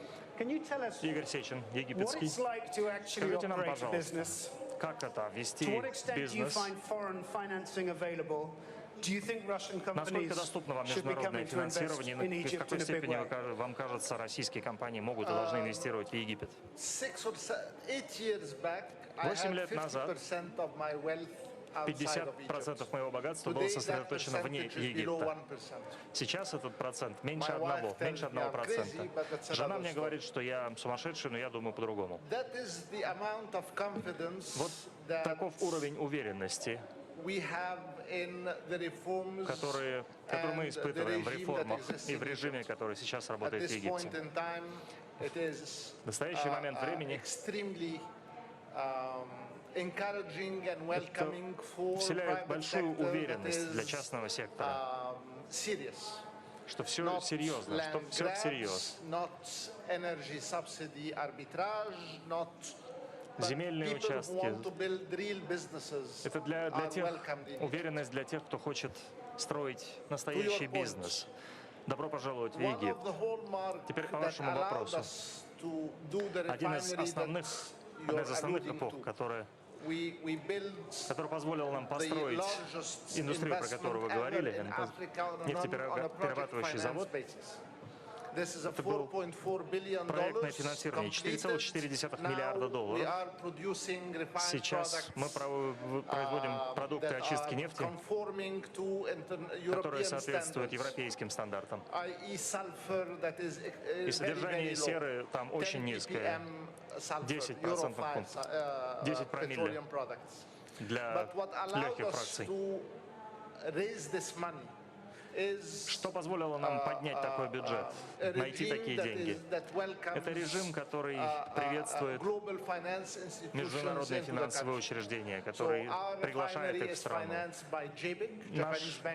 Наш НПЗ финансировался японской компанией JPIC, Korean Exim Bank, Европейский инвестиционный банк, Африканский банк развития и еще целый консорциум акционеров, частных инвесторов. Начать с IFC, их там очень много было. Очень много инвесторов из стран Персидского залива. Их возглавлял Kala Holdings, там, где я основатель и председатель этого холдинга. Примерно $200 миллионов позволили нам привлечь $4,4 миллиарда акционерного капитала. И это позволило нам завершить проект общей стоимостью в $4,4 миллиарда. Чтобы осуществить проект такого масштаба, такой сложности. А эти финансовые учреждения, они очень настроены на сохранение окружающей среды, и строить нефтеперерабатывающий завод на задворках Каира, рядом с Каиром, это не то чтобы очень экологичный проект. Нам пришлось лавировать среди всего этого. Было нелегко, но мы смогли сделать это в невероятно трудных обстоятельствах. Начиная с глобального финансового кризиса 2008 года. Что касается Египта, в 2011 году, 2012 и 2013 Египет не то чтобы был образцом стабильности. В 2013-2014 году, да, но до этого 2011, 2012, 2013 год были очень сложными годами для Египта. И поверх всего этого были еще региональная среда, тоже не особо стабильная. Слева от Египта у нас Ливия. У нее были трудности, в Судане были трудности, Алжир то же самое. В общем, регион в целом был не самым легким для работы. Но,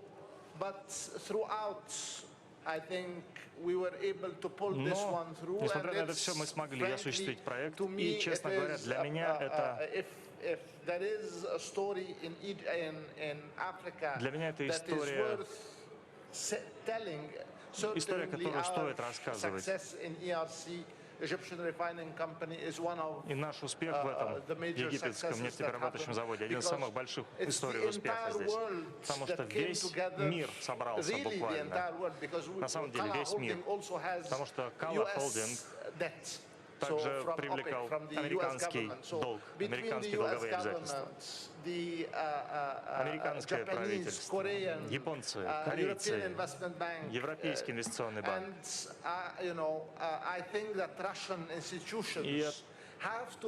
И российские организации тоже должны быть частью этого всего, я думаю. Это одна из причин, почему я здесь, почему я приехал. Мы должны пытаться привлечь российские организации, которые до сих пор,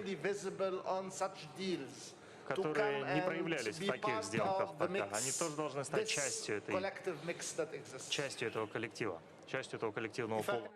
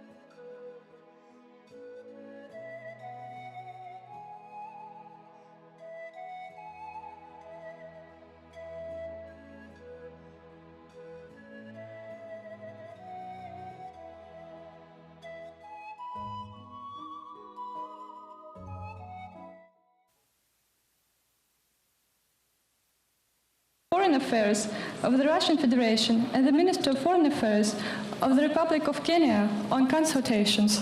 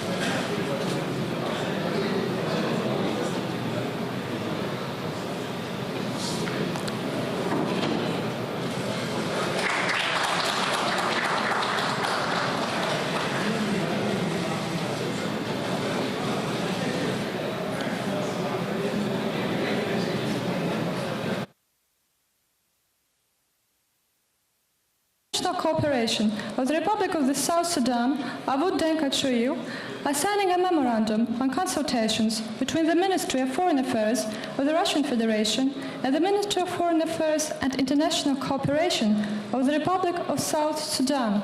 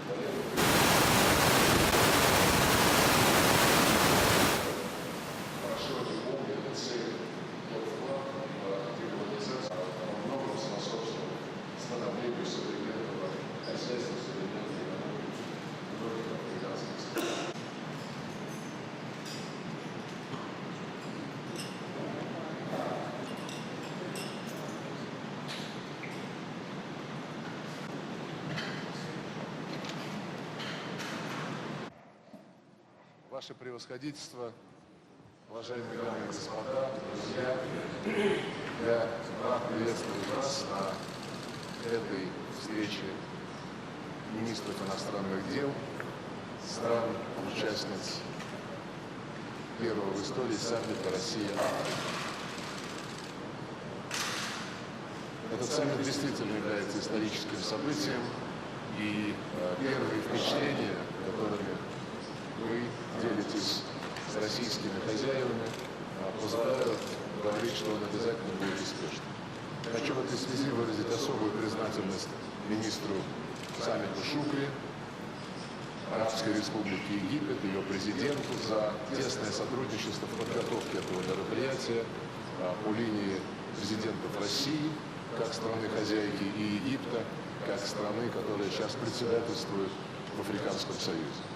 Повестка дня насыщенная, она предусматривает одобрение целого ряда документов, которые будут определять долгосрочные стратегические ориентиры сотрудничества между Российской Федерацией и странами Африки, включая, конечно же, и Африканский Союз, и все субрегиональные организации на континенте. Именно сейчас президент Путин проводит встречу с руководителями субрегиональных организаций в Африке, и это тоже будет консолидировать наши общие усилия по развитию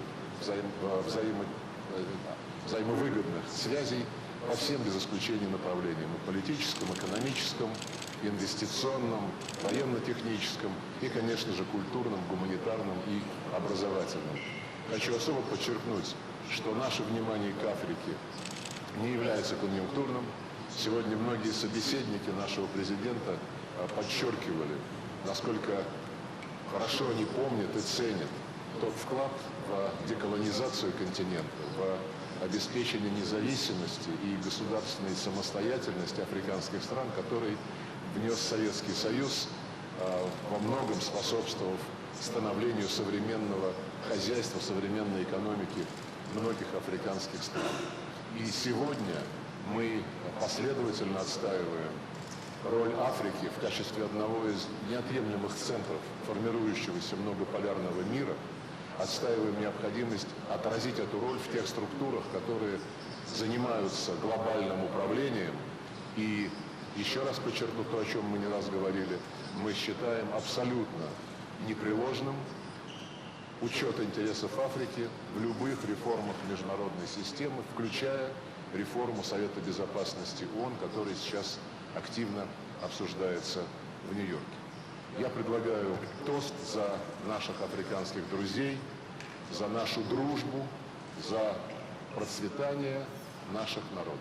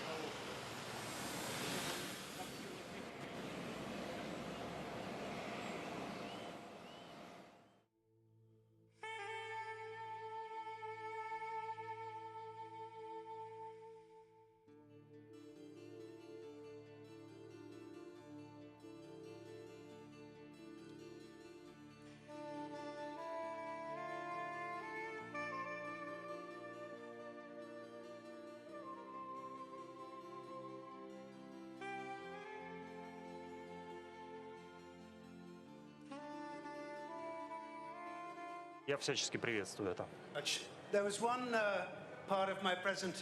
часть моей презентации, там я ее не показал, это был спорт. И у нас тут лучший защитник Ливерпуля, к счастью.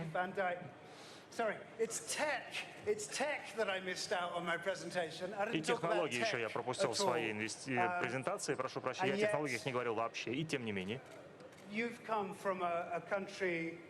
Вы приехали из страны, где лидерство последние 10 лет подвергалось жесткой критике, но тем не менее вам удалось построить фантастический бизнес. Думаете, я бы хотел спросить о возможностях технологического бизнеса в России. Об этом все рассуждают много лет. Но вы самая большая компания в этой области. Думаете ли вы, что технологии, в технологиях управление страной не так сильно к делу относятся, что технологии без этого, может быть, развиваются? Я хотел услышать ваше мнение. Вы меня удивили, честно говоря, отсылкой к футболу, потому что, мне кажется, у меня было самое плохое показатель владения мячом. Спасибо большое, спасибо, тем не менее. Я чуть расскажу о нашей компании. Чуть контекста, да? Кто мы такие, что мы делаем. Как и многие люди здесь, мы работаем в области потребительского интернета. Компания Naspers. Наша компания появилась в Южной Африке давно, больше 100 лет. Сначала у нас был традиционный бизнес СМИ, телевидение, газеты. И, в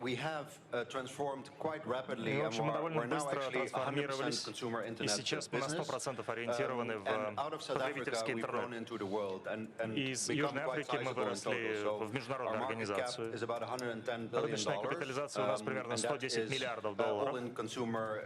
И это все относится к потребительскому сектору интернета. У нас очень сильное присутствие в Азии, особенно в Китае, в Индии также, конечно, Африка и в России. Россия — это один из наших 3 самых популярных рынков.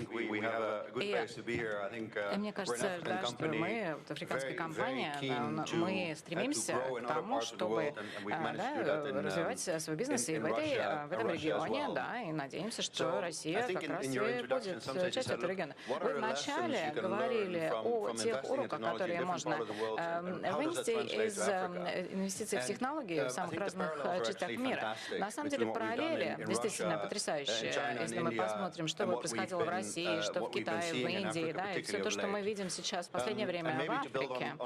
И продолжая то, что говорили предыдущие выступающие, вы знаете, я бы хотел посмотреть действительно на Россию подробно и вот показать, что действительно вот этот энтузиазм, который мы уже в течение целого ряда десятилетий испытываем по отношению к России, нужно как раз использовать и в Африке. Мы абсолютно в этом убеждены. Так, инвестиции в России, мы примерно там 13 лет назад начали прекрасный интересный бизнес Mildred.io, а потом мы разрабатывали самые разные интересные возможности развития интернета. Мы знаем, что здесь объемы инвестиций, наверное, 5 миллиардов составляют. На самом деле, в целом, это самый крупный рынок такого рода, да, и самый крупный инвестор из Африки в этот сектор. И здесь три аспекта действительно меня очень радуют. Ну, во-первых, если говорить о структурных факторах, и здесь я на самом деле буду повторять то, что уже говорили сегодня здесь, это, конечно же, человеческий потенциал. Да, прекрасные разработчики софта, прекрасные предприниматель. И мы работаем не только с экспатами, нет, мы работаем с местными российскими лидерами, предпринимателями и действительно потрясающими инженерами из России. И мы действительно пользуемся вот этим прекрасным потенциалом в России. И еще мы также уже слышали об этом. Это стабильность.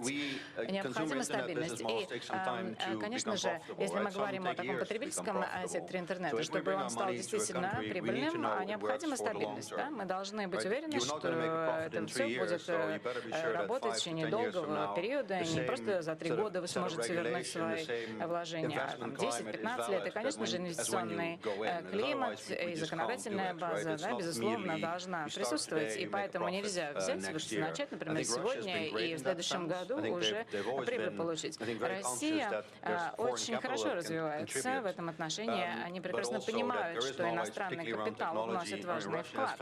И я уже говорил о технологиях, да, и о том, что инженеры прекрасны. Но при этом Россия еще развивает ускоренными темпами всю эту экосистему. Это хорошо и для нас, и для России в том числе. Мне кажется, что еще важным фактором, который мы наблюдаем, является то, что это мощная. Когда мы хотим наблюдать рынок достаточного масштаба, и на самом деле для нас масштаб несколько по-другому трактуется. Россия — это огромная страна, но при этом мы знаем, что в России все эти смарт-телефоны очень активно, быстро везде стали распространенными, и при этом очень быстро развился вот этот цифровой рынок. И цифровизация, все это позволило нам и развивать нашу прекрасную франшизу. Да, и вот это 3 фактора. Так, стабильность, человеческий капитал и вот это крупномасштабный рынок в России. А почему все это имеет отношение к Африке? Мы видим, что те же самые факторы здесь играют свою роль.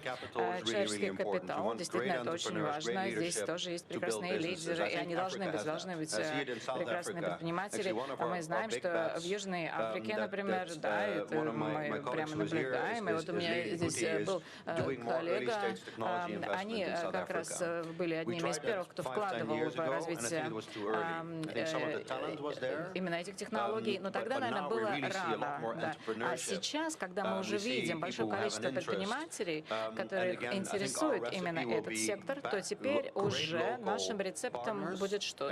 Заручиться поддержкой местных партнеров, местных предпринимателей, и они должны быть в первую очередь успешными. Это отлично сработало в России, и я считаю, что в Африке тоже это прекрасно сработает. Африка — это не страна. Африка — это самые разные страны, да, это целый комплекс разных подходов. Но при этом, если вы выявите вот такие местные таланты, то это вот будет как раз таким чудом, которое сработало и в России, и в Китае, и в Индии. Мы искали таких людей, мы развили их потенциал, да, и мне кажется, что да, в Африке то же самое произойдет. Да.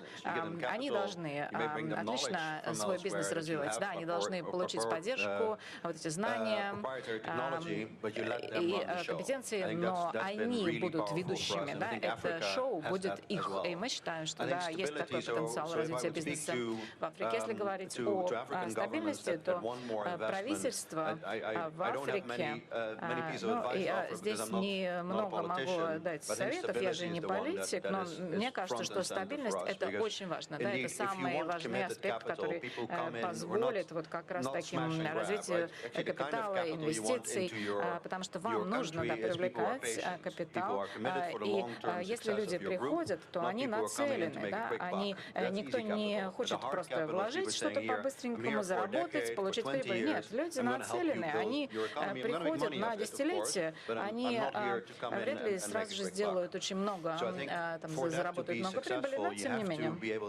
Поэтому стабильность очень важна, и необходимо обеспечить вот подобный уровень доверия. И, как я уже говорил, в России все это отлично сработало. И на самом деле, если это мы сможем добиться в Африке, то это будет действительно здорово. Хорошо. Могу подтвердить, да, что как экономист могу сказать, что да, долгосрочная перспектива и терпение — это очень важно. Да. Итак, я же из Renaissance Capital, поэтому, да, если вы хотите заработать, да, то приносите нам свои средства, мы вам поможем. Итак, мы всегда советуем, да, и мы когда работаем с теми клиентами, которые готовы работать в долгосрочной перспективе, они действительно нацелены на долгий период. То есть, конечно же, вот в Египте, например, да, или 3 года назад они приобрели какие-то акции, и сейчас, в принципе, неплохо зарабатывают. А теперь давайте посмотрим на Гану. Я слушал уже вице-президента Ганы на прошлой неделе, и было сказано, что Гана стремится активно развивать цифровизацию, что вы пытаетесь занять вот эти передовые позиции. На самом деле Гана, вот данные по Гане в моей презентации, у вас были очень хорошие результаты. Несколько лет назад это было не так. А сейчас и в сфере образования, и энергетики у вас правительство ориентировано на реформы.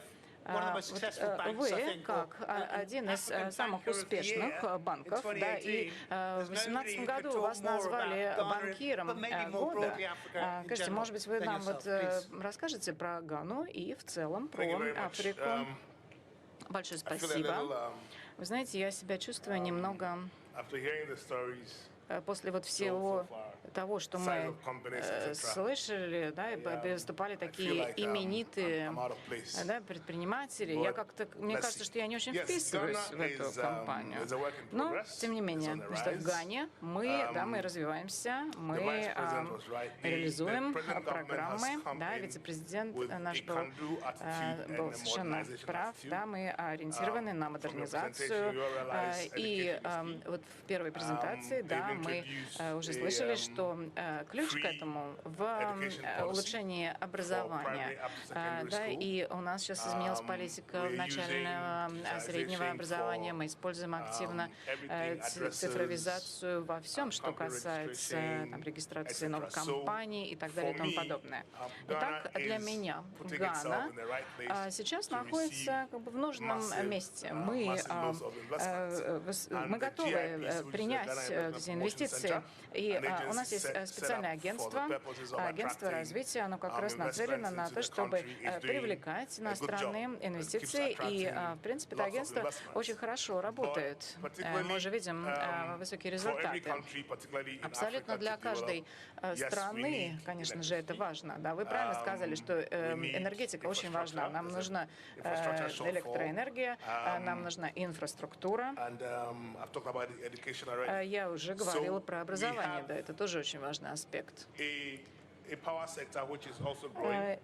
У нас растет энергетика, но в целом, если мы посмотрим на инвестиции, да, которые как раз соответствуют нашей комплексной программе, да, у нас, например, да, есть нефтяные запасы, но я считаю, что Гане нужно идти другим путем. Да, мы не делаем ставку на СКПМ, да, у нас много... И у нас много, большое энергетические потребности, но возобновляемое это всего лишь 1%. Да, и вот мне кажется, что российское участие здесь может быть довольно высоким. Еще очень многое нужно сделать. Дальше такие узлы пересадочные, мы развиваем аэропорты. Это действительно очень важно, потому что это важно и для импорта, и для экспорта. Если говорить об экспорте, да, мы какао-бобы экспортируем, другие товары. Да, так что мы видим, что есть интерес со стороны инвесторов. Но если мы говорим о добавленной стоимости, это действительно очень важно. Вот уже мы слышали вопрос, да, вот сырье, которым слагает Африка, это что? Это благословение такое или же проклятие? Но можно по-разному смотреть. Все страны африканские, у которых большие объемы запасов, они, в общем-то, страдали. Да? Или же нами как-то манипулировали. Да, то есть мы знаем, и это касалось и наших суверенных долгов, но в принципе получается, что, да, если мы посмотрим на историческую перспективу, то мы в основном сырье экспортировали, а Маврикий и Сейшелы, да, что они делают? Они занимаются очисткой золота, да, это как бы несколько другого уже уровня сырья. Если мы взглянем на кобальт, да, и вы говорили об этом, да, если мы говорим о Демократической Республике Конго, да, оттуда кобальт экспортирует. Но в целом, знаете, это касается еще правительственных всех структур, да, ведь все это уже как бы заложено. И я, например, себя рассматриваю и бизнесменом, и банкиром, но это совершенно другая точка зрения, потому что политики, они занимают другую позицию. И мы часто слышим, вот я, например, часто задаю какие-то вопросы политикам, но они на самом деле, они произносят какие-то лозунги, они говорят, да, вы инвестор, приезжайте, но при этом обязательно местные инвесторы должны активно участвовать. То есть это должен быть двусторонний процесс. То есть мой банк, например, он только так видит перспективы роста. И тогда, да, я надеюсь, что когда-нибудь моя капитализация тоже будет там 100 миллиардов долларов. Знаешь, но партнерства должны существовать. Не обязательно они должны быть абсолютно на паритетных условиях. Это, конечно, мы все разные, но давайте на перспективу взглянем. Возможно, для отдельных структур в Гане привлечь международные инвестиции, довольно значительные инвестиции, гораздо, этот бизнес-сектор может привлечь это намного дешевле, чем госсектор. Почему? Потому что более эффективно работает частный сектор. И это касается и в том числе и ресурсов, и человеческого капитала. Так что действительно частная компания может, например, с какой-то российской частной компанией сотрудничать, и они могут реализовывать проекты в любой африканской стране. Если есть определенная цель, то можно ее преодолеть, а на уровне правительства это не так легко. Ну вот на этом я, наверное, и закончу. Да, спасибо. Если будут еще вопросы, буду рада ответить. Так, я бы хотела сейчас перейти к вопросам. Так, извините, нет, у нас еще представитель Габона, да, но я просто подготавливаюсь, да, то есть минут через 5, да, я надеюсь, будут интересные вопросы из зала. Итак, давайте посмотрим на Габон. Из всех африканских стран Габону очень повезло. У вас очень много нефти на душу населения, да, как раз вы сразу после экваториальной Гвинеи. А скажите, Россия как-то может еще вот участвовать? Есть ли возможности для России в Габоне? И мой второй вопрос, а что после нефти? Да, вот что следующее, да, когда уже вот этот нефтяной период закончится? Чем вы будете заниматься? Merci. Je pense que, avec votre permission, je reviendrai un peu sur votre présentation tout à l'heure. Знаете, когда речь заходит об африканском континенте, Люди в первую очередь представляют себе красоту этого континента, но и, конечно же, ресурсы, конечно же, нефть. Например, магний или марганец. Но Африка — это, конечно же, определенный потенциал. Потенциал, который заключается и в человеческом капитале, в молодых людях. В 2006-2017 годах иностранные инвестиции составили 14%.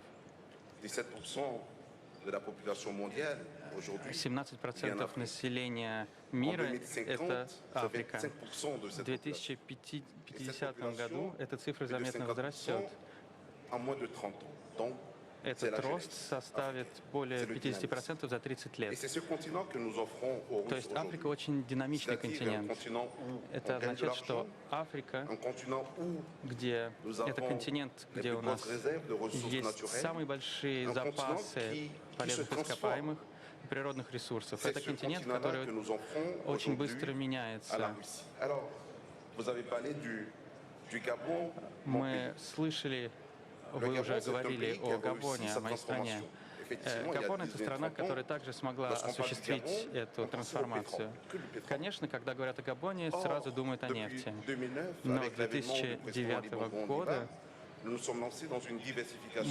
занимаемся диверсификацией экономики, и мы очень быстро осознали, что необходимо инвестиции. Поэтому мы создали специальную зону специальных инвестиций, чтобы привлекать иностранных инвесторов. Цель заключалась в том, чтобы не только экспортировать, например, древесину, и для того, чтобы сделать ставку на добавленную стоимость. И благодаря этому мы смогли привлечь инвесторов, которые приехали в нашу страну, и мы занимаемся переработкой древесины.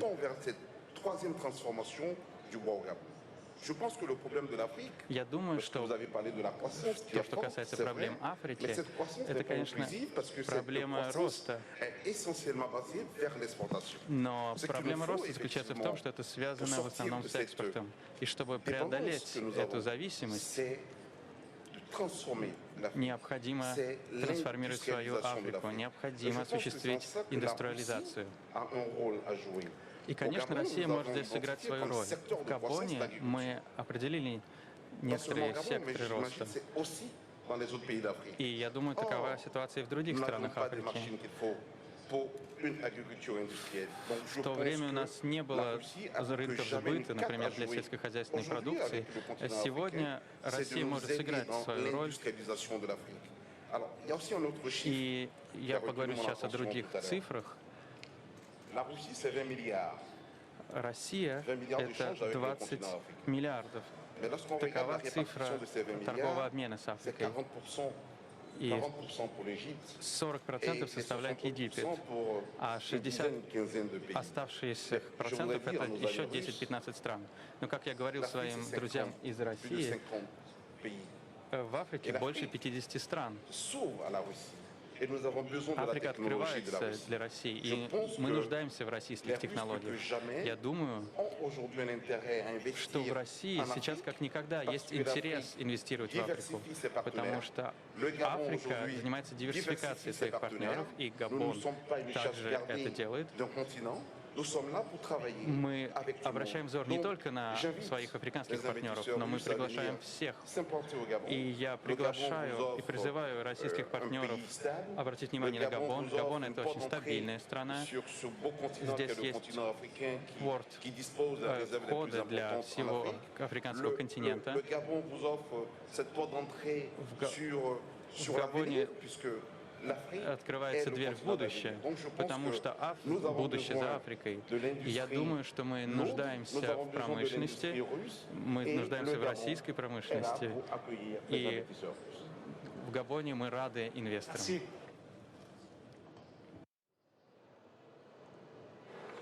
I will bring in Monica Juma to speak on Kenya in a moment. Приглашу Монику Дюма поговорить через несколько минут. Но можем мы, пожалуйста, микрофон взять и ответить, задать пару-тройку вопросов? Если только они не относятся к тому, что я не говорил, только к тому, что говорили наши участники дискуссий. Есть у нас кто-то с микрофоном? 2 или 3 вопроса, пожалуйста. Не ждите прямого ответа, но 2 или 3 вопроса мы попытаемся ответить. Моника сейчас ответит, затем, возможно, поговорим о Кении, потом я приглашаю всех спикеров высказываться. Спасибо большое, Чарли. Я отвечаю за центральную и восточную Европу на Макали. Мне очень понравилось предобсуждение сегодня. И многие сейчас пытаются быстро заработать на инвестициях на рынке капитала. Мой вопрос. Некоторые из наших клиентов спрашивают нас про инвестиционные возможности в Африке. И помимо долгосрочных инвестиций, некоторые из них хотели бы рискнуть на рынках капитала в поисках краткосрочного выигрыша. Ну, как вы знаете, большинство рынков капитала на континенте не так хорошо развиты. Мне хотелось бы услышать от вас, как вы видите развитие рынков капитала. Насперс, конечно, на биржу уже. Возможно, и Kala Holding тоже когда-то выйдет на биржу. Другой вопрос? Еще вопрос? Мое имя Виталий Максимов. Мы специализируемся на инвестиции в социальную инфраструктуру. Поэтому вопрос всем коллегам. Есть ли такие механизмы, как частно-государственное партнерство? Распространены ли они в Африке? Мы инвестируем в социальную инфраструктуру довольно долгое время. Готово ли правительство принимать на себя риски? Или как эти инвестиции можно защищать в таких структурах? И третий вопрос, пожалуйста. Здесь очень прям привлекательным образом машет человек рукой. Спасибо, Чарльз. В принципе, вопрос мой адресован всей аудитории. Мы частные консультанты, у нас есть клиенты, которые ищут российских инвесторов в области тяжелого машиностроения, тяжелого строительства. Я довольно много сегодня ходил по стендам, чтобы, честно говоря, меня не особо впечатлило то, что я увидел. В конце этого двухдневного мероприятия, с чем мы уедем домой отсюда? С чем мы уедем? Мы ищем российских партнеров в области тяжелого строительства, тяжелого машиностроения. Могу я здесь прерваться на секунду и сразу передам этот вопрос Монике Думе? Причина потому, что из-за вопроса о государственно-частном партнерстве. Несколько лет назад шел разговор о приватизации и в России. И реакция некоторых чиновников была, как будто я о массовой приватизации в России говорил. Шок. Государственно-частное партнерство в Кении гораздо более привлекательно выглядит, мне кажется, с точки зрения правительства. Возможно, расскажете об этом, возможно, о рынках капитала также затронете.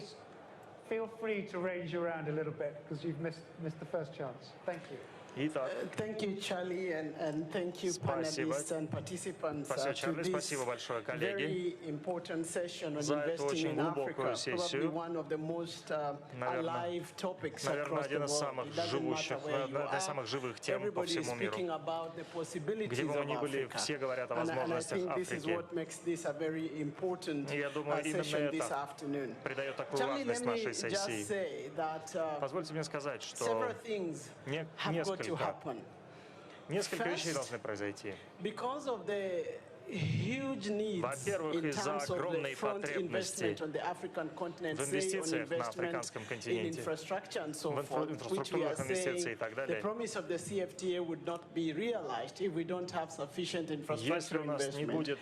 Если у нас не будет соответствующей инфраструктуры, многое не удастся осуществить. Вариант с ГЧП, государственно-частным партнерством, выглядит очень привлекательным с фискальной точки зрения, с налоговой точки зрения. Также нужно обсуждать риски, работу с рисками. Есть большой спор по поводу того, кто такой сейчас Африка. Запад или Восток. И о степени рисков также идет обсуждение. И Африку по-прежнему воспринимают местом большого риска. И мне кажется, эту историю надо переделать, трансформировать и определять Африку как место возможностей, как место предложений для бизнеса, которые очень реальны с точки зрения возврата по инвестициям. Я надеюсь, следующие 2 дня это продемонстрируют. Мы не говорим о грантах, мы не говорим о благотворительности, мы говорим о реальных бизнес-возможностях. Мы должны обеспечить инвесторам комфорт. И поэтому дискуссия касательно рисков очень важна. Как мы уменьшим риски, как мы обеспечим комфорт инвесторам, как мы будем гарантировать то, что Россия, что компании заходят в Африку с определенной степенью уверенности. Я думаю, есть большой спор о том, как менять среду для работы бизнеса. За последние 2-3 десятилетия на африканском континенте произошли огромные улучшения, изменения в среде для ведения бизнеса. Например, Кения совершила огромный прыжок во много раз, потому что они сделали правильные шаги с точки зрения политики, с точки зрения государственного управления, отчетности, прозрачности. Именно это нужно продолжать делать, чтобы у бизнеса была уверенность, чтобы бизнес мог работать устойчиво, постоянно. Также очень много говорилось об использовании богатства Африки для ее же развития. Некоторые здесь занервничали, потому что тут опять мы возвращаемся к вопросу извлечения, добычи африканских ресурсов. Есть свидетельство тому, что страны, которые быстро растут, они не обязательно самые богатые в части полезных ископаемых. Нам нужно... Есть много других вещей, кроме естественных ресурсов, натуральных естественных ископаемых. Нужно пользоваться наработанным опытом, например, в Кении, финтех и инновации. Это очень большая область, где есть возможность для роста экономики, где есть возможность глобального партнерства, и где можно не зависеть от природных ископаемых.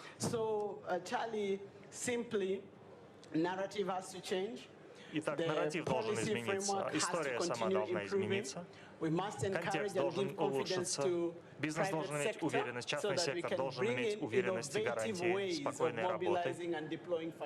Есть огромное количество различных способов мобилизации и использования финансов, включая ГЧП, но также нужно продолжать пользоваться преимуществами компетенции, наработанными компетенциями в физтехе и многим другим, что произошло за это время на африканском континенте. И также мы представляем интересы наших предприятий. Все страны, которые посещают этот форум, у них огромный портфель предпринимателей, которые смотрят которые пытаются ответить на этот вопрос, что мы заберем с этой выставки, что мы заберем с этого мероприятия домой, что мы можем сделать для развития Африки. Поэтому мы говорим не только о помощи, мы говорим о бизнесе, который обещает хороший возврат на инвестиции и обещает процветание Африки. Kenya, the ease of doing business rankings are out tonight, by the way, from the World Bank, and Kenya will be in the top 20 fastest reformers. We'll find out just how good in a few hours' time. So that was буквально через несколько часов выйдет очередной отчет по легкости ведения бизнеса. Так что очень вовремя прозвучала эта ремарка. Итак, рынки капитала, ведь государственно-частное партнерство. У вас здесь десятки государственных предприятий. Хотите ли рассказать о ГЧП-проектах?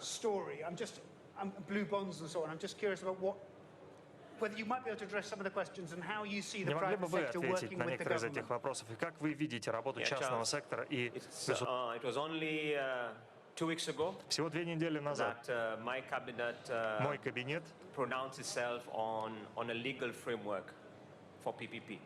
объявил о создании юридической основы ГЧП, государственно-частного партнерства. Мы не пойдем тем маршрутом, когда мы говорим о ГЧП, не имея для того законодательной базы.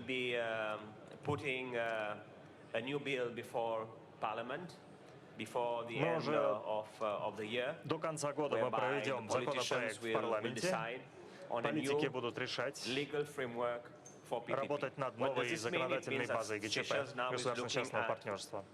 Это означает, что Сейшелы сейчас ждут возможности использовать возможность ГЧП в социальном строительстве, социальной инфраструктуры и в других сферах. Также хочу поделиться, когда мы говорим о рынках капитала, Сейшелы вышли на рынки капитала, чтобы получить первые суверенные бонды, долговые обязательства. Мы первые государства, мы первая страна в мире, кто это сделал. Мы это сделали с поддержкой Мирового банка. И полученные средства пойдут на финансирование рыбоводческих хозяйств, на другие проекты в области океанского хозяйства. Мне кажется, перед нами очень новаторский способ получить необходимое финансирование, с тем, чтобы обеспечить уровень развития, необходимый. Мой хороший друг здесь сказал, хотел бы проиллюстрировать его слова. Когда мы говорим о развитии,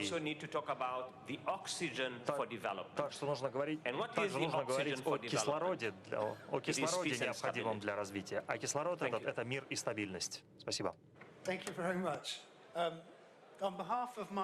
От лица моей дочери, младшей дочери, ей примерно 10 лет. Примерно год назад она пришла домой в слезах. Несколько дней приходила в слезах, плача о судьбе планеты. Она будет очень довольна, если я приеду домой и скажу ей, что правительство занимается этим вопросом.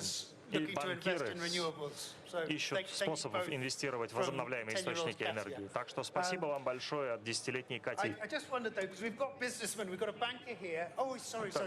У нас здесь есть, да, итак, ГЧП. Vous savez, en tant que ministre en charge des PPP, je ne peux pas laisser une telle question passer sans répondre. Итак, я хотела отвечать на вопрос про государственно-частные партнерства. Сегодня в Африке, которая меняется, все африканские страны предпринимают усилия, чтобы создать институциональные рамки для государственно-частного партнерства. Когда я рассматриваю случай Габона, то у нас есть закон, который регулирует частное государственное партнерство. У нас не только есть такой закон, у нас есть целое министерство, которое занимается вопросами ЧГП. И я лично, как министр, занимаюсь вопросами этого партнерства ГЧП.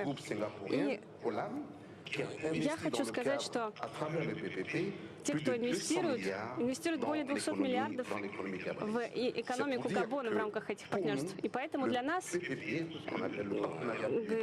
ГЧП — это такая форма сотрудничества между Африкой и остальными частями мира. И я хотел бы российским инвесторам сказать, чтобы они присоединялись к этим государственно-частным партнерствам, поскольку сейчас этот рынок может и дальше развиваться благодаря ГЧП.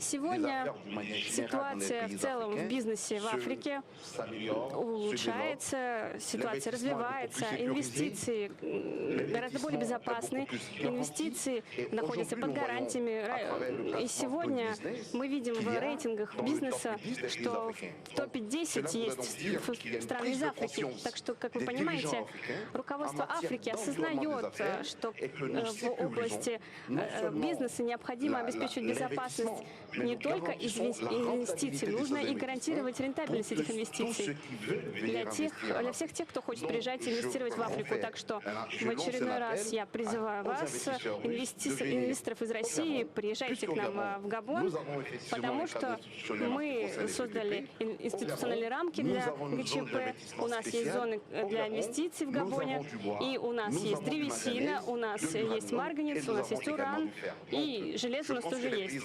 Так что я считаю, что сегодня у африканских стран гораздо больше инструментов, чтобы принимать иностранных инвесторов.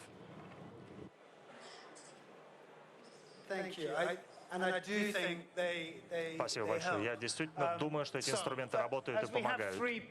Итак, у нас тут 3 представителя крупного бизнеса. Наспers когда-нибудь работал в проекте с ГЧП? Или Хала Холдинг когда-нибудь работал в ГЧП?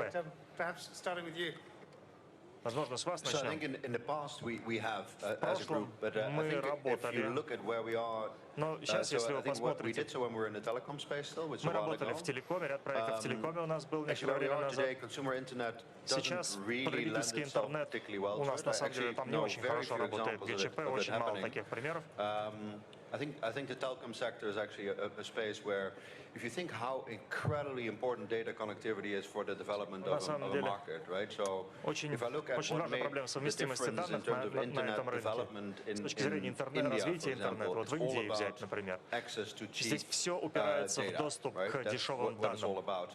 So if I would name one thing that I think is holding internet models back in Africa, it is data connectivity at a good price. Проблема совместимости данных по хорошей цене. We've seen it, right? In India, you have Jio come in, change Мы уже pricing видели completely, ряд and проектов. В internet Индии есть traffic ряд grows a проектов, factor которые of построены на 10 in a ГЧП. year. In 1 year, Они вырастают 10x. в 10 раз за год. This is so important for connecting Когда это people работает нормально. to Это the online world. очень важно, I would think поэтому that's the perfect дать возможность opportunity людям выходить to в pursue мир something like онлайн. this. Вы знаете, у нас было пару сделок несколько лет назад. У нас 5, где-то 6 лет назад. Да, это было не ГЧП. Вообще мы не очень это использовали. Мы напрямую с клиентами предпочитаем на рынке работать.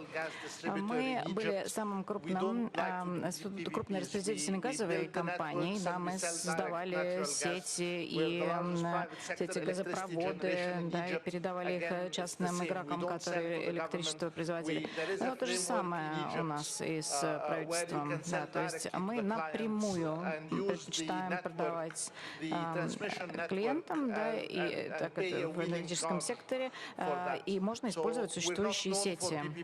Итак, мы не обладаем такой вот историей большого количества ГЧП. Нет, мы напрямую стараемся доступ к клиентам получать, не пользуемся мы как бы правительством как такой промежуточной прокладкой, только если правительство покупает у нас и затем перепродает другим клиентам. Вы знаете, ГЧП — это естественный такой путь для Африки. Если мы посмотрим на то, как африканские правительства развивались и отходили от стран, которые когда-то получили независимость после вот этого колониального прошлого, да, потом они приобретали все больше видов ответственности и далее стали заниматься развитием инфраструктуры. И Гана, например, мы на самом деле много у нас проектов ГЧП, и частный сектор, он работает как бы под гарантией правительства. Мы как банк в прошлом, 3-4 года назад, например, у нас было 3 крупных проекта ГЧП.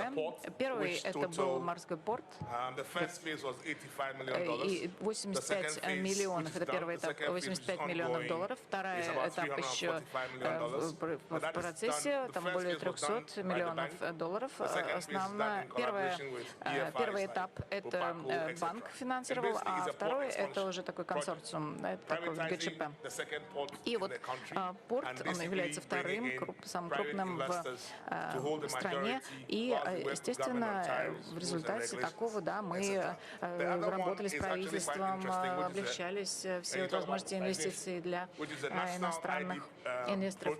И далее цифровизация, например. У нас есть очень большой проект, и это касается таких электронных как бы идентификационных карт. Да, и вот этот весь проект, он 87 миллионов долларов. Занимается этим частная компания. У нее лицензия на выпуск вот таких документов, но при этом основная как бы роль, регулирующая роль принадлежит правительству, а в результате такого ГЧП генерируются и выпускаются карты, потом генерируются доходы. Это 1,2 миллиарда долларов. Да? И эта частная компания, она определенный процент платит вот регулирующему агентству. Да? То есть в данном случае мы видим, что с одной стороны выпускаются эти карты, и это такая услуга государственная, но при этом и деньги зарабатываются. Скажите, а вот эти ГЧП-проекты, вы на всех, везде у вас получается деньги зарабатывать, прибыль? Но вы знаете, у банка есть и социальная ответственность. Да, ну, в принципе, мы банк, поэтому, да, безусловно, маржа определенная должна быть. Хорошо, мы с вами начали на 15 минут позже, но я понимаю, что нужно закончить, вряд ли кто-то там мечтает, чтобы дольше вот эта сессия продолжалась или там, короче она была. Давайте, может быть, вопросы у нас еще, давайте несколько мы можем выслушать. Микрофон, посмотрите, вот сюда нам нужен. Посмотрите, на третьем ряду, господин в очках, будьте добры. Микрофон. На самом деле... вижу, да, уже идет. Пожалуйста, вот здесь, вот здесь. Отлично, спасибо. Большое спасибо. Я из Сьерра-Леоне. Вы упоминали Сьерра-Леоне несколько раз, но среди панелистов нет нашего представителя. И я хотел бы поблагодарить всех панелистов из африканских стран. И хочу поблагодарить всех тех, кто занимается бизнесом по всему континенту, и которые представляют не только вот частный сектор, да, у нас здесь миллиардер из Египта присутствуют, самые разные участники. В нашей стране очень многое было проделано, да, ну, конечно, стабильность, да, ну, вот, как мы уже слышали от представителя Руанды, да, очень важные усилия, правительство, мир должен быть. У нас уже 18 лет все спокойно, да, правительства сменяют друг друга, все это на основе выборов, и, да, ГЧП рассматривается как механизм, и мы слышали, что Гана также на этом пути, да, для нас человеческий капитал — это очень важную роль играет, да, и высокого качества образования. Мы понимаем важность этого. И мы занимаемся, на самом деле, не только горнодобывающей отраслью, у нас развивается и сельское хозяйство, развиваемый сектор услуг и так далее. И если говорить об отчете Doing Business Всемирного банка, ну, да, какие-то у нас позиции улучшаются, да, многие страны создают такое единое агентство по принципу одного окна для открытия бизнеса. А теперь у меня вопрос нашим российским потенциальным партнерам. А что вот вы бы хотели? Что вам нужно для того, чтобы вы захотели приехать в Россию? У нас нет среди панелистов представителей России, но, может быть, вот те, кто слушают нас, скажите, пожалуйста, вот что нам в Африке нужно больше сделать, обеспечить, чтобы вы захотели инвестировать в Африку? Такие небольшие страны, например, как Сьерра-Леоне в Западной Африке, да, но у нас очень сильные региональные ассоциации. И вот, например, Гвинея, Сьерра-Леоне, Кот-д'Ивуар, Либерия — это мощный такой союз. Вы можете инвестировать вот так вот с региональным прицелом. Да, Сьерра-Леоне — это одна из этих стран, так что инвестировать можно не только в страну, но и в регион, где несколько стран. Ну и так вот Нигерия, там, в Южной Африке так и было. Скажите, насколько Россия заинтересована, например, в нашем регионе, в Западной Африке? Да, мы знаем, что на Востоке много происходит, на Севере, в Египте мы знаем, но не так активно инвестируют в Западную Африку. Ну, в Гане, может быть, немного. Да, вот, есть ли у нас какие-то российские представители? Да, может быть, вы могли бы нам сказать несколько слов, потому что действительно это было бы очень интересно. Спасибо. Так, давайте еще два вопроса. Вот посмотрите, рука у нас, да, вот так. Видите, с каким энтузиазмом он ждет. Здравствуйте, меня зовут Майкл. Я из цифровой компании. Мы работаем в Кении, и я больше чем 3 года живу уже в Кении. Сейчас мы уже вот с июня прибыль получаем. И мне на самом деле очень нравится вот этот регион Африки, да, очень там здорово. Мой вопрос следующий. Скажите, вот каждый раз, когда я разговариваю с российскими инвесторами, и мы им рассказываем, да, смотрите, но они сразу говорят: ой, нет, какая Африка? Африка очень рискованно. Нет, давайте лучше про Казахстан или еще про что-то говорим. Потому что, может быть, вы знаете, Корней Чуковский в свое время написал такой стишок: «Не ходите, детки, в Африку гулять».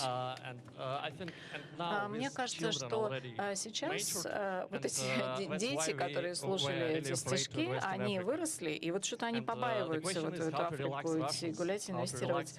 Скажите, а как вот рассказать все-таки российским инвесторам, что там все хорошо? Да? Вот как убедить банки крупные? Я, честно говоря, не знаю, кому даже адресовать этот вопрос. Ну вот я обязательно хотела его задать.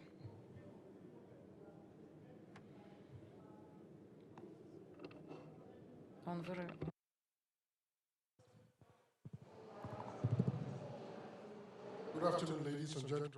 Добрый день, дамы и господа. Я не буду... Я напрямую скажу. Вы знаете, Китай инвестирует очень активно в Африку. Скажите, а Африка сколько предлагает? Россия сколько предлагает Африке? Вот в Нигерии 40 миллиардов проектов уже, это строительство жилья и так далее. Это Китай, да? Мы знаем эти цифры. Скажите, а у России есть инвестиции? Да? Давайте, где эти деньги? Расскажите нам, где нам найти этих инвесторов и сколько они готовы проинвестировать?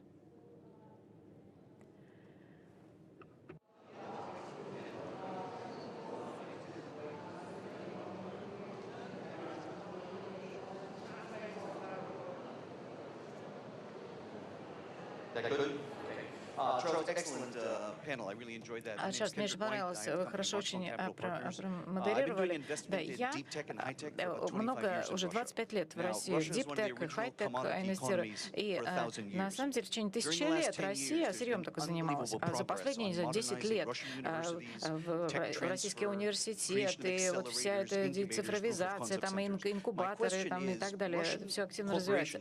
Скажите, пожалуйста, вот теперь уже корпорации мощные, и даже в горнодобывающей отрасли, они уже используют это, да, они вот эту вот модернизацию и так далее. Скажите, а есть какой-то уже опыт работы африканских компаний или же каких-то организаций с российскими университетами? Потому что вот это накопленные знания потрясающие. Спасибо большое. Да, я вот хотела бы несколько аспектов прокомментировать, что китайцы, в Китае, вы знаете, огромные средства на депозиты. Да, вы знаете, больше даже, чем в Саудовской Аравии. Да, и у них 3%, а в 90-е годы Россия потеряла все свои вот эти депозитные счета, и поэтому очень сложно, не могут такие же кредиты под такие же ставки предлагаться здесь. И еще вот, что хотели бы российские компании увидеть? Но вы знаете, Сьерра-Леоне, да, это очень интересная страна. В принципе, диспут, да, есть определенный, да. Мы знаем, что правительство прекратило действие контракта компании, инвестора, который инвестировал в горнодобывающую отрасль. И Сьерра-Леоне совершенно правильно приняла такое решение. Да, это какая-то канадская компания дала. Но вы знаете, в целом вот все эти слухи, информация, они как бы не способствуют вот стабильности, так что это очень важно. Но вот я на этом все. Давайте, кто хочет ответить?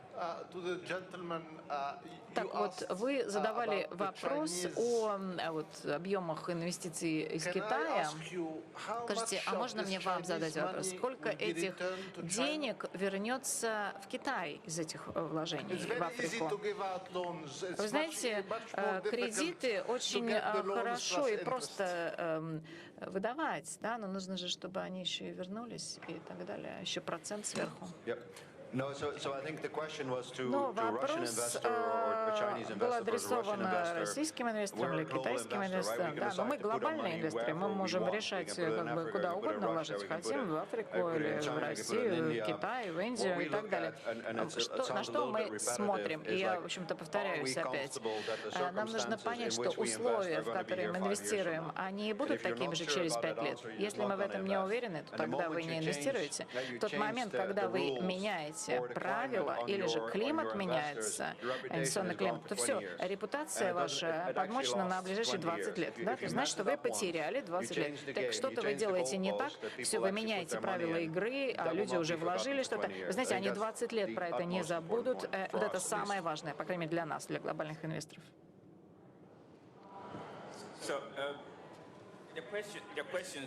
Вопрос был, на самом вопросы были схожими.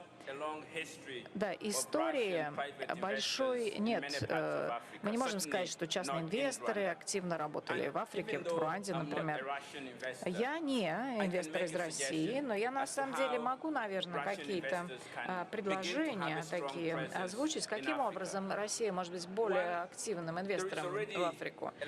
Например, уже очень много африканских успешных предпринимателей. И в Руанде, в том числе, как я уже говорил ранее, более 52% всех новых инвестиций, они именно поступают от руандийских предприниматели, они развивают свои компании. И для России важно выявить, найти именно таких успешных предпринимателей и с ними вступить в партнерские отношения. Потому что действительно самый такой один из важных вопросов — это стоимость финансирования, то, что необходимо немедленно получить доступ для того, чтобы ускоренно развивать какой-то успешный бизнес, и затем его масштабировать. То есть это вот четкая модель, которая ведет к успеху. Да? Мы вступаем в партнерские отношения, далее мы выявляем возможности роста и дальше ускоряемся. Далее, что еще важно? Есть ряд областей, где уже российские предприниматели хорошо себя зарекомендовали. Это там перерабатывающая отрасль, наука, развитие, НИОКР. И мы в Африке, мы можем ожидать развития партнерских отношений с Россией в этом. Да? И то есть мы можем как раз вот все то, что накопила Россия, мы можем как-то получать это через совместные усилия, потому что Африка нуждается в этом.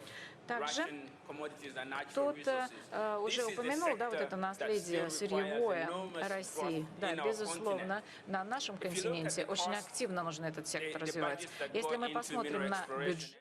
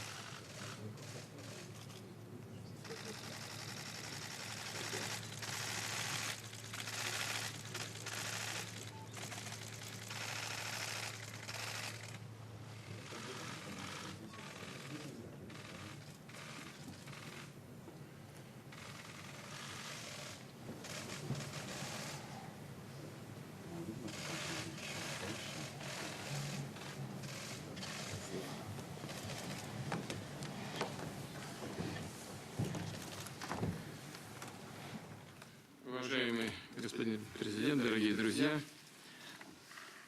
очень рад нашей встрече. Но вначале хотел бы выразить соболезнования в связи с гибелью людей в дорожно-транспортном происшествии у вас в стране и в самолетном, в аварии с самолетом, в катастрофе авиационной. Это всегда тяжелые события. Если начать с наших отношений, то сразу хочу сказать, что рассматриваем Демократическую Республику Конго в качестве одного из наиболее перспективных партнеров в Африке, на африканском континенте, со значительным потенциалом в торговой и инвестиционной сфере. И мы знаем, что потенциал этот связан и с большим количеством природных ресурсов и с возможностями граждан вашей страны. Российско-конголезское сотрудничество носит конструктивный, взаимоуважительный характер. Уже в первые месяцы независимости вашей республики в 1960 году Советский Союз оказал существенную помощь правительству премьер-министра Патриса Лумумбы. Это абсолютно легендарный человек, легендарный борец за освобождение африканских народов от колониализма. В нашей стране он был очень известен, пользовался огромной популярностью и поддержкой среди населения Советского Союза. В следующем году мы отметим 60-ю годовщину установления дипломатических отношений. Тем не менее, наша сегодняшняя встреча – это первый контакт между нашими странами на высшем уровне. Я убежден, что ваш визит, уважаемый господин президент, в Россию будет способствовать активизации взаимных связей, причем по всем направлениям. В абсолютных величинах у нас товарооборот пока небольшой, но по итогам 2018 года его объем увеличился на 45%. Значительные перспективы видим в горно-рудной отрасли, рассчитываем на поддержку наших компаний, которые заинтересованы работать в вашей стране. Мы готовы трудиться и в других сферах. Это транспортное машиностроение, это инфраструктура. Ну, надеюсь, мы сегодня об этом подробнее сейчас поговорим. Я хочу вас поблагодарить за то, что вы сегодня приехали в Сочи.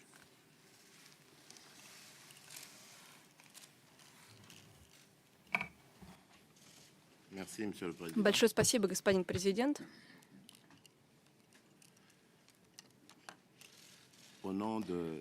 От имени делегации, которая меня сопровождает, состоит она из многих министров моего правительства, а также экспертов нашего кабинета и советников. Я бы хотел поблагодарить вас за очень теплый прием, который был нам оказан. Он настолько теплый, что мы очень рады тем условиям, в которых проживаем здесь. Большое спасибо от всего сердца за ту честь, которую вы нам оказываете. Я также хотел бы вас поблагодарить, вас лично, поскольку я знаю, что через ваших послов вы были первым человеком, первый лидер, мировой лидер, который поздравил меня со вступлением в должность. И это подтверждение того, что, как вы говорите, вы были с нами в первые часы нашей независимости. И это подтверждение того, что вы всегда будете поддерживать нас. И вы знаете, что в нашей стране получился первый такой переход в плане выборов. Большое спасибо за ваши усилия на площадке ООН. Каждый раз, когда рассматриваются вопросы в Совете Безопасности, Россия всегда поддерживает официальную позицию нашей страны. И мы хотели бы, чтобы такая практика продолжалась. Именно поэтому мы приехали сюда, в Россию, потому что мы хотели бы подчеркнуть отношения между нашими странами. Вы говорили об инвестициях. которые должны увеличиваться. Мы приехали в Россию, чтобы еще больше заинтересовать вашу страну, вместе с нами принимать дополнительные усилия с тем, чтобы развивать нашу страну. Наша программа нацелена в первую очередь на конголезского человека. И мы хотим, чтобы такой человек мог почувствовать некий прогресс, некую эволюцию, потому что человек — это также и инструмент, с помощью которого осуществляется развитие. Если мы не учитываем человека, то тогда ничего не получится. И в первую очередь мы должны подумать о его здоровье, о его образовании и о его трудоустройстве, поскольку он должен вносить вклад в приумножение наших богатств. И в рамках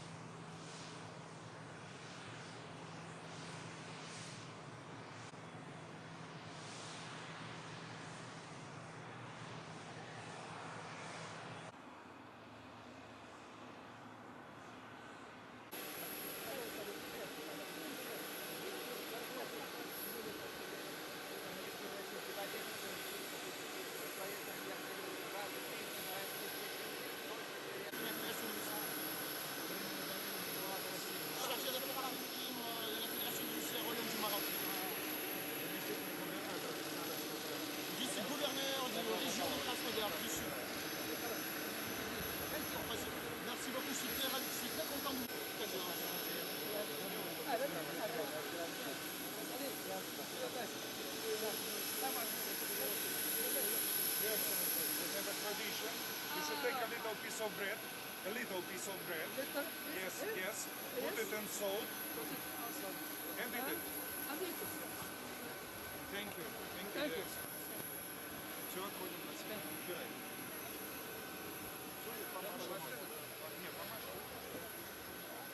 Please, your excellency. Он так радовал. Переводчик молодец.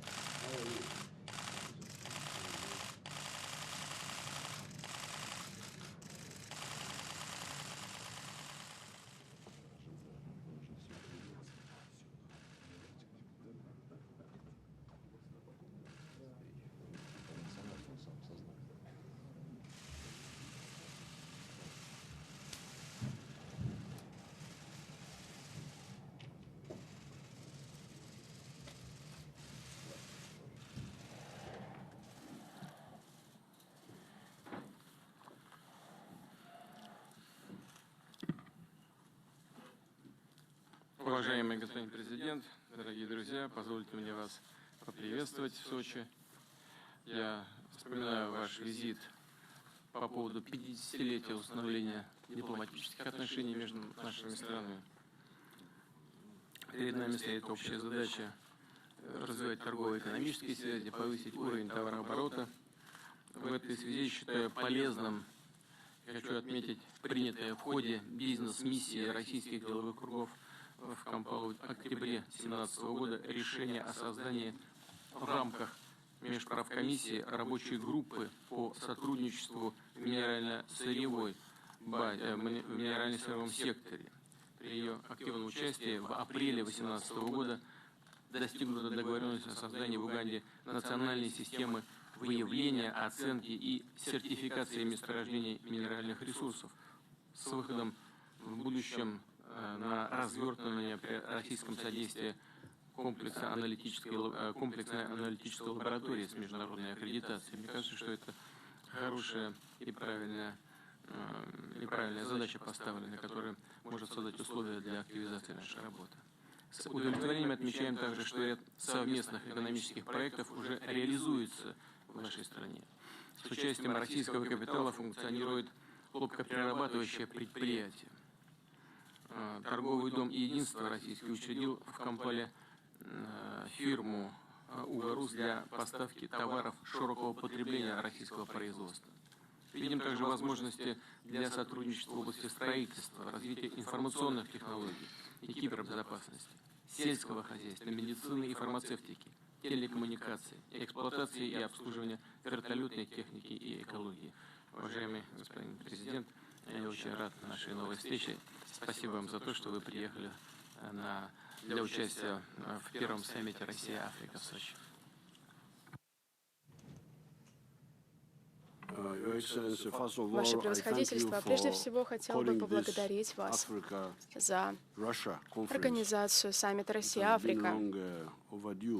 Давно уже пора было созвать подобный саммит. И у России есть такие форматы с Индией, с Китаем, с Японией, с Турцией. Тем не менее, мы боремся за свободу, и именно Россия и Китай поддержали нас в нашей борьбе за свободу. Именно благодаря этому мы сейчас встречаемся с вами здесь, в формате Россия-Африка. И это очень хорошее начало процесса. Все идет успешно. И хотел бы предложить в ходе нашей сегодняшней встречи несколько обсудить сфер, которые мы могли бы рассмотреть. Это оборона, безопасность. Мы по этим сферам очень успешно сотрудничаем.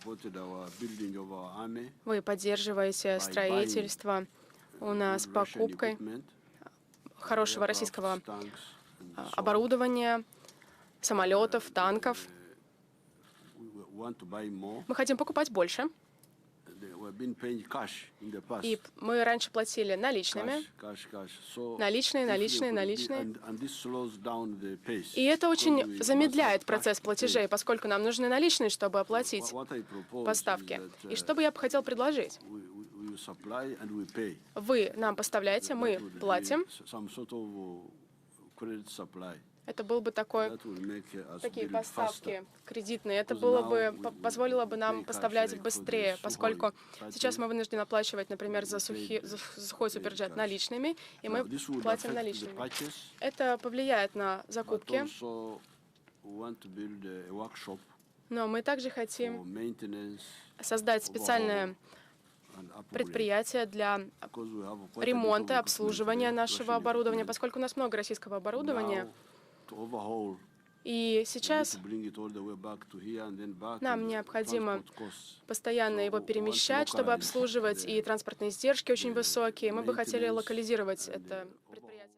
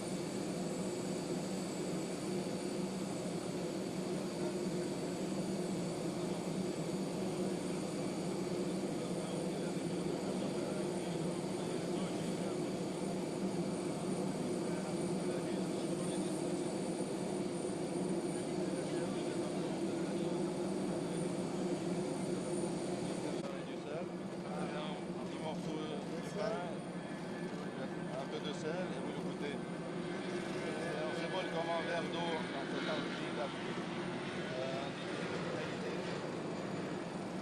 Merci beaucoup. Bienvenue en Russie officiellement. Merci.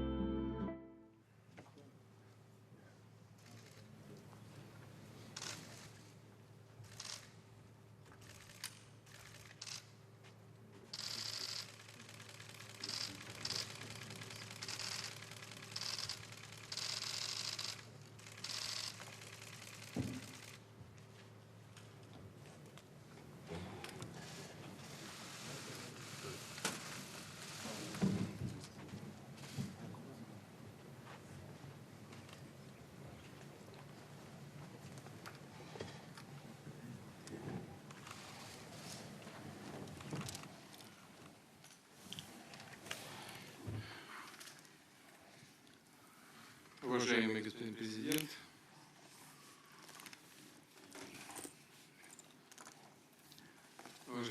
президент, коллеги, друзья, в следующем году мы будем отмечать юбилей 60-летия провозглашения независимости Нигерии и установления дипломатических отношений между нашими странами.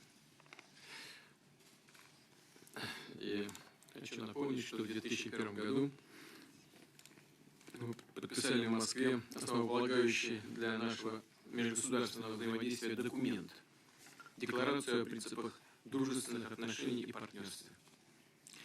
Я хочу вас поблагодарить, уважаемый господин президент, что вы принимаете участие в первом саммите Россия-Африка.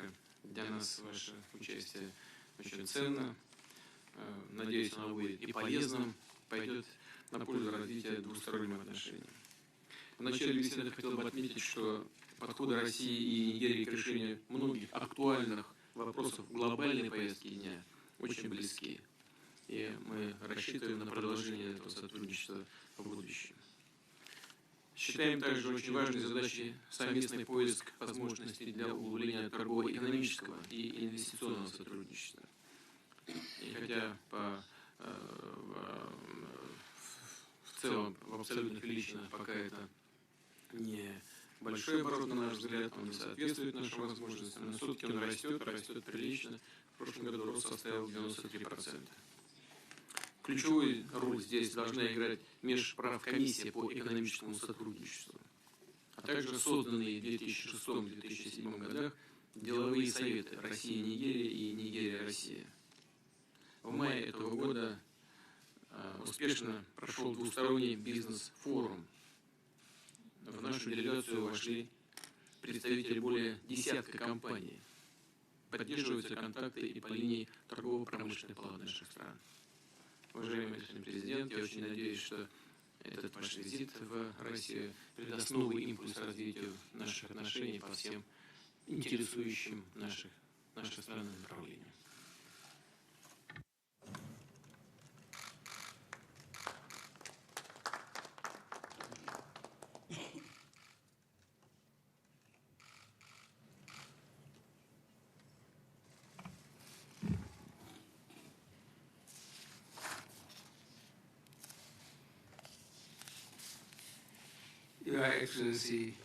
Ваше превосходительство,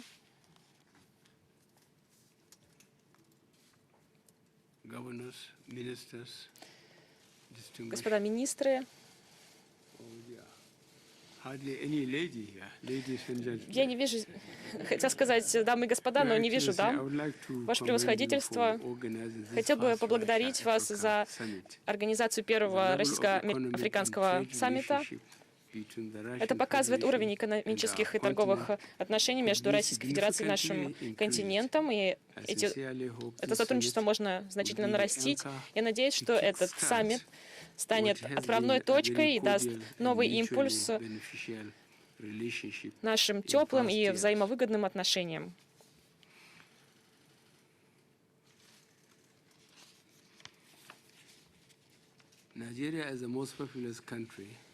Нигерия — это густонаселенная страна и самая большая экономика в Африке. У нас есть люди, у нас есть ресурсы и рынок. Все это позволяет нам быть успешными. Кроме того, у нас есть потенциал, мощности для использования таких ресурсов во имя мира и процветания не только для наших граждан, но и всего региона. Благодаря поддержке наших друзей и союзников, таких как Российская Федерация, мы в значительной мере сократили деятельность террористов из Боко-Харам. Мы направляем значительное количество средств из бюджета на развитие инфраструктуры и образования, чтобы осуществлять существующие цели и думать о будущем. Как вы понимаете, Нигерия скоро станет третьей наиболее населенной страной к 2050 году, поэтому необходимо работать над тем, чтобы заботиться о таком большом населении. И для этого нам нужны партнеры.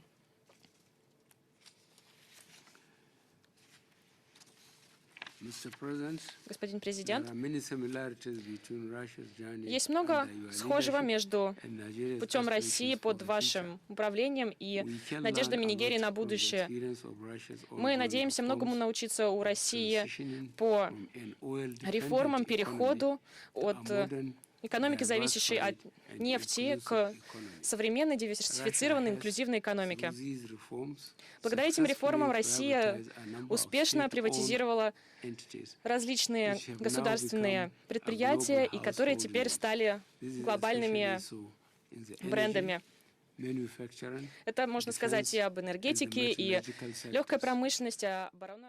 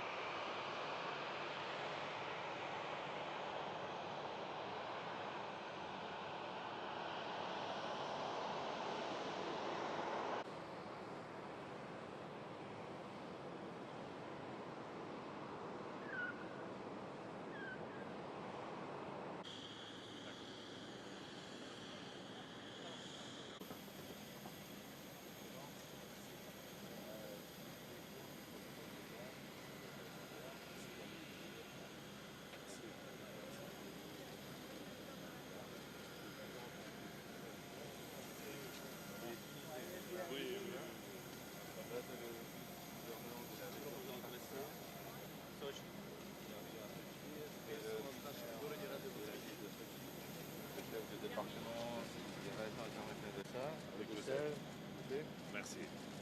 C'est une procédure très bien connue. Cette fois, activiste, on l'a vu ensemble. Oui, oui. Ouais, ouais, tout à fait. Bienvenue en Russie. Merci beaucoup. Cette fois, officiellement.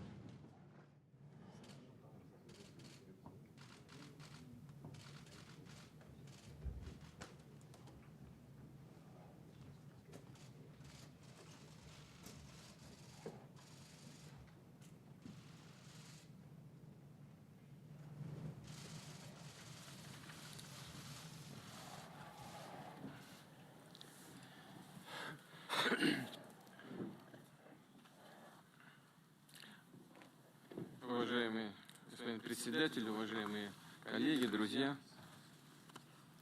Позвольте всех вас поприветствовать в России. Хочу поблагодарить за то, что вы приняли решение приехать на саммит в Сочи. И в самом начале нашей беседы хотел бы отметить, что Судан, безусловно, относится к числу наших давних, надежных партнеров, и мы это ценим. Знаю, что сейчас у вас проходят важнейшие внутриполитические процессы, рассматриваем подписание Конституционной декларации, а также формирование Верховного Совета и создание переходного правительства в качестве первых шагов, призванных вывести страну на траекторию устойчивого развития.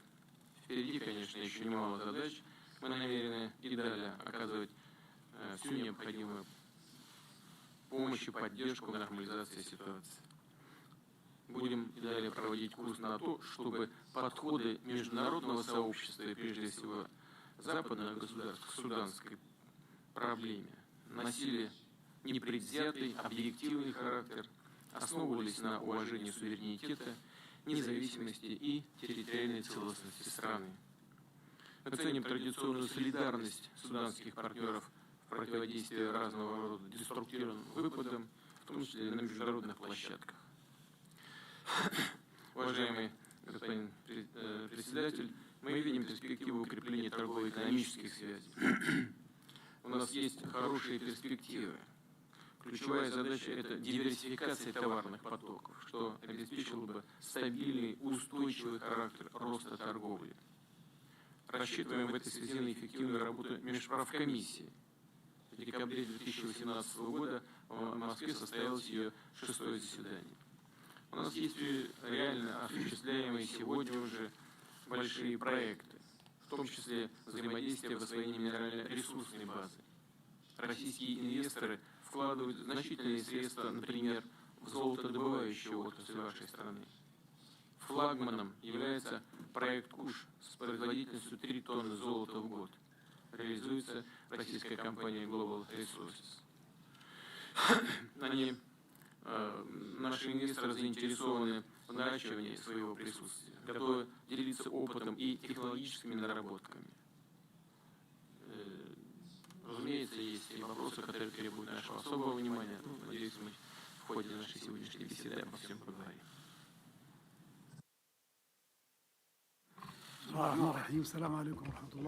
Мир во милости, благословения Всевышнего Аллаха, уважаемый господин президент.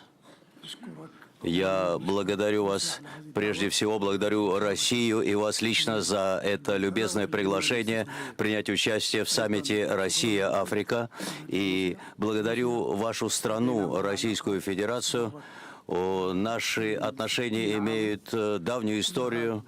60 лет назад они стали развиваться, и мы всегда поддерживали Судан, всегда стояли на стороне Судана. И мы знаем всегда, что Россия стоит вместе с теми странами, которые борются за свои права, за справедливость. И мы хотели бы сообщить вам, что те перемены, которые произошли в Судане, они носят позитивный характер. И они сейчас идут успешно и позитивно.